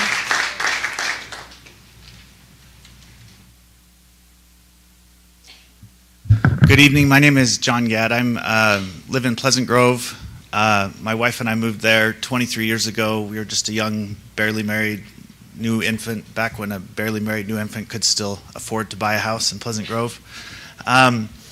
Raised 6 kids there. Several of them have attended Alpine School District schools. My wife is actually a teacher, so I feel like I understand from a parent's perspective and the husband of a teacher's perspective. But my suggestion is, and I understand that times are tough, and I think most of the people in this room understand that. You know, I do the grocery shopping, and we have to buy less, right? Because with the same amount of budget, you can't get as much food. We've had to cut back on. We just got rid of a vehicle. You have to cut back when the money doesn't go as far as it used to because of inflation. And I realize you're in that same position. But my suggestion to you is do less. Do less with less. I understand that you have less because the money doesn't go as far as it used to. My suggestion is live within that budget and do less. We live in the neighborhood where the elementary school was closed. Some of my kids went to that school, Valley View, and I know that was controversial, and a lot of parents don't want their school closed. But that was absolutely the right decision. Close that school. It's been shrinking forever. And it was not cost effective to spend a whole bunch of money on a school when that school was shrinking over time, and it wasn't efficient to keep that school open. So that was a good move. You need to look at other schools that have been shrinking in these neighborhoods where there's not as many kids as there used to be. And And those are the right decisions. But my suggestion is do less with less. I really like the point that's been raised about the one-time money and the new programs that you were able to do with all that COVID money. That should have been treated as one-time money. You shouldn't say, okay, now that we've started doing that, we're going to keep doing that forever. I know that's how government works. I know there's a tendency to want to grow bigger and do more, but my suggestion is do less. Stick with reading, writing, and arithmetic. Stick with the basics, civics and history, but these extra programs and these additional things, these diversity, equity, and inclusion things, cut back on all that. Do less. And that way we don't need to raise everyone's taxes. The average home tax raise in the district is $189 and some odd cents. That's almost $200 in 1 year. It's too much. Families are being hit with paying more for food and gas and everything else. They don't need a $200 increase on top of everything else. Thank you. Thanks, John. Okay, Mariusz Bajarski.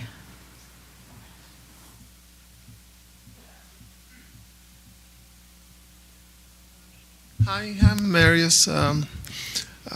Most of my points have already been made, including the one that was made just very recently, right after I signed. But I just wanted to make still one more point or two, if I may. One is that a lot of your arguments boil down to think of the children, think of the teachers who are overworked. And that I completely believe that the teachers are overworked, and the children are put into positions where they can't get the education they deserve. But I think this is a crisis that's manufactured, because the authorities love to manufacture crises, because then it's easy for them to gather more power and influence. In this case, take more money from the constituents. So in my opinion, it's not about the teachers and the kids, it's about the administration. The administrators, there's a lot of fat that can be trimmed, but we don't want to talk about the administrators, which are just just extra inefficiency in the system. I also don't have confidence that our voices will actually be considered because of what already happened with the bonds. The people have spoken. They were objecting to these taxes, and this meeting is legislated. It's forced by the law. So I don't like feeling that my voice is being ignored, and this is just theater, just hoops that you guys gotta jump through before you can increase our taxes. I don't have confidence that we spoke, and you guys are going in roundabout ways of collecting this money. So that's all I have. Thank you for your time. Thank you.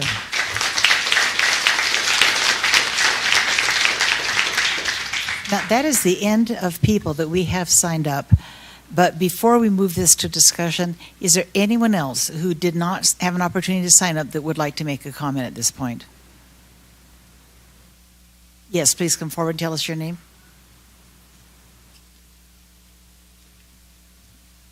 I am Julie Gray. I worked for Alpine School District for 18 years. I worked in the superintendent's office doing bond and leeway and boundary studies. I worked at Bonneville for 10 years. I was the secretary there, and we had 1,300 students in that school, and we did year-round school. Why aren't we looking at other options and being creative with how we do our education? I'm against the tax increase. I am a senior and I have a special needs son, and I'm looking out for him. Thank you. Thank you, Julie.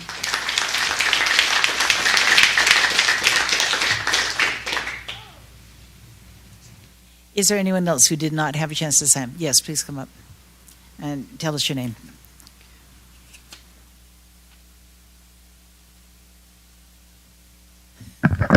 Pull it up.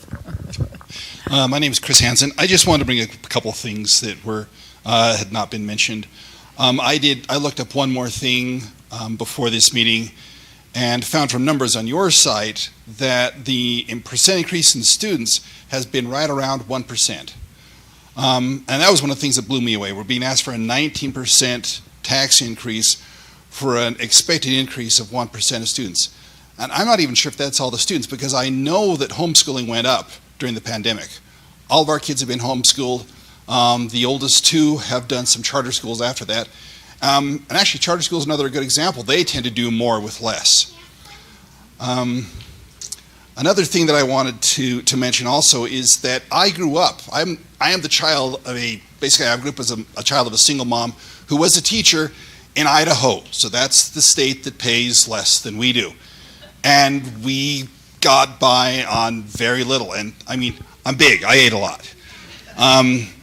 At one point, I grew about almost 3 inches in 3 months when I was hitting my growth spurt.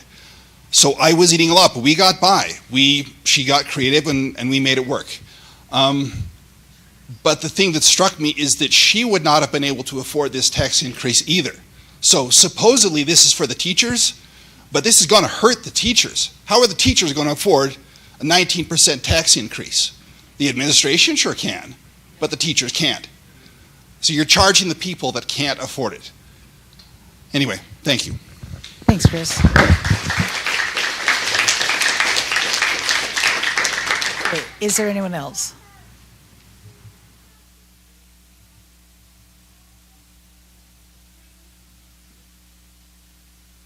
One more. He says last one. That would be good. All right, tell us your name. Tell us your name. Lyndon Brittner. Thank you. I wasn't planning on coming up here, but my wife says, go up and be the proverbial bad penny. I've never heard that before. So here I am, the proverbial bad penny. I am the proverbial bad penny up here right now. I had no plans on coming. I've listened to these the comments, and it seems like we're all kind of on the same page here. I'm not hearing a whole lot of support for a tax increase. I really haven't paid much attention to the school board in the 30 years I've been here. I kind of got woke up about a year ago over these Prop 1 and Prop 2 on the ballot. And as I got looking at those two propositions, I was just, well, first of all, I was surprised that the Prop 1, that the board would actually ask for such a big increase, the biggest one they've ever had. And the voters were very clear. They said no. And then there was Prop 2, where the citizens of Orem were told, no, you can't break away from the school district because your taxes will go up. What? Were we supposed to believe that our taxes wouldn't go up if we didn't create our own school district? Well, okay, we got snowballed on that one. So now, you went to the least revenue bonds because you couldn't get the money from the voters, so you did it a backhanded way behind our backs.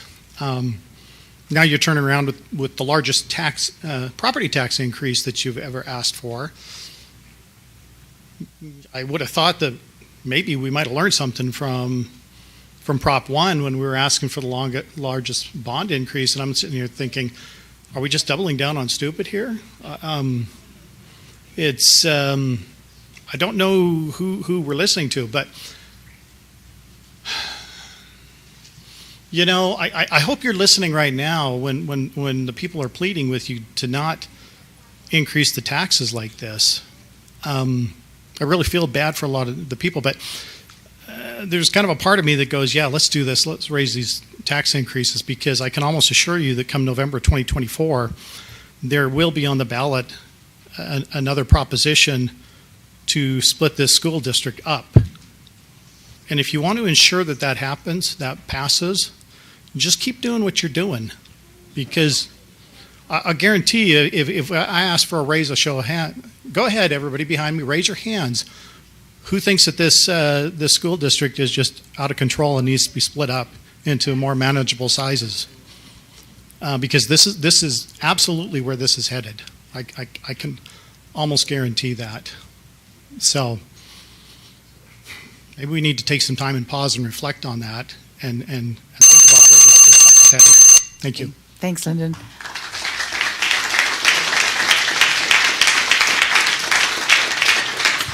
He wasn't the last one. Okay, what's your name? I apologize. I'm Emma Wilson. I'm a pretty new mom from Saratoga Springs, recent homeowner, so I bought a lot more expensive than anyone else had to buy. And I have young children who are not yet in the school system. This is really hard for me, and it's not going to be popular, but I do support this tax increase, and I'm ready to march down to the legislature with all these other people and support senior services and elderly and fixed income, because we need to help that too, but this is different. Our children need schools. They are the future of this community. These needs are critical with the bond not passing. The bond did pass in Saratoga Springs, where I live, because our schools are overcrowded. I don't want my child to walk 1.5 miles without a school bus in the snow, because here we live in Utah. I know that I've looked at some of the cost increases. Teacher salaries are up 30% or more. Fuel for school buses is up 30% or more, and you're not asking for an increase. In fact, as I've looked at the numbers, some people's taxes will go down with this particular amendment you're making. So I do know this is not popular for everyone, but I am willing to pay my share and to pay more so that my children and the future of this school district have a good education. Thank you. Thanks, Emma. Okay, was that really the last one, or is there one more? Are we good? Okay, I think we need to end at this point.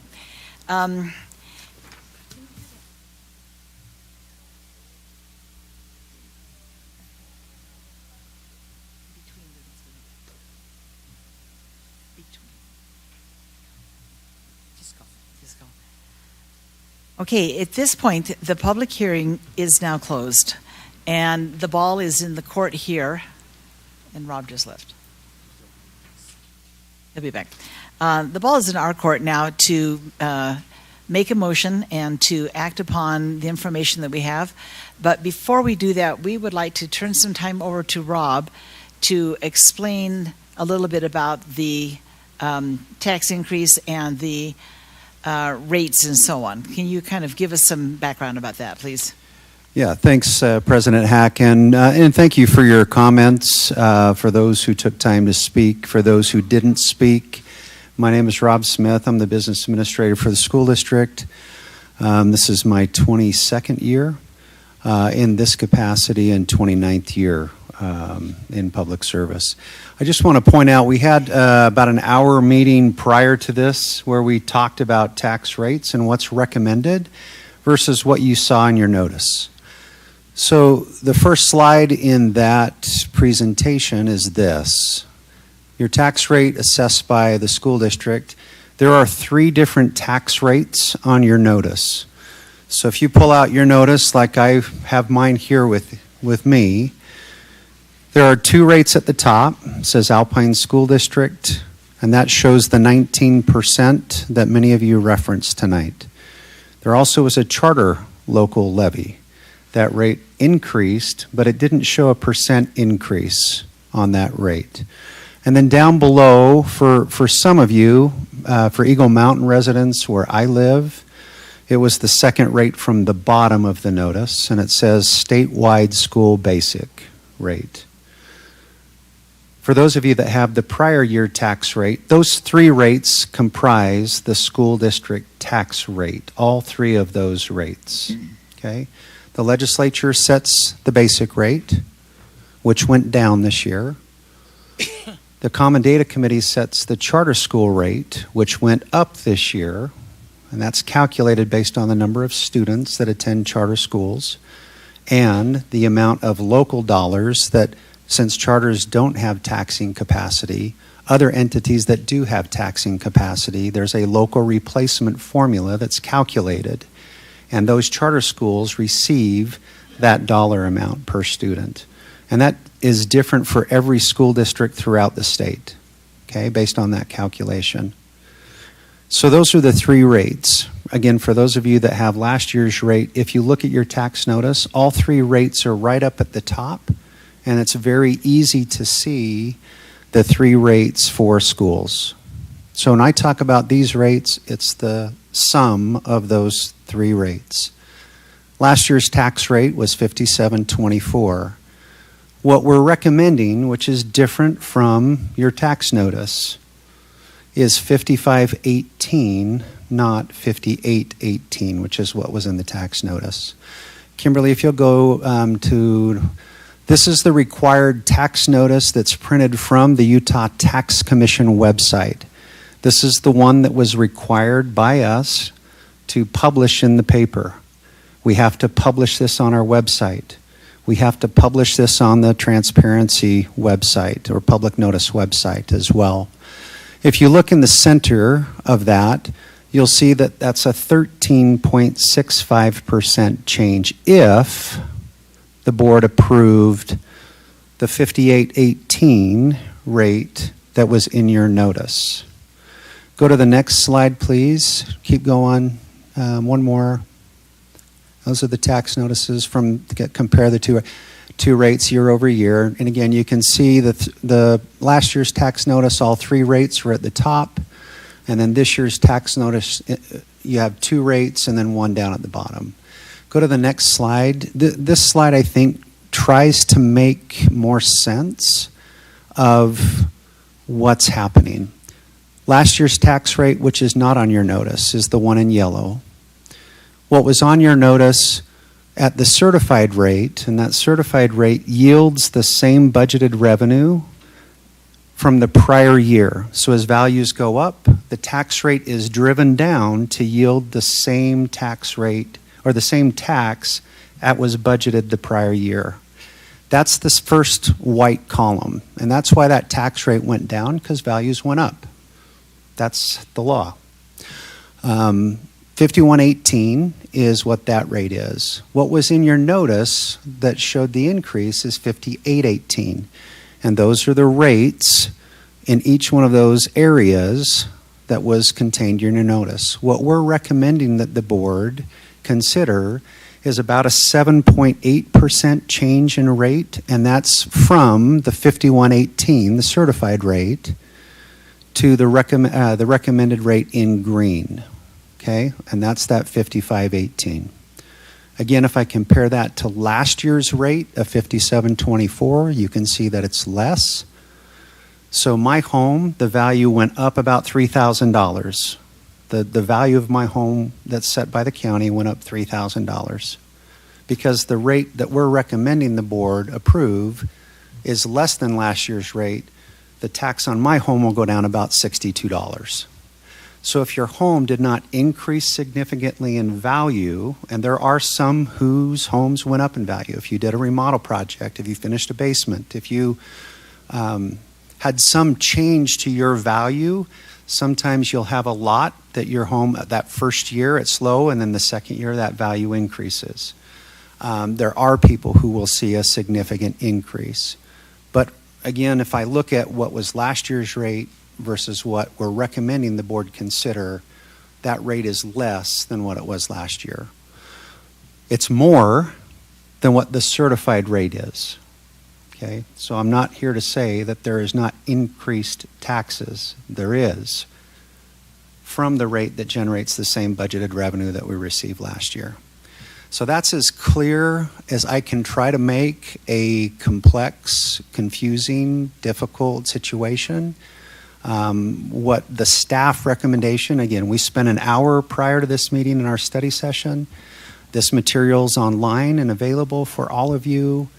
I'm happy to meet with any of you. I've talked with some members of the community and walked through some of those details. We've talked about some of the needs that these dollars will be going for. We've had some speak in favor, some speak against, and I respect that. But the recommendation from our business team is that the board adopt a rate of 5518, which is in between, and it's less than the rate that the board levied last year. So subject to your questions or any additional information, I think that's the brief summary that you asked me to share. Now, we need to clarify that at this point, the public hearing is closed, so you cannot ask him questions, but we can. Is that okay? Do you understand that? Okay. Okay, so at this point, I'll entertain a motion May I ask Do you a want to ask clarifying questions before- question? Yes, go ahead. About your statement. Given that the notices that people have received do not reflect what we are proposing tonight, is their tax estimate accurate on this notice? Let me turn my mic back on. No, it's not. The recommended rate of 5518 is not found on that notice, so the impact would be less than what you see on that notice. Thank you. Other questions for Rob from the board? Rob, can you talk to us a little bit about the need of maintaining the 20 qualifying tax increments? Yeah, public finance, there are quite a few components. Kimberly, if you will go to the reasons why. No, that one, the one before, that one right there.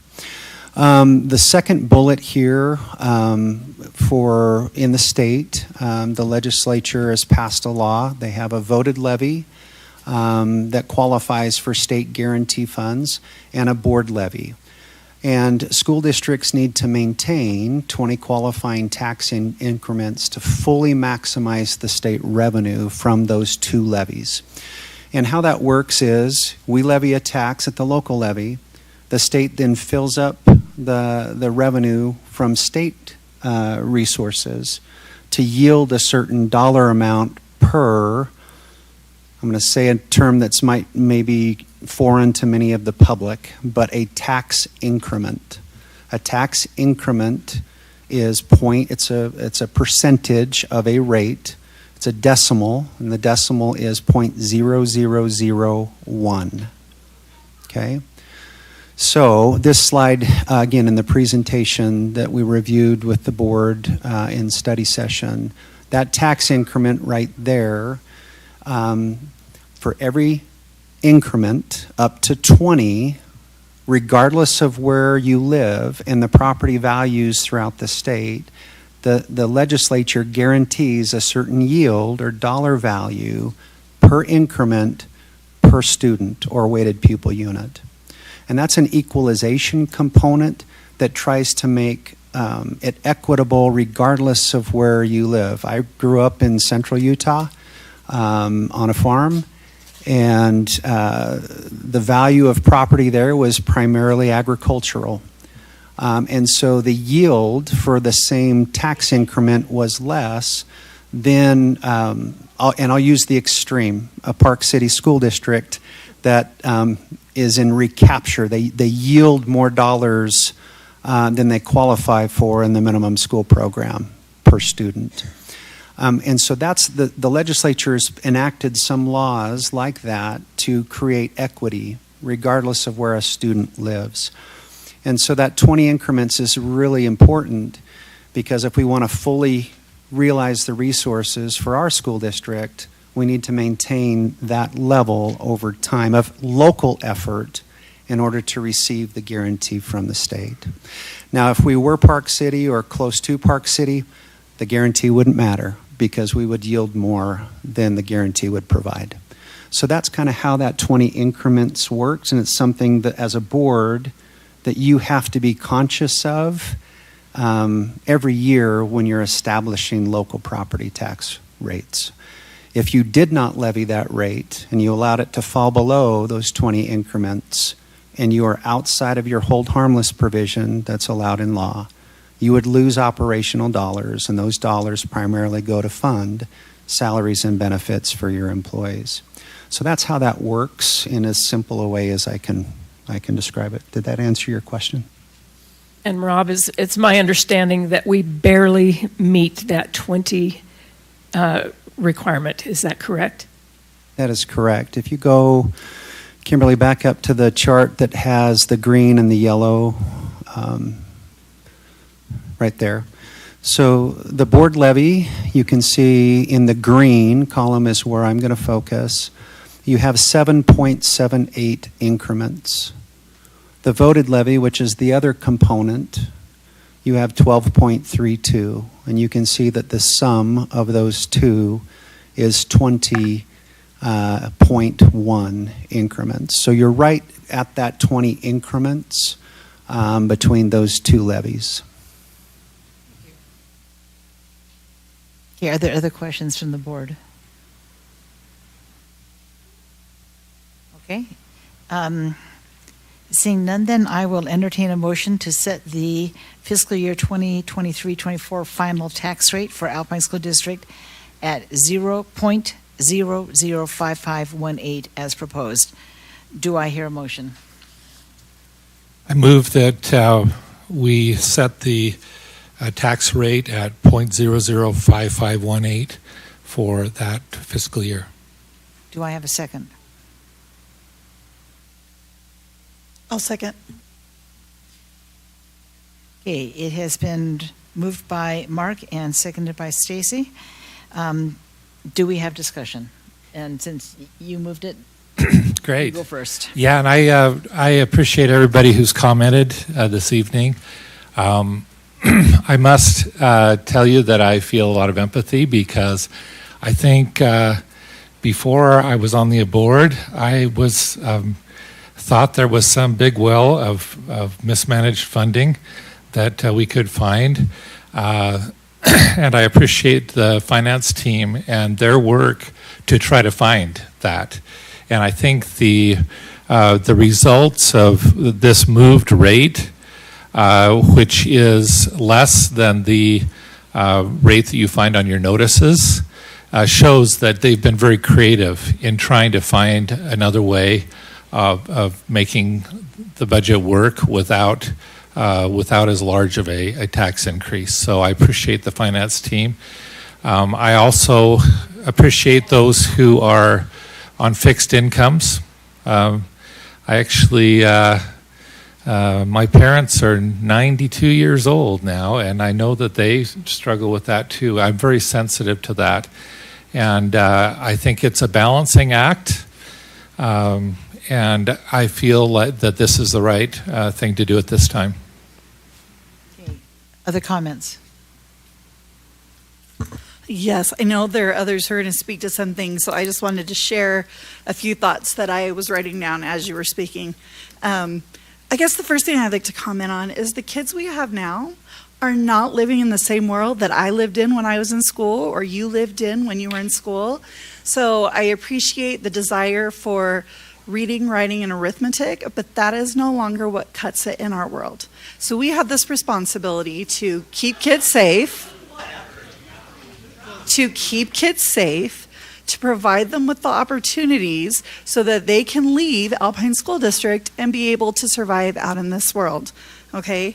I also think it's really sad for me to hear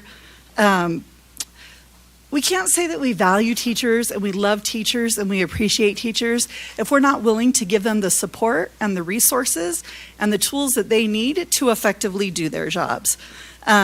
So for my teachers who may be listening tonight, I just want them to know that I am confident in their abilities. I am grateful for their professionalism when others make comments that suggest otherwise, and just grateful for their commitment to our students and helping them achieve high levels of learning. Couple other thoughts. Everything we do here, it's an open meeting. We're very open about everything. You have a standing open invitation to come to our study session, to come to all of these meetings. If you've not navigated our website before, alpineschools.org, you can go to school board and then it'll link you down to the agendas, the minutes. You can get all our past information there. If you're interested in the business services side, just go over to departments, business services. We've got our annual comprehensive financial review is available there. If you're not into 300 pages, I would direct you to the popular annual financial review. Takes it down to about 26 pages. Also, there were a couple comments about line items and things. You can get those in all of our board docs. Everything that we get for this meeting is available to you 24 hours before the website or before the meeting. I just want to say transparency is important to us. Openness is important to us. So if you're not sure where to find that, please ask, and we are happy to direct you there. I also wanted to bring up, The people who come comment here are just a small portion of the people I hear from. So I get people that come see me on my doorstep, sometimes on a Sunday afternoon, which is not my favorite, but I absolutely open the door to a conversation. I get people that stop me at the gas station, in the grocery store, in a party place, Walgreens. I talk with them as well. Then I have people who call and in their pleading, tear voice say, my kids need these things, or my classroom has a hole in which I see to the other side. So I just want you to know that there are a large group of people that we hear from who don't always come here. And I get it, right? It's hard to stand up and to say the things that are important to you when you're not sure how they're going to be received. So just wanted to make you aware that there are a lot of people that share a lot of their thoughts in different avenues. Sorry. Oh, I also did want to touch on, so I lived in Wisconsin once, and I paid more than double the taxes I pay here on a house that was less than half the size. And I will tell you, it was a lovely thing. Because of my children's kindergarten, first and second grade classrooms, we had 16 kids in a class. Class size reduction is important to all of us here, and I know it's important to a lot of you. It's important for our kids. It's important to our grandkids. We will never be able to hit the meaningful class size reduction if we don't have the funds to do it, and we don't have the funds to do that right now. So it's really hard to look my teachers in the eye and say, I'm sorry you have 36 kids in your class. I'm sorry you have 37 kids in your class. And also they have IEPs and 504s. So we have a lot of needs. I'm excited for all of you that are going to join us in the legislative session. We talk about that openly, regularly. Our legislative team is wonderful. I would encourage you to reach out to the people. I don't make the decisions on the Hill. I just get to try and be here to do good things for kids and to give teachers what they need, to get bus drivers what they need. Nurses have gone up. So I'll close with this. My responsibility is to make sure kids are safe and they get an education. I am unwilling to pull nurses from schools, so when we have an increase in an area like that, we get to pay it. Is it something we're excited to do? No, I will tell you, Finance Committee is my least favorite thing in the budget context, in that our list of needs, it so greatly surpasses what we have. So we're making the hard decisions, and we are getting rid of things, and we are closing schools, and we're trying to be really thoughtful about what we're doing so that we don't disadvantage anyone, but at the same time, we have to be able to do some of these things. So I feel as though we have done a number of the things that you have asked today. I'd ask you to just consider that when I was growing up, I'm grateful for the people who paid taxes so that I could go to school. And so now it's my turn to pay for kids who are there. And when I don't have kids in school, well, that'll be a really long time from now. But when that day comes, I will pay for the kids that are coming after mine because somebody helped mine out. So I speak in favor of this increase, that we might start attempting to get some of the needs that we really need to meet. Other comments? President Hack, and I do have two more comments I wanted to make. I really appreciated, there were a couple of our community members tonight that talked about impact fees. That's been a passion of mine for years. I actually have been fighting that fight since 2007 with our legislature. Those of you who are interested in looking at that, I would love for you to reach out, send me an email. It's been on our board's legislative priority for the last several years. We were told by one of the leadership in our legislature that hell will freeze over before we ever get movement on that piece of legislation. Yet that is one of the great ideas that actually came from a cottage meeting in Orem that one of our legislators hosted. I attended and shared that idea. There was broad support because the areas that need additional infrastructure and schools, that was a way to not disadvantage those where the infrastructure is already built. So that was one point. Again, I think there are a couple of you that made that comment and would just say, we hear you, we've been advocating, we've tried multiple different avenues, even going to the League of Cities and Towns. I did that, unfortunately, by myself, and that was a fun experience. But that's currently not allowed by law. Park City School District tried to do it, and there was a law passed that not only made it illegal, but then made the school district repay all of the impact fees that were collected over a period of time. The other thing I wanted to just comment on was administrative expenditures, and that's always a concern. Several things from the transparency website, those dollar amounts include benefit costs. So that includes their health insurance, their retirement, their Social Security, and those costs as well. So when you look at that dollar amount, that is both salary and benefits. Now again, you're saying, Rob, you're splitting hairs. That's fine. I just wanted to point that out because sometimes that is not accurate. The other thing, I would ask that you go to the Taxpayers Association website. It's a document that I use fairly regularly when I talk about, or when I teach at the university, a public finance course. I use their document a lot because they're a watchdog group. They're a third-party group. It's not my data. I'm biased. I feel like I have the best finance team in the state, and definitely one of the best in the nation. But when you look at administrative expenditures, Alpine is traditionally at the bottom of the school districts in the state. I looked at the last report. We are 6th from the bottom on expenditures per student for administration, and that includes our school administration. We've added a lot of schools, and over the last 2 years, we've added a lot of assistant principals to provide more supports for our students, our teachers, our parents in the schools. And again, if you want to look there, that's one piece. You can also look in our budget document, page 176, and that'll show you the increase in the number of school principals that we have added over the last several years to provide more supports for students and families. So just those couple of points that I heard from the community members that I just wanted to add a couple of comments to clarify. Rob, while you're on a roll, could you also address our RDA process of granting tax increments to developers? Yeah, that's, Board Member Wilson, that's a really, I'll try to be as brief and concise as I can. We look at a lot of proposals. We have a guiding set of criteria that this board has approved.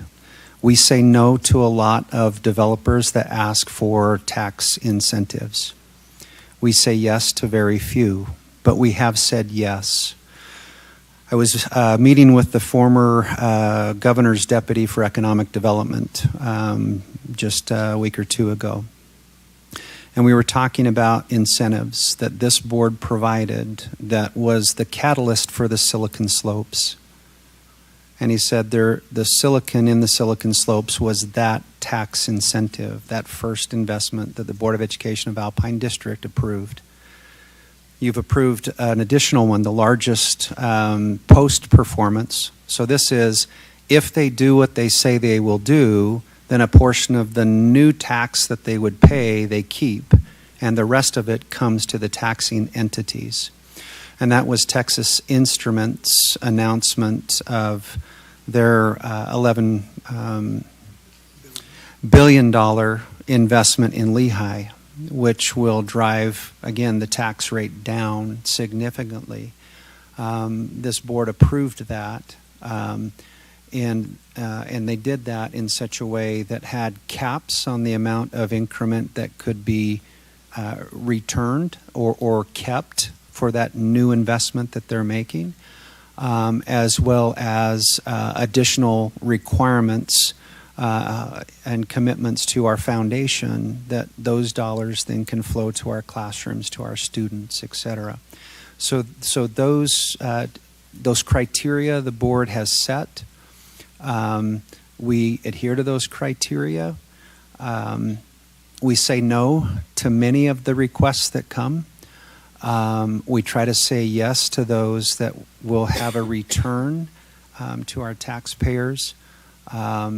And it's one of the reasons that Alpine School District, we used to qualify for more state guarantee funds. We qualify for less today because of some of those significant investments by out-of-state companies in northern Utah County. And so I don't know if that answered all your question, but I'm trying to hit just some of the brief points without spending more time dissecting the detail. Thank you very much.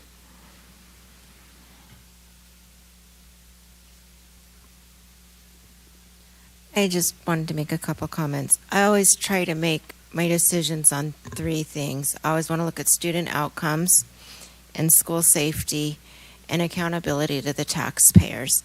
And on school outcomes, during the pandemic, we were given one-time funding. And as we used a small portion of that one-time funding, we found out that we had increased outcome growth in several of our different populations. It would be foolish for us to not keep programs that were extremely successful and improved outcomes and find a way to finance them continually. We did not and are not proposing to backfill all of our COVID relief funding. We realize that that was one time, but those student outcomes are important, and the kids in the special needs classes and the kids that come to summer school, it's life-changing for them. It really matters. When I look at school safety, having nurses in schools, being able to transport schools and transport students to school, and making sure we have all of our capital needs, that's crucial. That's school or safety. And the last area I look at is accountability. And I've really wrestled with that over the last week because I live in the district and I pay taxes in the district. And I don't know if I'm one of the lucky people because I bought my house back in 1999. And so it's increased a whole lot.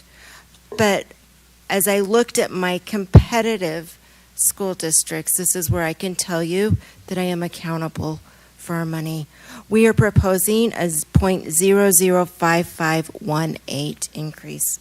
Canyons sits at a 0.0057. It is higher.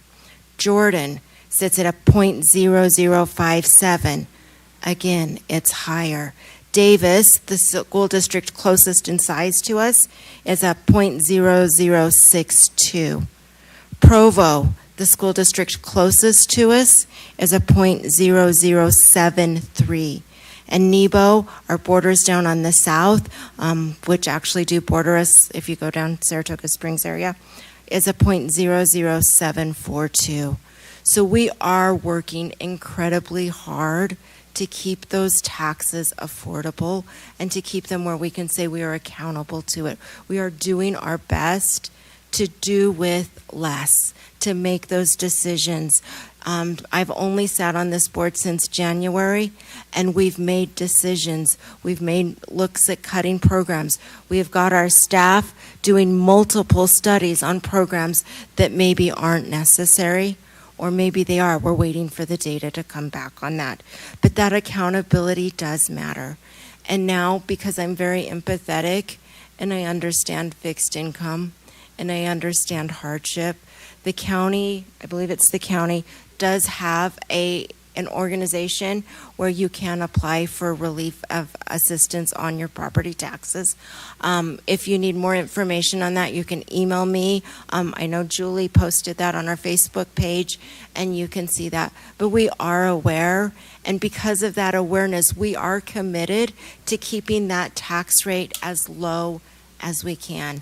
Now, for those that say we voted against your bond, I appreciate that you did that, but you did not stop development.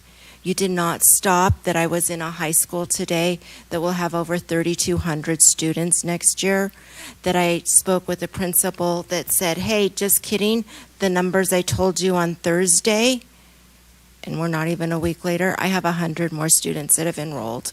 So we are trying our best to balance what the community said, but to still meet the needs of students. And we can't have student outcomes. We can't educate them in 50 plus classrooms without desks. We can't keep them safe in classrooms that are that large, but we are doing the best we can and being as accountable as possible and keeping the rate as low as we can, lower than anybody surrounding us or an equal size. We are committed to you, but most importantly, we're committed to the outcomes of the students that are attending Alpine School District. Okay, other comments from the board? I was just going to mention a couple of our patrons mentioned tonight that we had to be here, and that because it was law. And I'm grateful that we live in a democratic republic where we have to have you as public come and face us as we make decisions. And I think that's important, and I'm grateful for that. As I was sitting here, any good leader would try to recognize the responsibility that we have and to take a moment to maybe consider what we could do better as a public. And as those that had come and shared their concerns this evening mentioned some numbers that had me concerned, and I thought some of these things are just not accurate, and I thought we maybe should be doing a better job at being more communicative with our public and learning to articulate a little bit better what those numbers are. My husband's a school teacher, and we live here in American Fork. And if you were to look online at what my husband makes, you would think that we were really, really, really well off. And it's because they do, just like Rob mentioned earlier, they throw in the benefits and all of this and that and the other. One thing that I really believe in is local government, and to be able to come and participate and hold us accountable for things that you may not like. One thing that I feel good about this evening is I'm not going to be asking anyone to do something that I'm not willing to do. You get that the further you go up the chain. And if you don't like the way that I vote, you can vote me out, and hopefully you'll run for my seat. I've learned a lot that I didn't know before in terms of how the money is spent, where the money goes. And we've had some of those same conversations that we've talked about tonight is, have you looked at this? Have you looked at that? And I thought maybe these are some of the meetings that we need to open up more to the public so they can see exactly what that is. Sometimes when we're not privy to information, I think it's just the natural part of us that thinks that there's some nefarious things going on behind closed doors. There's not one person on this board that wouldn't be willing to talk with you on the phone or out after this meeting. Maybe not after a closed session when it's dark by our car at 10 o'clock, because that freaks us out. But any other time, we'd like to sit and have those conversations. I think the blessing of being a board member is to be privy to the information, but it's also burdensome because you really are left with the stark reality of how are you going to cover everything. And as a school teacher's wife, I budget. And just like everybody else, I grew up in a single-family house, and my mom was a school teacher, and we had to learn how to budget. I echo what Board Member Lincoln has said, that we have tried to look at things in different ways and to make sure that we are always being responsible taxpayers. I get to work with staff and administration who's trying to do the best that we can with what we have. And it's not lost on us that all of us are looking at inflation and rising gas prices and groceries and trying to work and yet provide for the needs of those in the district and give all kids a fair shot.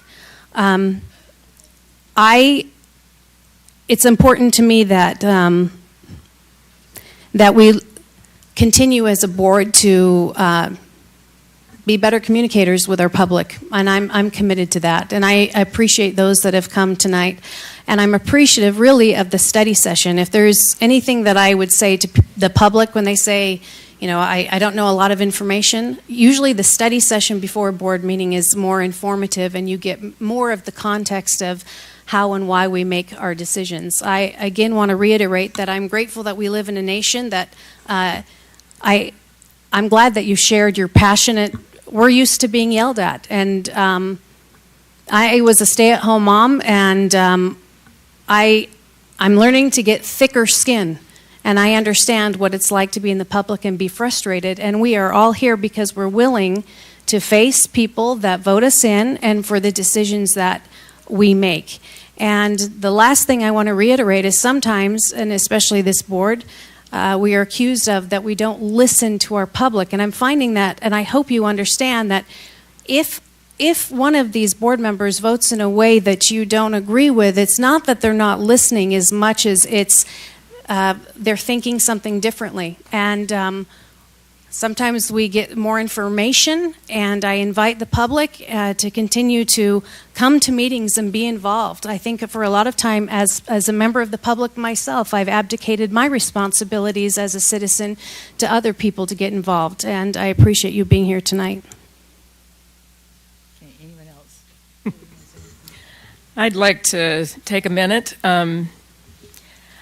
First of all, I want to thank every single one of you who made a special effort to be here, especially for the first time that you've ever come to a public meeting. Kudos. I applaud you for coming and for being involved. That takes a little bit of courage and a certain passion. So thank you for coming here to talk to us, and we appreciate it very much. You've talked a lot about belt tightening, and I understand what you're saying. I have young children who are just starting out their lives, and it's a hard world out there to buy a home, and the price of food is a real thing. I think I find it kind of hard to fathom because we have made efforts to tighten our belts. And this process of school closures is one that's going to be happening not just in our school district, but throughout the state as we face the changing demographics of our communities.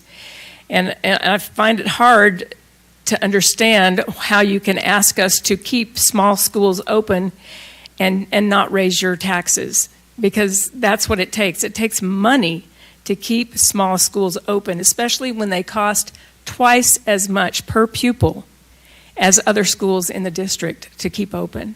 That's the reality. So that's the reality I'm facing.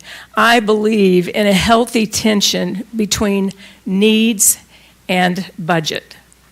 I think that, giving us an infinite budget is not a healthy thing. As somebody pointed out, there's not a real correlation between a high cost per pupil and student performance.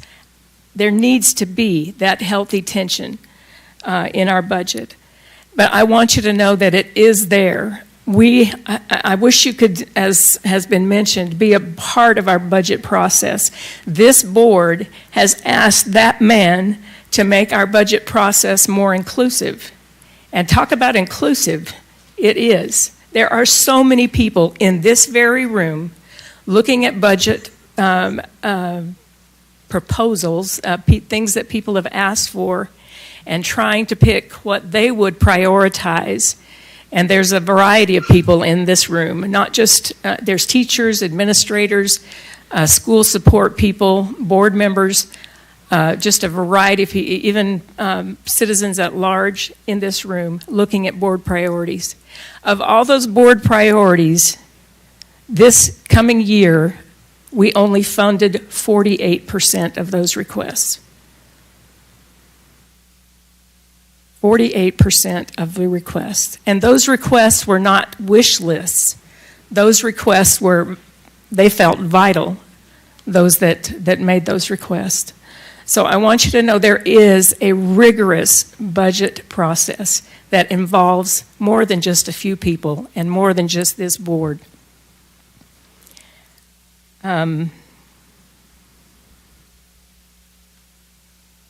I also want the public to understand, and I recognize tonight that many of you do understand, that when the state legislature gave us this past session what they called, and it's in the newspaper, an historic tax cut, that immediately impacted the dollars that go to our schools.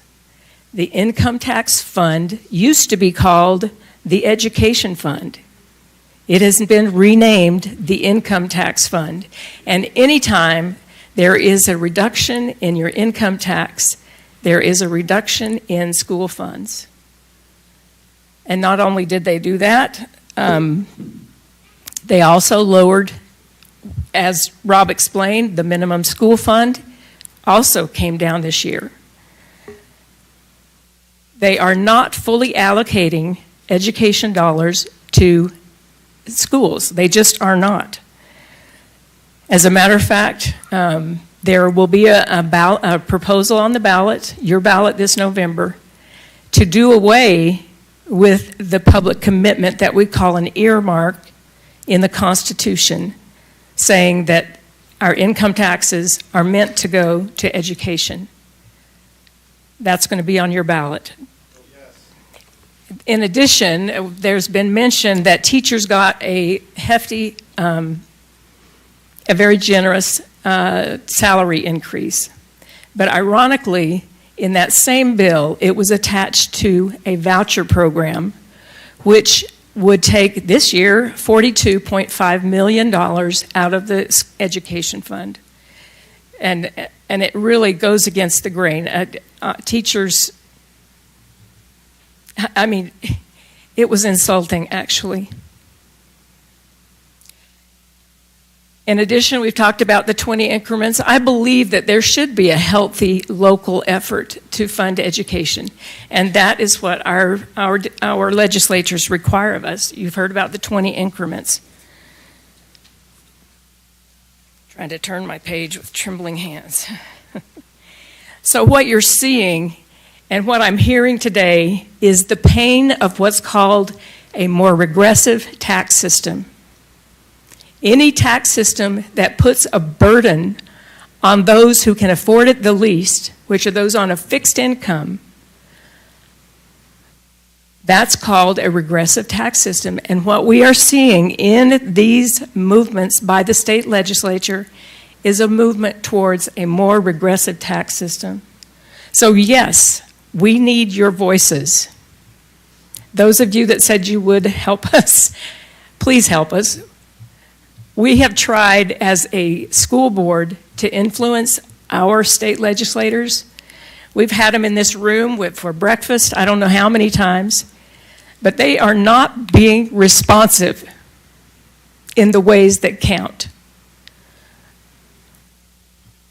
And I just want you to know that what they're doing is pushing boards like us to raise taxes on people like you who can least afford it. And we are sorry. I am sorry. I'm going to communicate this to my legislators, and I hope you do too. Communicate this. I'm sorry I can't talk to you. It's not a discussion. Sorry, I can't talk to you, But we can talk to you after. Okay, we have a motion on the floor. I'm not done. I can only give you about one more minute. Okay. It's late. Okay. There's just so many things, but I just want to say thank you again for being involved in the process. And we are not here because legislators put us here. We are here because our neighbors and friends voted for us and trust us. And I ask you at this time to trust that we are using your dollars well, and we are not being frivolous with them, and we have good, dedicated people who love your children and are dedicated to educating them in the best way possible. That's all. Thank you. Okay, thank you. All right, we have a motion by Mark and a second by Stacy to set the fiscal year 2022-23 final tax rate for Alpine School District at 0.005518 as proposed. All in favor say aye. Aye. Any opposed say nay. Okay, motion passes. Now, considering the hour, I'm going to give us a 10-minute break before we start our regular board meeting. So if any of you would like to stay for the regular board meeting and listen to the business of the district, you're certainly welcome to stay. Members of the board, go ahead and take minutes and get a drink of water, whatever you need. So we'll come back at 5 to 9.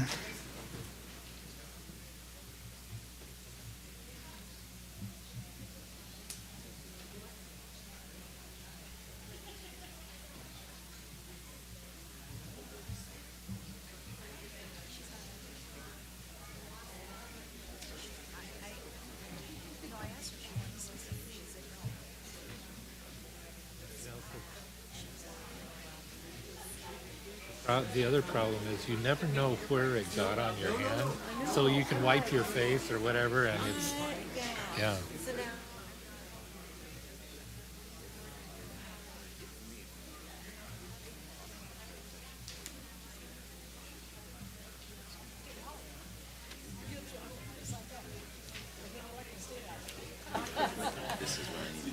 Hey, buddy.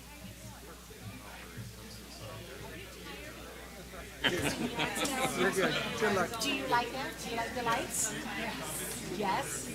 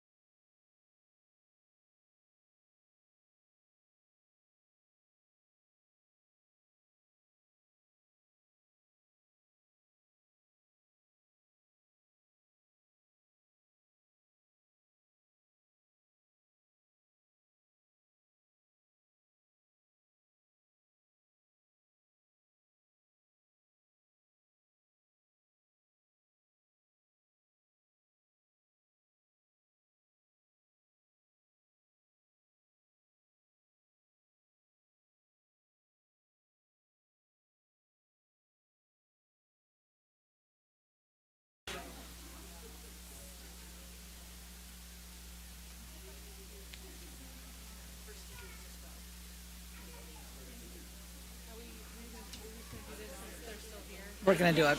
Yep.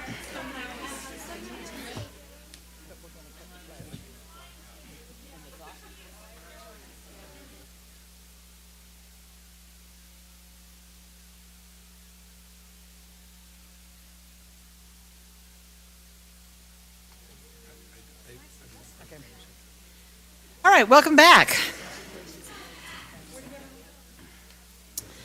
All right, let's start with the Pledge of Allegiance by Annalise Ruiz.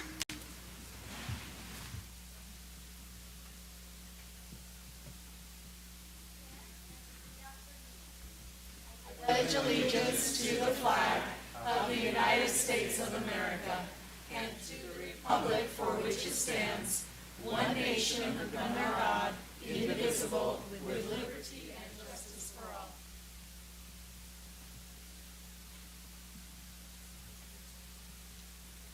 That is the second time I've been able to do that today, and it is always thrilling to hear a large group say the pledge. I really love it. Okay, first thing on the agenda is recognitions, and we have a very special recognition tonight that we're pretty excited about, and I'm going to let Julie Keene do that for us. Okay, so wanted to invite business services up front and center. That's Robert's favorite place to be. Derek, don't look. Are you looking just awkwardly at Robert? Okay, it's just Robert. Okay. Come on, Derek, front and center. For 50 years, the Certificate of Excellence in Financial Reporting, known as the COE,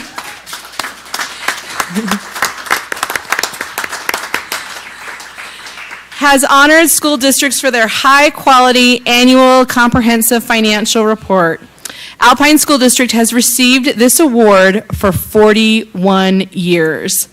Congratulations to Robert Boyer, Austin Harris, and our Business Services Department on receiving ASBO International Certificate of Excellence in Financial Reporting for their FY 2022 Annual Comprehensive Financial Report.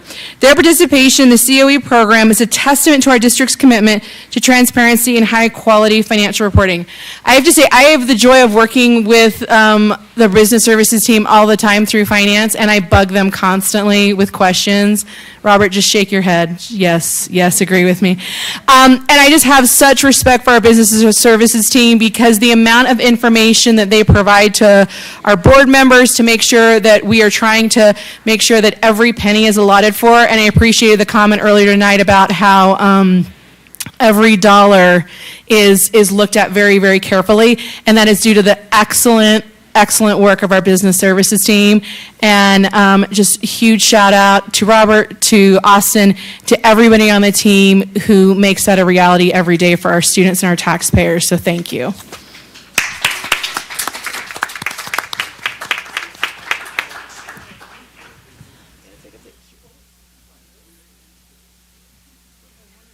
Eric is the new designated picture taker, so.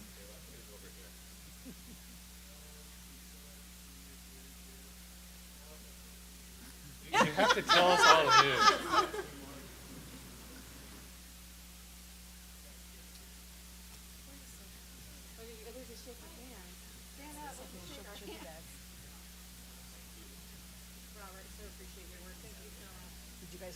Sorry if I embarrassed you.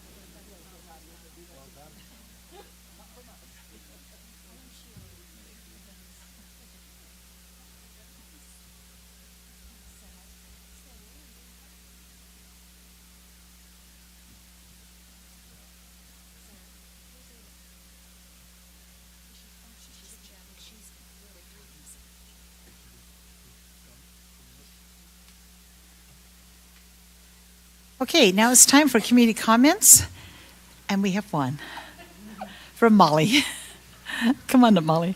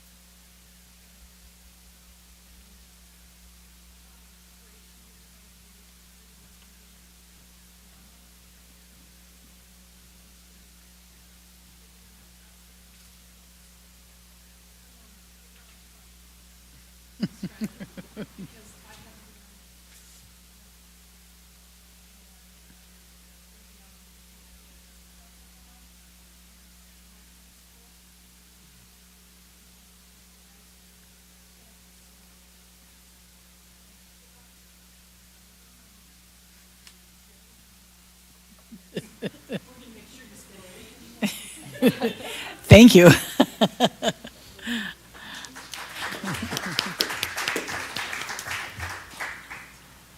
Okay, we need to have a motion to approve the minutes. Do I have a motion? I move that we approve the minutes. Thank you. It's been moved by Sarah. Do we have a second? Second. And a second by Joylyn. Any discussion? Seeing none, let's vote. All in favor of approving minutes, say aye. Aye. Any opposed? Okay, it passes. Dr. Farnsworth, claims? Yes, you have received your claims for the month, and I recommend you accept the claims. Okay, do I have a motion to approve the claims? I move that we accept the claims. I second the motion. Okay, it's been moved by Julie and seconded by Mark. Is there any discussion? Okay, seeing none, let's vote. All in favor, say aye. Aye. Any opposed? Okay, claims have been approved. Moving to the routine business. Thank you. You board members, you have received routine business for the month, and I recommend your accepting the routine business. Okay, do I have a motion to accept the routine business? I move that we accept the routine business. I'll second. Okay, it's been moved by Julie and seconded by Stacy. Any discussion? Okay, all in favor say aye. Aye. Any opposed? Thank you. It passes. First action item, we would invite Carrie Milner to come forward, Director of Literacy K-6, and she has a report as required by state statute each year to report on our early learning, and we would recommend your approval of that plan once Carrie has the opportunity to articulate that. Appreciate Boyce Campbell being here as well. So, Carrie and Boyce.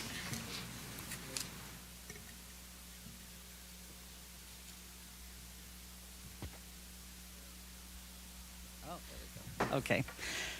Boyce is just getting the PowerPoint up.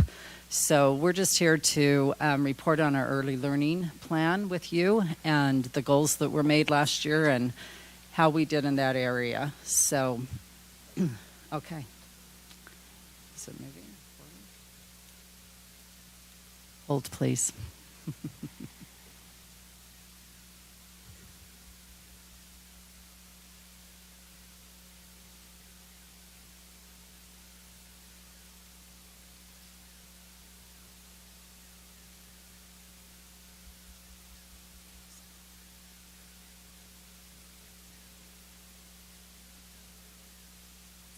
Okay, this is why we need more technology. Okay. Okay.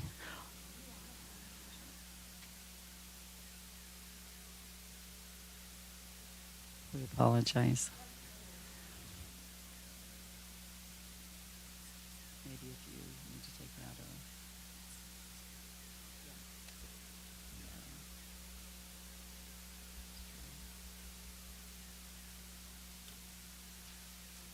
Okay, while he's pulling that up, I'll just kind of talk to you about the first slide. The first slide is just going to show you who is on our team.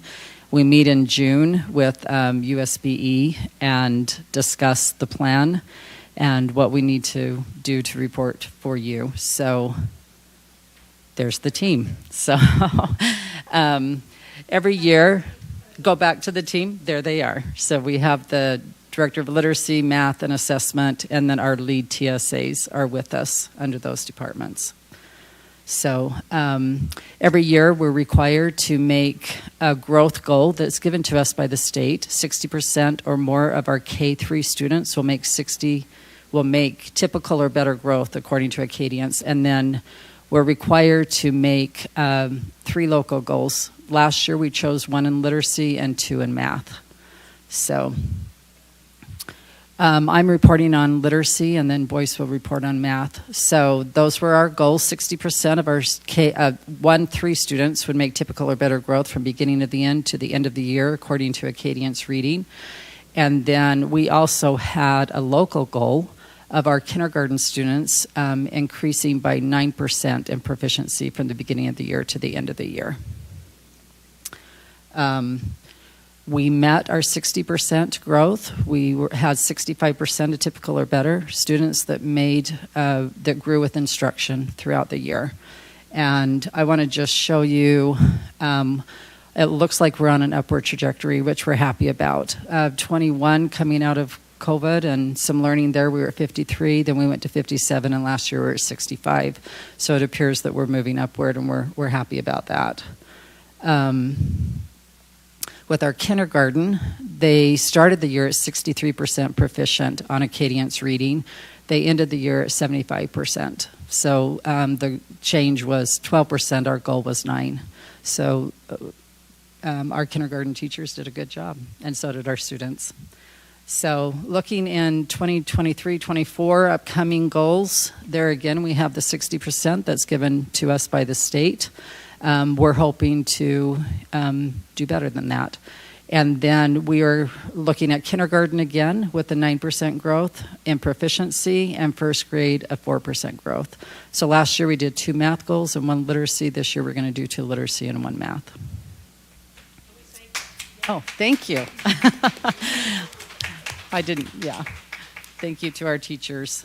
Okay, so how are these calculated? They give us a formula. We take the average over the last 6 years of what's happened from the beginning of the year to the end of the year. Kindergarten had a 6% average, and we add 3 to 5% for rigor. So that's how we came up with the 9%. Also, the same calculation is used for first grade, and that would be an increase of 4%. So, all right, we need to report to you what curriculum we are currently using for Tier 1 instruction. We're currently using Wonders 2014 as our comprehensive program that covers our phonological awareness, our phonics, our fluency, vocabulary, comprehension, and writing, with an optional supplemental phonics program that some schools are using with the 95% core for phonics. What do we use for assessment? We give all students a screener. That's the Acadiance screener. The children that they're given that 3 times a year, as you know, by district testers. And children that score below or well below are given a further diagnostic. It's a 95% intervention diagnostic, and that is administered one-on-one to a student by either a reading interventionist, a teacher, or a trained aide. And then from there, we identify the foundational skills that that student needs and provide information, instruction and intervention around that, those skills that they need. So for intervention, what are we currently using? After the screener and the diagnostic, these students are placed in intervention groups, and intervention occurs in a Tier 2 intervention block, usually 30 minutes within the school day. In most schools, it's separate from Tier 1 instruction. During that time, children that need intervention are receiving those, and then also students that need extensions receive what they need. So it's a time of day that everyone's getting some good instruction. We're currently using 95% for our intervention. 95% has a phonological awareness library that covers K1. Those are usually for those students. And then a phonics library that covers K through 6. And that goes from like CVC words, which would be a constant vowel consonant pattern, and all other phonics patterns up to like multisyllabic words that they're helping the students with. They're skill-based lessons, but then they're practiced within a decodable text. So. What resources do we have to help with this? We have a PLC coach in every building, and we currently have 27 reading interventionists that help in the schools right now across the district. And then, of course, the support from these reading interventionists help deliver the diagnostic and the intervention, and they also support the school as like a reading specialist. So, okay. And then math. All right, for math, a lot of it looks similar, but just with math. So as Carrie mentioned, these were our goals from last year. 2 of our local goals were for first grade to increase by 2%, and for third grade to increase by 3%, along with the 60% growth goal from the state. We did not meet the growth goal. We were at 54% typical or better growth from BOY to EOY. But that was an increase from the year prior, which was 51%. We've done Acadiance math now. This was just our second year doing it. Our first year before was just a year to do it because the state required it, and last year we're really trying to learn about it, and we've got a good plan in place now, so we're excited for for the possibilities of the future. Also, in our first grade goal, we did not meet the goal, but we did have an increase of 1%, which was much improved from the previous year. And in the third grade, we also had a 1% increase in proficiency. Did not meet that goal, but that was also an improvement over the year prior. Our goals for this year, as Carrie mentioned, we have our state goal of 60% growth, 60% or better typical growth. And then also we decided to really, we're going to really focus on second grade. This has been our second grade in Acadience reading and Acadience math the proficiency scores go down. And we really wanted to tackle that and really give them the support that they need to try to fix that so that those students can do better. So that's our state growth goal, like she said, the one from the state. And then our second grade goal, as you see in last year, 2 years ago, the change from BOY to EOY was -6%, and the change last year was -7%. So that's where we're really going to zero in on second grade to help them so we can at least maintain proficiency, but we want to even do better than that. But the goal that the state requires us to do, to add the 3 to 5% for rigor, would put us at maintaining proficiency, but we're aiming for higher. The curriculum we use, as you know, is iReady. This year, iReady has updated resource, so it is the 2024 copyright that we are using. It's in grades 2 through 6, it looks largely the same, but in grades kindergarten and first, they revamped the program with a new scope and sequence and new materials that were more developmentally appropriate. And that was because of feedback from our kindergarten and first grade teachers. So we're excited for that. There's also new fluency support embedded in the program with a program called Fluency Flight, and that's just for grades 2 through 5, because in the lower grades, they don't have anything to be fluent on yet. They're still learning it and then practicing that fluency as they get in there. So we're excited for that program as well. As far as assessment, we use the Acadience Math as our screener, and that's in grades 1 through 3, given 3 times a year. We also have the diagnostic through iReady. That is a comprehensive diagnostic given to all students, and it's an adaptive test that lets the teachers know where the students are, what their gaps are, and where they need to focus. It also sets the students on their own path so to fill those gaps with the digital software. As far as interventions go, we use the screener for the Acadience Math and the iReady diagnostic to determine who needs interventions. We developed a plan at the end of last year in collaboration with Washington County School District because we've been collaborating with them because they are getting really good results on their Acadience Math. And we developed a Tier 2 intervention block that's 15 minutes a day. During that time, the teachers can meet with 2 groups of students for just 6 or 7 minutes doing some mental math and number string exercises that really help increase the fluency. So we're excited about that. We pushed that out to all of our schools last spring. So there's the summary of our goals for literacy and math.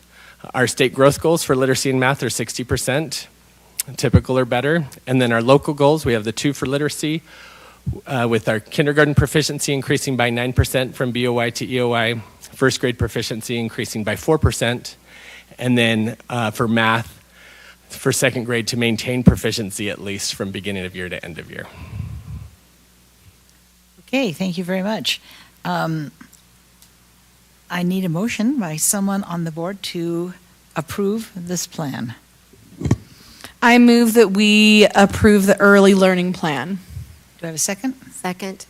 Okay, it's been moved by Julie and Joylyn to approve the early learning plan. Is there any discussion? Do you guys mind sending us the slide deck for that? Because we went through it really fast. And then I'm also curious, I know sometimes we have outliers as far as schools that are kind of overperforming for their demographic. Are we also kind of, I guess, looking at and drilling down to, what are those schools doing? What are those teachers doing to kind of, so we're also looking at that information locally, like down to the very basic level. Awesome. Thank you, guys. Okay. I appreciate the fact that literacy is trending where it is and the attention that we've given there.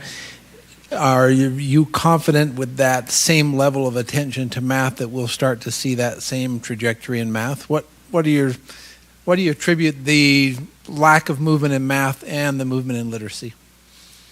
One I think is time. we've been doing Acadiance reading a lot longer, and we've gotten to know it, and we're starting to figure it out. Also, all of our, I think I can say with confidence, all of our schools had literacy as their achievement priority last year, which it should be. Some schools are moving that to math, some are doing but schools, as we've gotten to know Acadiance math, they're starting to focus more there. Perfect. Thank you. Okay, any other comments? Okay, it's been moved by Julie and seconded by Joy Lynn to approve the early learning plan. All in favor say aye. Aye. Aye. Any opposed? Thank you, it passes. Dr. Farnsworth. Yes, next action item is Resolution 2023-013, authorizing 7 buses to be declared excess for disposition. And I recommend that you approve that action item.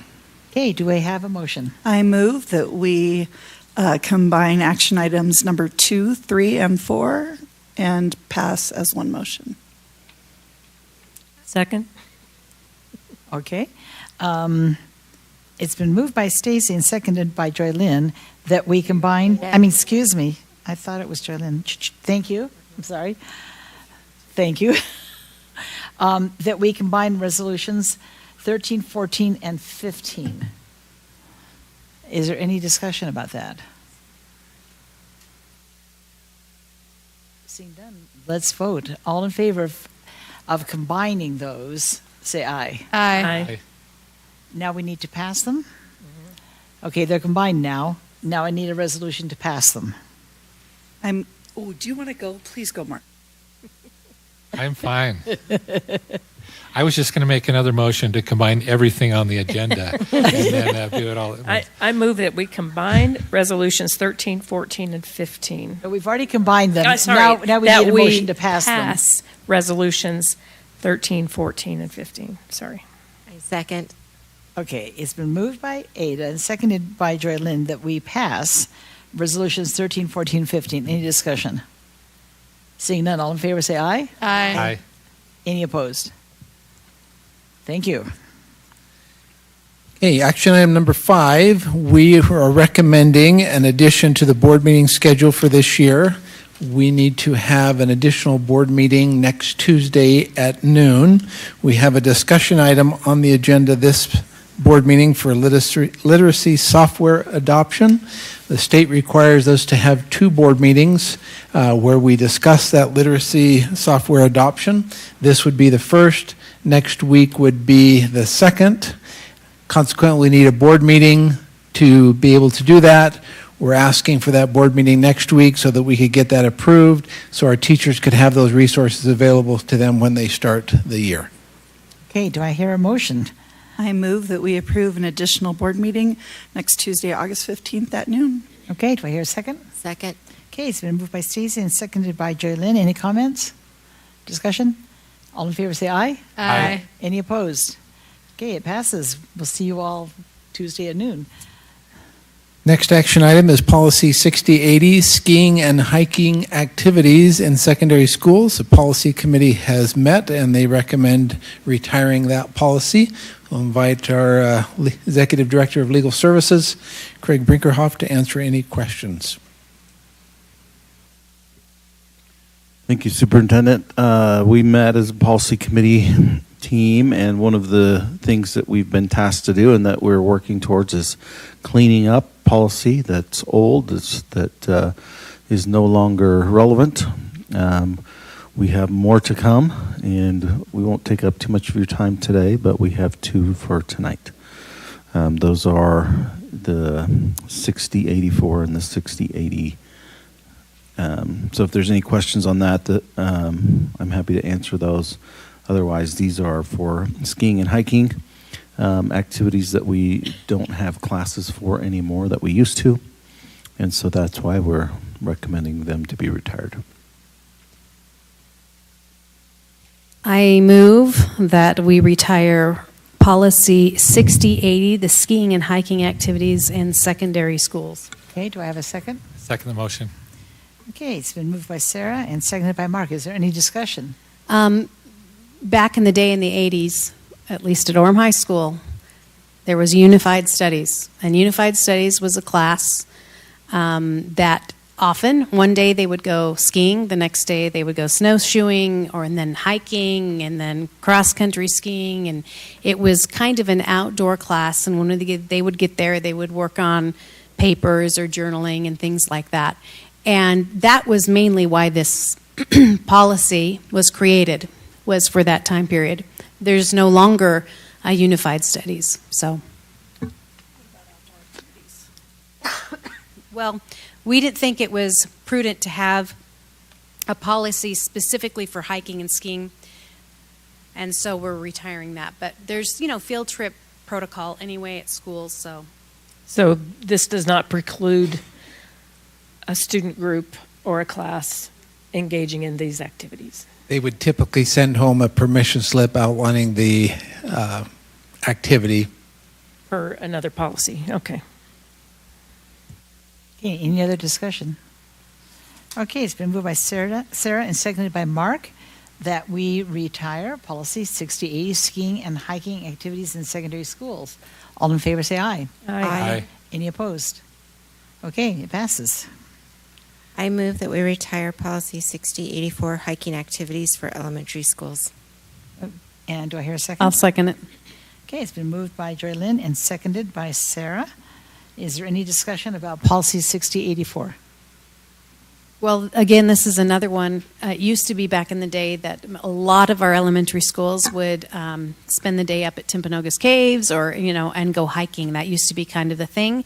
There are schools that still do that, but not near as many. And again, we don't feel like this is policy worthy. It's not something that necessarily needs to be in policy. And like the superintendent reiterated, they do have permission slips. And so each of those classes or schools can use those permission slips to go ahead and go on those field trips. Okay, any questions, discussion? Okay, it's been moved by Joy Lynn, seconded by Sarah, that we retire policy 6084, hiking activities, elementary schools. All in favor say aye. Aye. Aye. Any opposed? Okay, it passes. Thank you. The next item is a discussion/action item. If the board is ready to take action on it, they are welcome to do so. We have the 2024 board meeting schedule. You have that in your board documents. Recommend your approval of that. As indicated in the document, you'll see that November has been reduced to one board meeting. Given the calendar that month, with the election day following on a board meeting day and the Thanksgiving holiday, it was recommended that we reduce that month to one board meeting.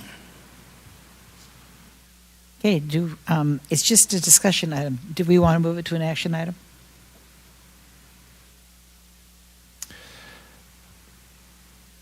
I move that we move this from a discussion. It is a discussion/action item. So I move that we pass the 2024 board meeting schedule. I'll second it. Okay, it's been moved by Mark and seconded by Julie that we pass or accept the 2024 board meeting schedule. Any discussion? Okay, seeing none, all in favor say aye. Aye. Any opposed? Thank you, it passes. Dr. Farnsworth? Yes, the next item is what I referenced earlier with the need for additional board meeting. So I would invite Dr. Annalise Ruiz and Scott Summer to come forward and pinch hit for their friend Joel Perkins, who had to step out to attend to a family responsibility. So he was going to try and get back. But when the board combines all 7 action items, it goes a little bit faster than we anticipated. So, and Carrie, perhaps you can add some insights there. So I'll give my best understanding of this. The state has, on the 14th of July, the state informed us that we need to go through a local approval process. Prior to this, the state had approved supplementary materials at the state level. They have since moved that opportunity to the local level for local boards to approve software adoption, literacy adoption, and we are in the process of needing to do that. And so we are recommending 2 options out to schools that they would pilot, and then we would make a recommendation on those in subsequent years. So, Carrie, you can clean up anything that I misspoke. No, you're good. So is it working? Oh, is he? Okay. He wanted me to provide some background, and you did a really good job. Thank you. Yeah, we got word back May that they were going to change where we need to do an RFP at a local level instead of state contracts. Then they changed and said we could continue with state contracts for the next year because a lot of districts didn't have time to do an RFP. Is Joel here? Then the legislature canceled all of the state contracts, which put us in a position that we needed to secure contracts with software companies. The funding isn't changing. It will just be paid through the district instead of from the state, but the grant is the same. The source is the same. So this was kind of the time frame that we went through working with Woody in purchasing and also with data services. We put it out for RFP on July 7th. Deadline for questions happened on the 19th. Deadline to respond was on the 21st. We had 9 companies that submitted to the RFP. We met as a committee on the 26th and scored the companies and the vendors. We provided 2 open houses for parents and educators to come and view the software and give any input.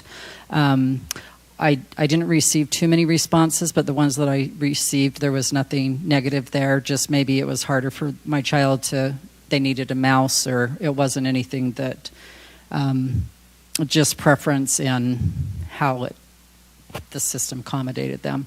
This is the first public meeting with the board where people could give input on the software. Next week, thank you. The 15th will be the second where parents and educators can come and discuss. And then approving with the board's approval, the contracts will be signed. The recommendation, here are the committee members. It was made up of educators and parents and a board member that met on the 26th to score them. So what we're recommending is that the official recommendation from the committee is that we adopt, this is for K3, so this is an early interactive software program. So we're recommending that we 2 companies so that we can give choice to our schools to meet their needs. So we're recommending Lexia and iReady for early interactive software. As supplemental material. Supplemental materials. Do you have any questions about that? It's only like a portion of the day that these students are interacting with this software. Do you have something to add? I will add at the end. Okay. Welcome back. And Sam, I forgot to recognize you. You're welcome to contribute any additional information you have for this as well. So Yeah. Thank you for being here. So working with purchasing and with data services, we believe it might be more like September 5th before our teachers have it. We're hoping for sooner, but Woody has to get the contract signed and Paul needs to get his team to get everything provisioned. So, okay. Any questions? It seems last minute, but it all happened rapidly. And this is typical of what other districts are doing as we researched Absolutely. what other districts Yes. are doing. Yes. They're adjusting their board meeting schedule to get 2 meetings in to get the resources to their teachers as quickly as possible. Correct.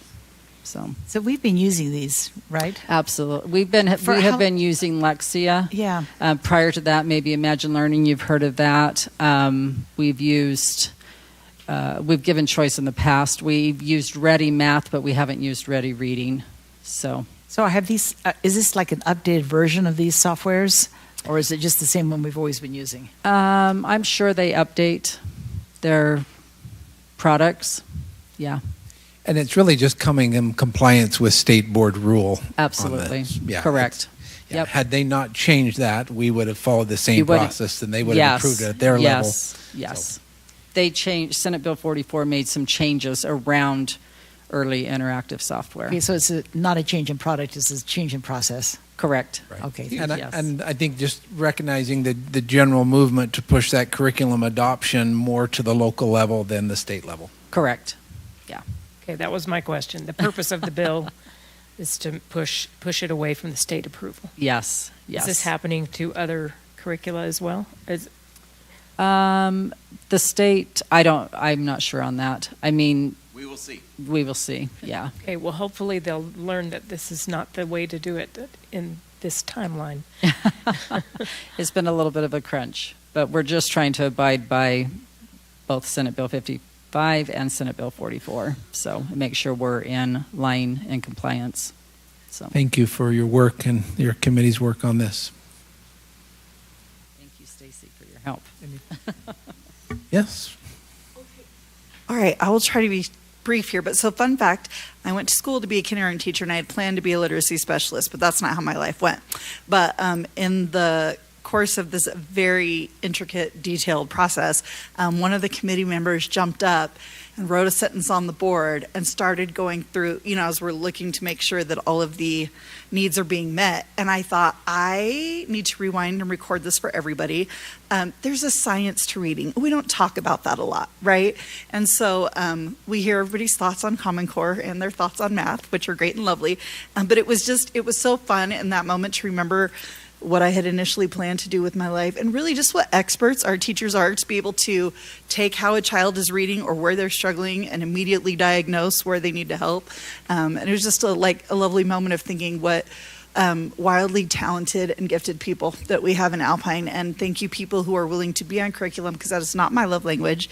And they're so good at what they do. So thanks to your whole team. The experience was amazing and very much enjoyed it.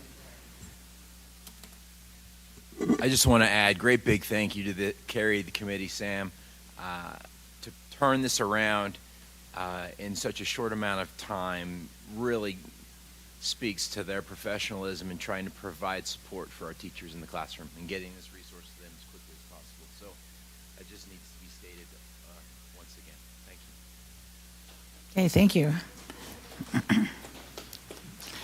All right. I think that's it. It was just discussion at this time, and then we will have another opportunity to review this next week. Okay. Now we have an opportunity for board member and superintendent reports and information items. So if you have one, now is the time. Stacy. I'll hold my comments for next time, but just everybody get excited. Now, come on, don't do that to us.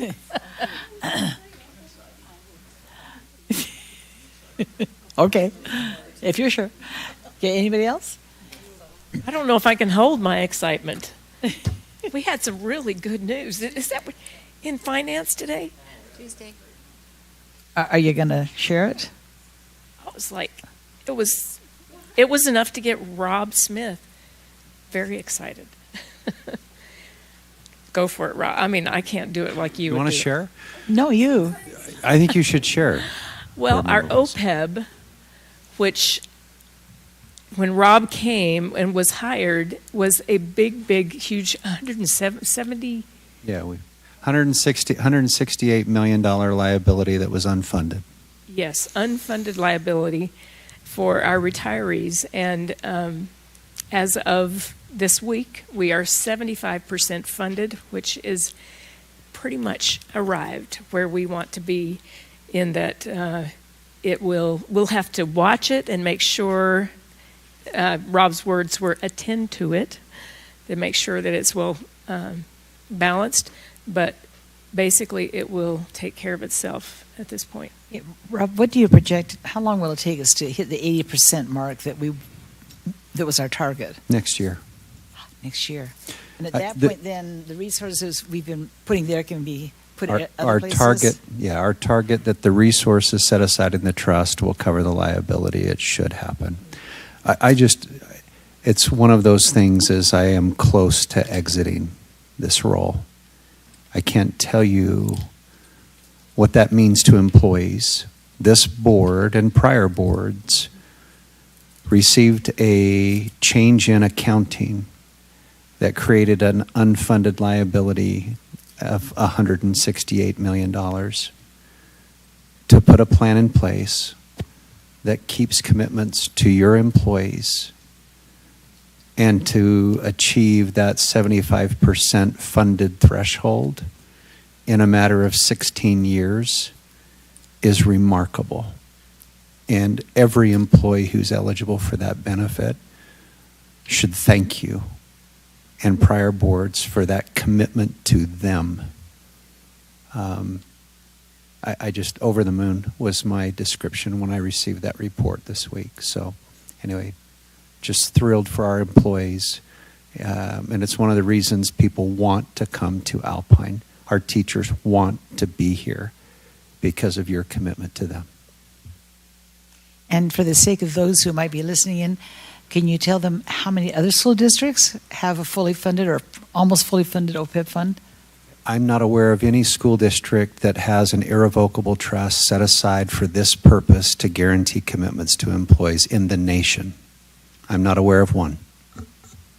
So this is where the music swells and we do a happy dance, right? Okay, Rob, outstanding. Thank you.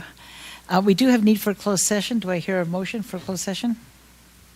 I move that we go to closed session. Okay, and a second? Second the motion.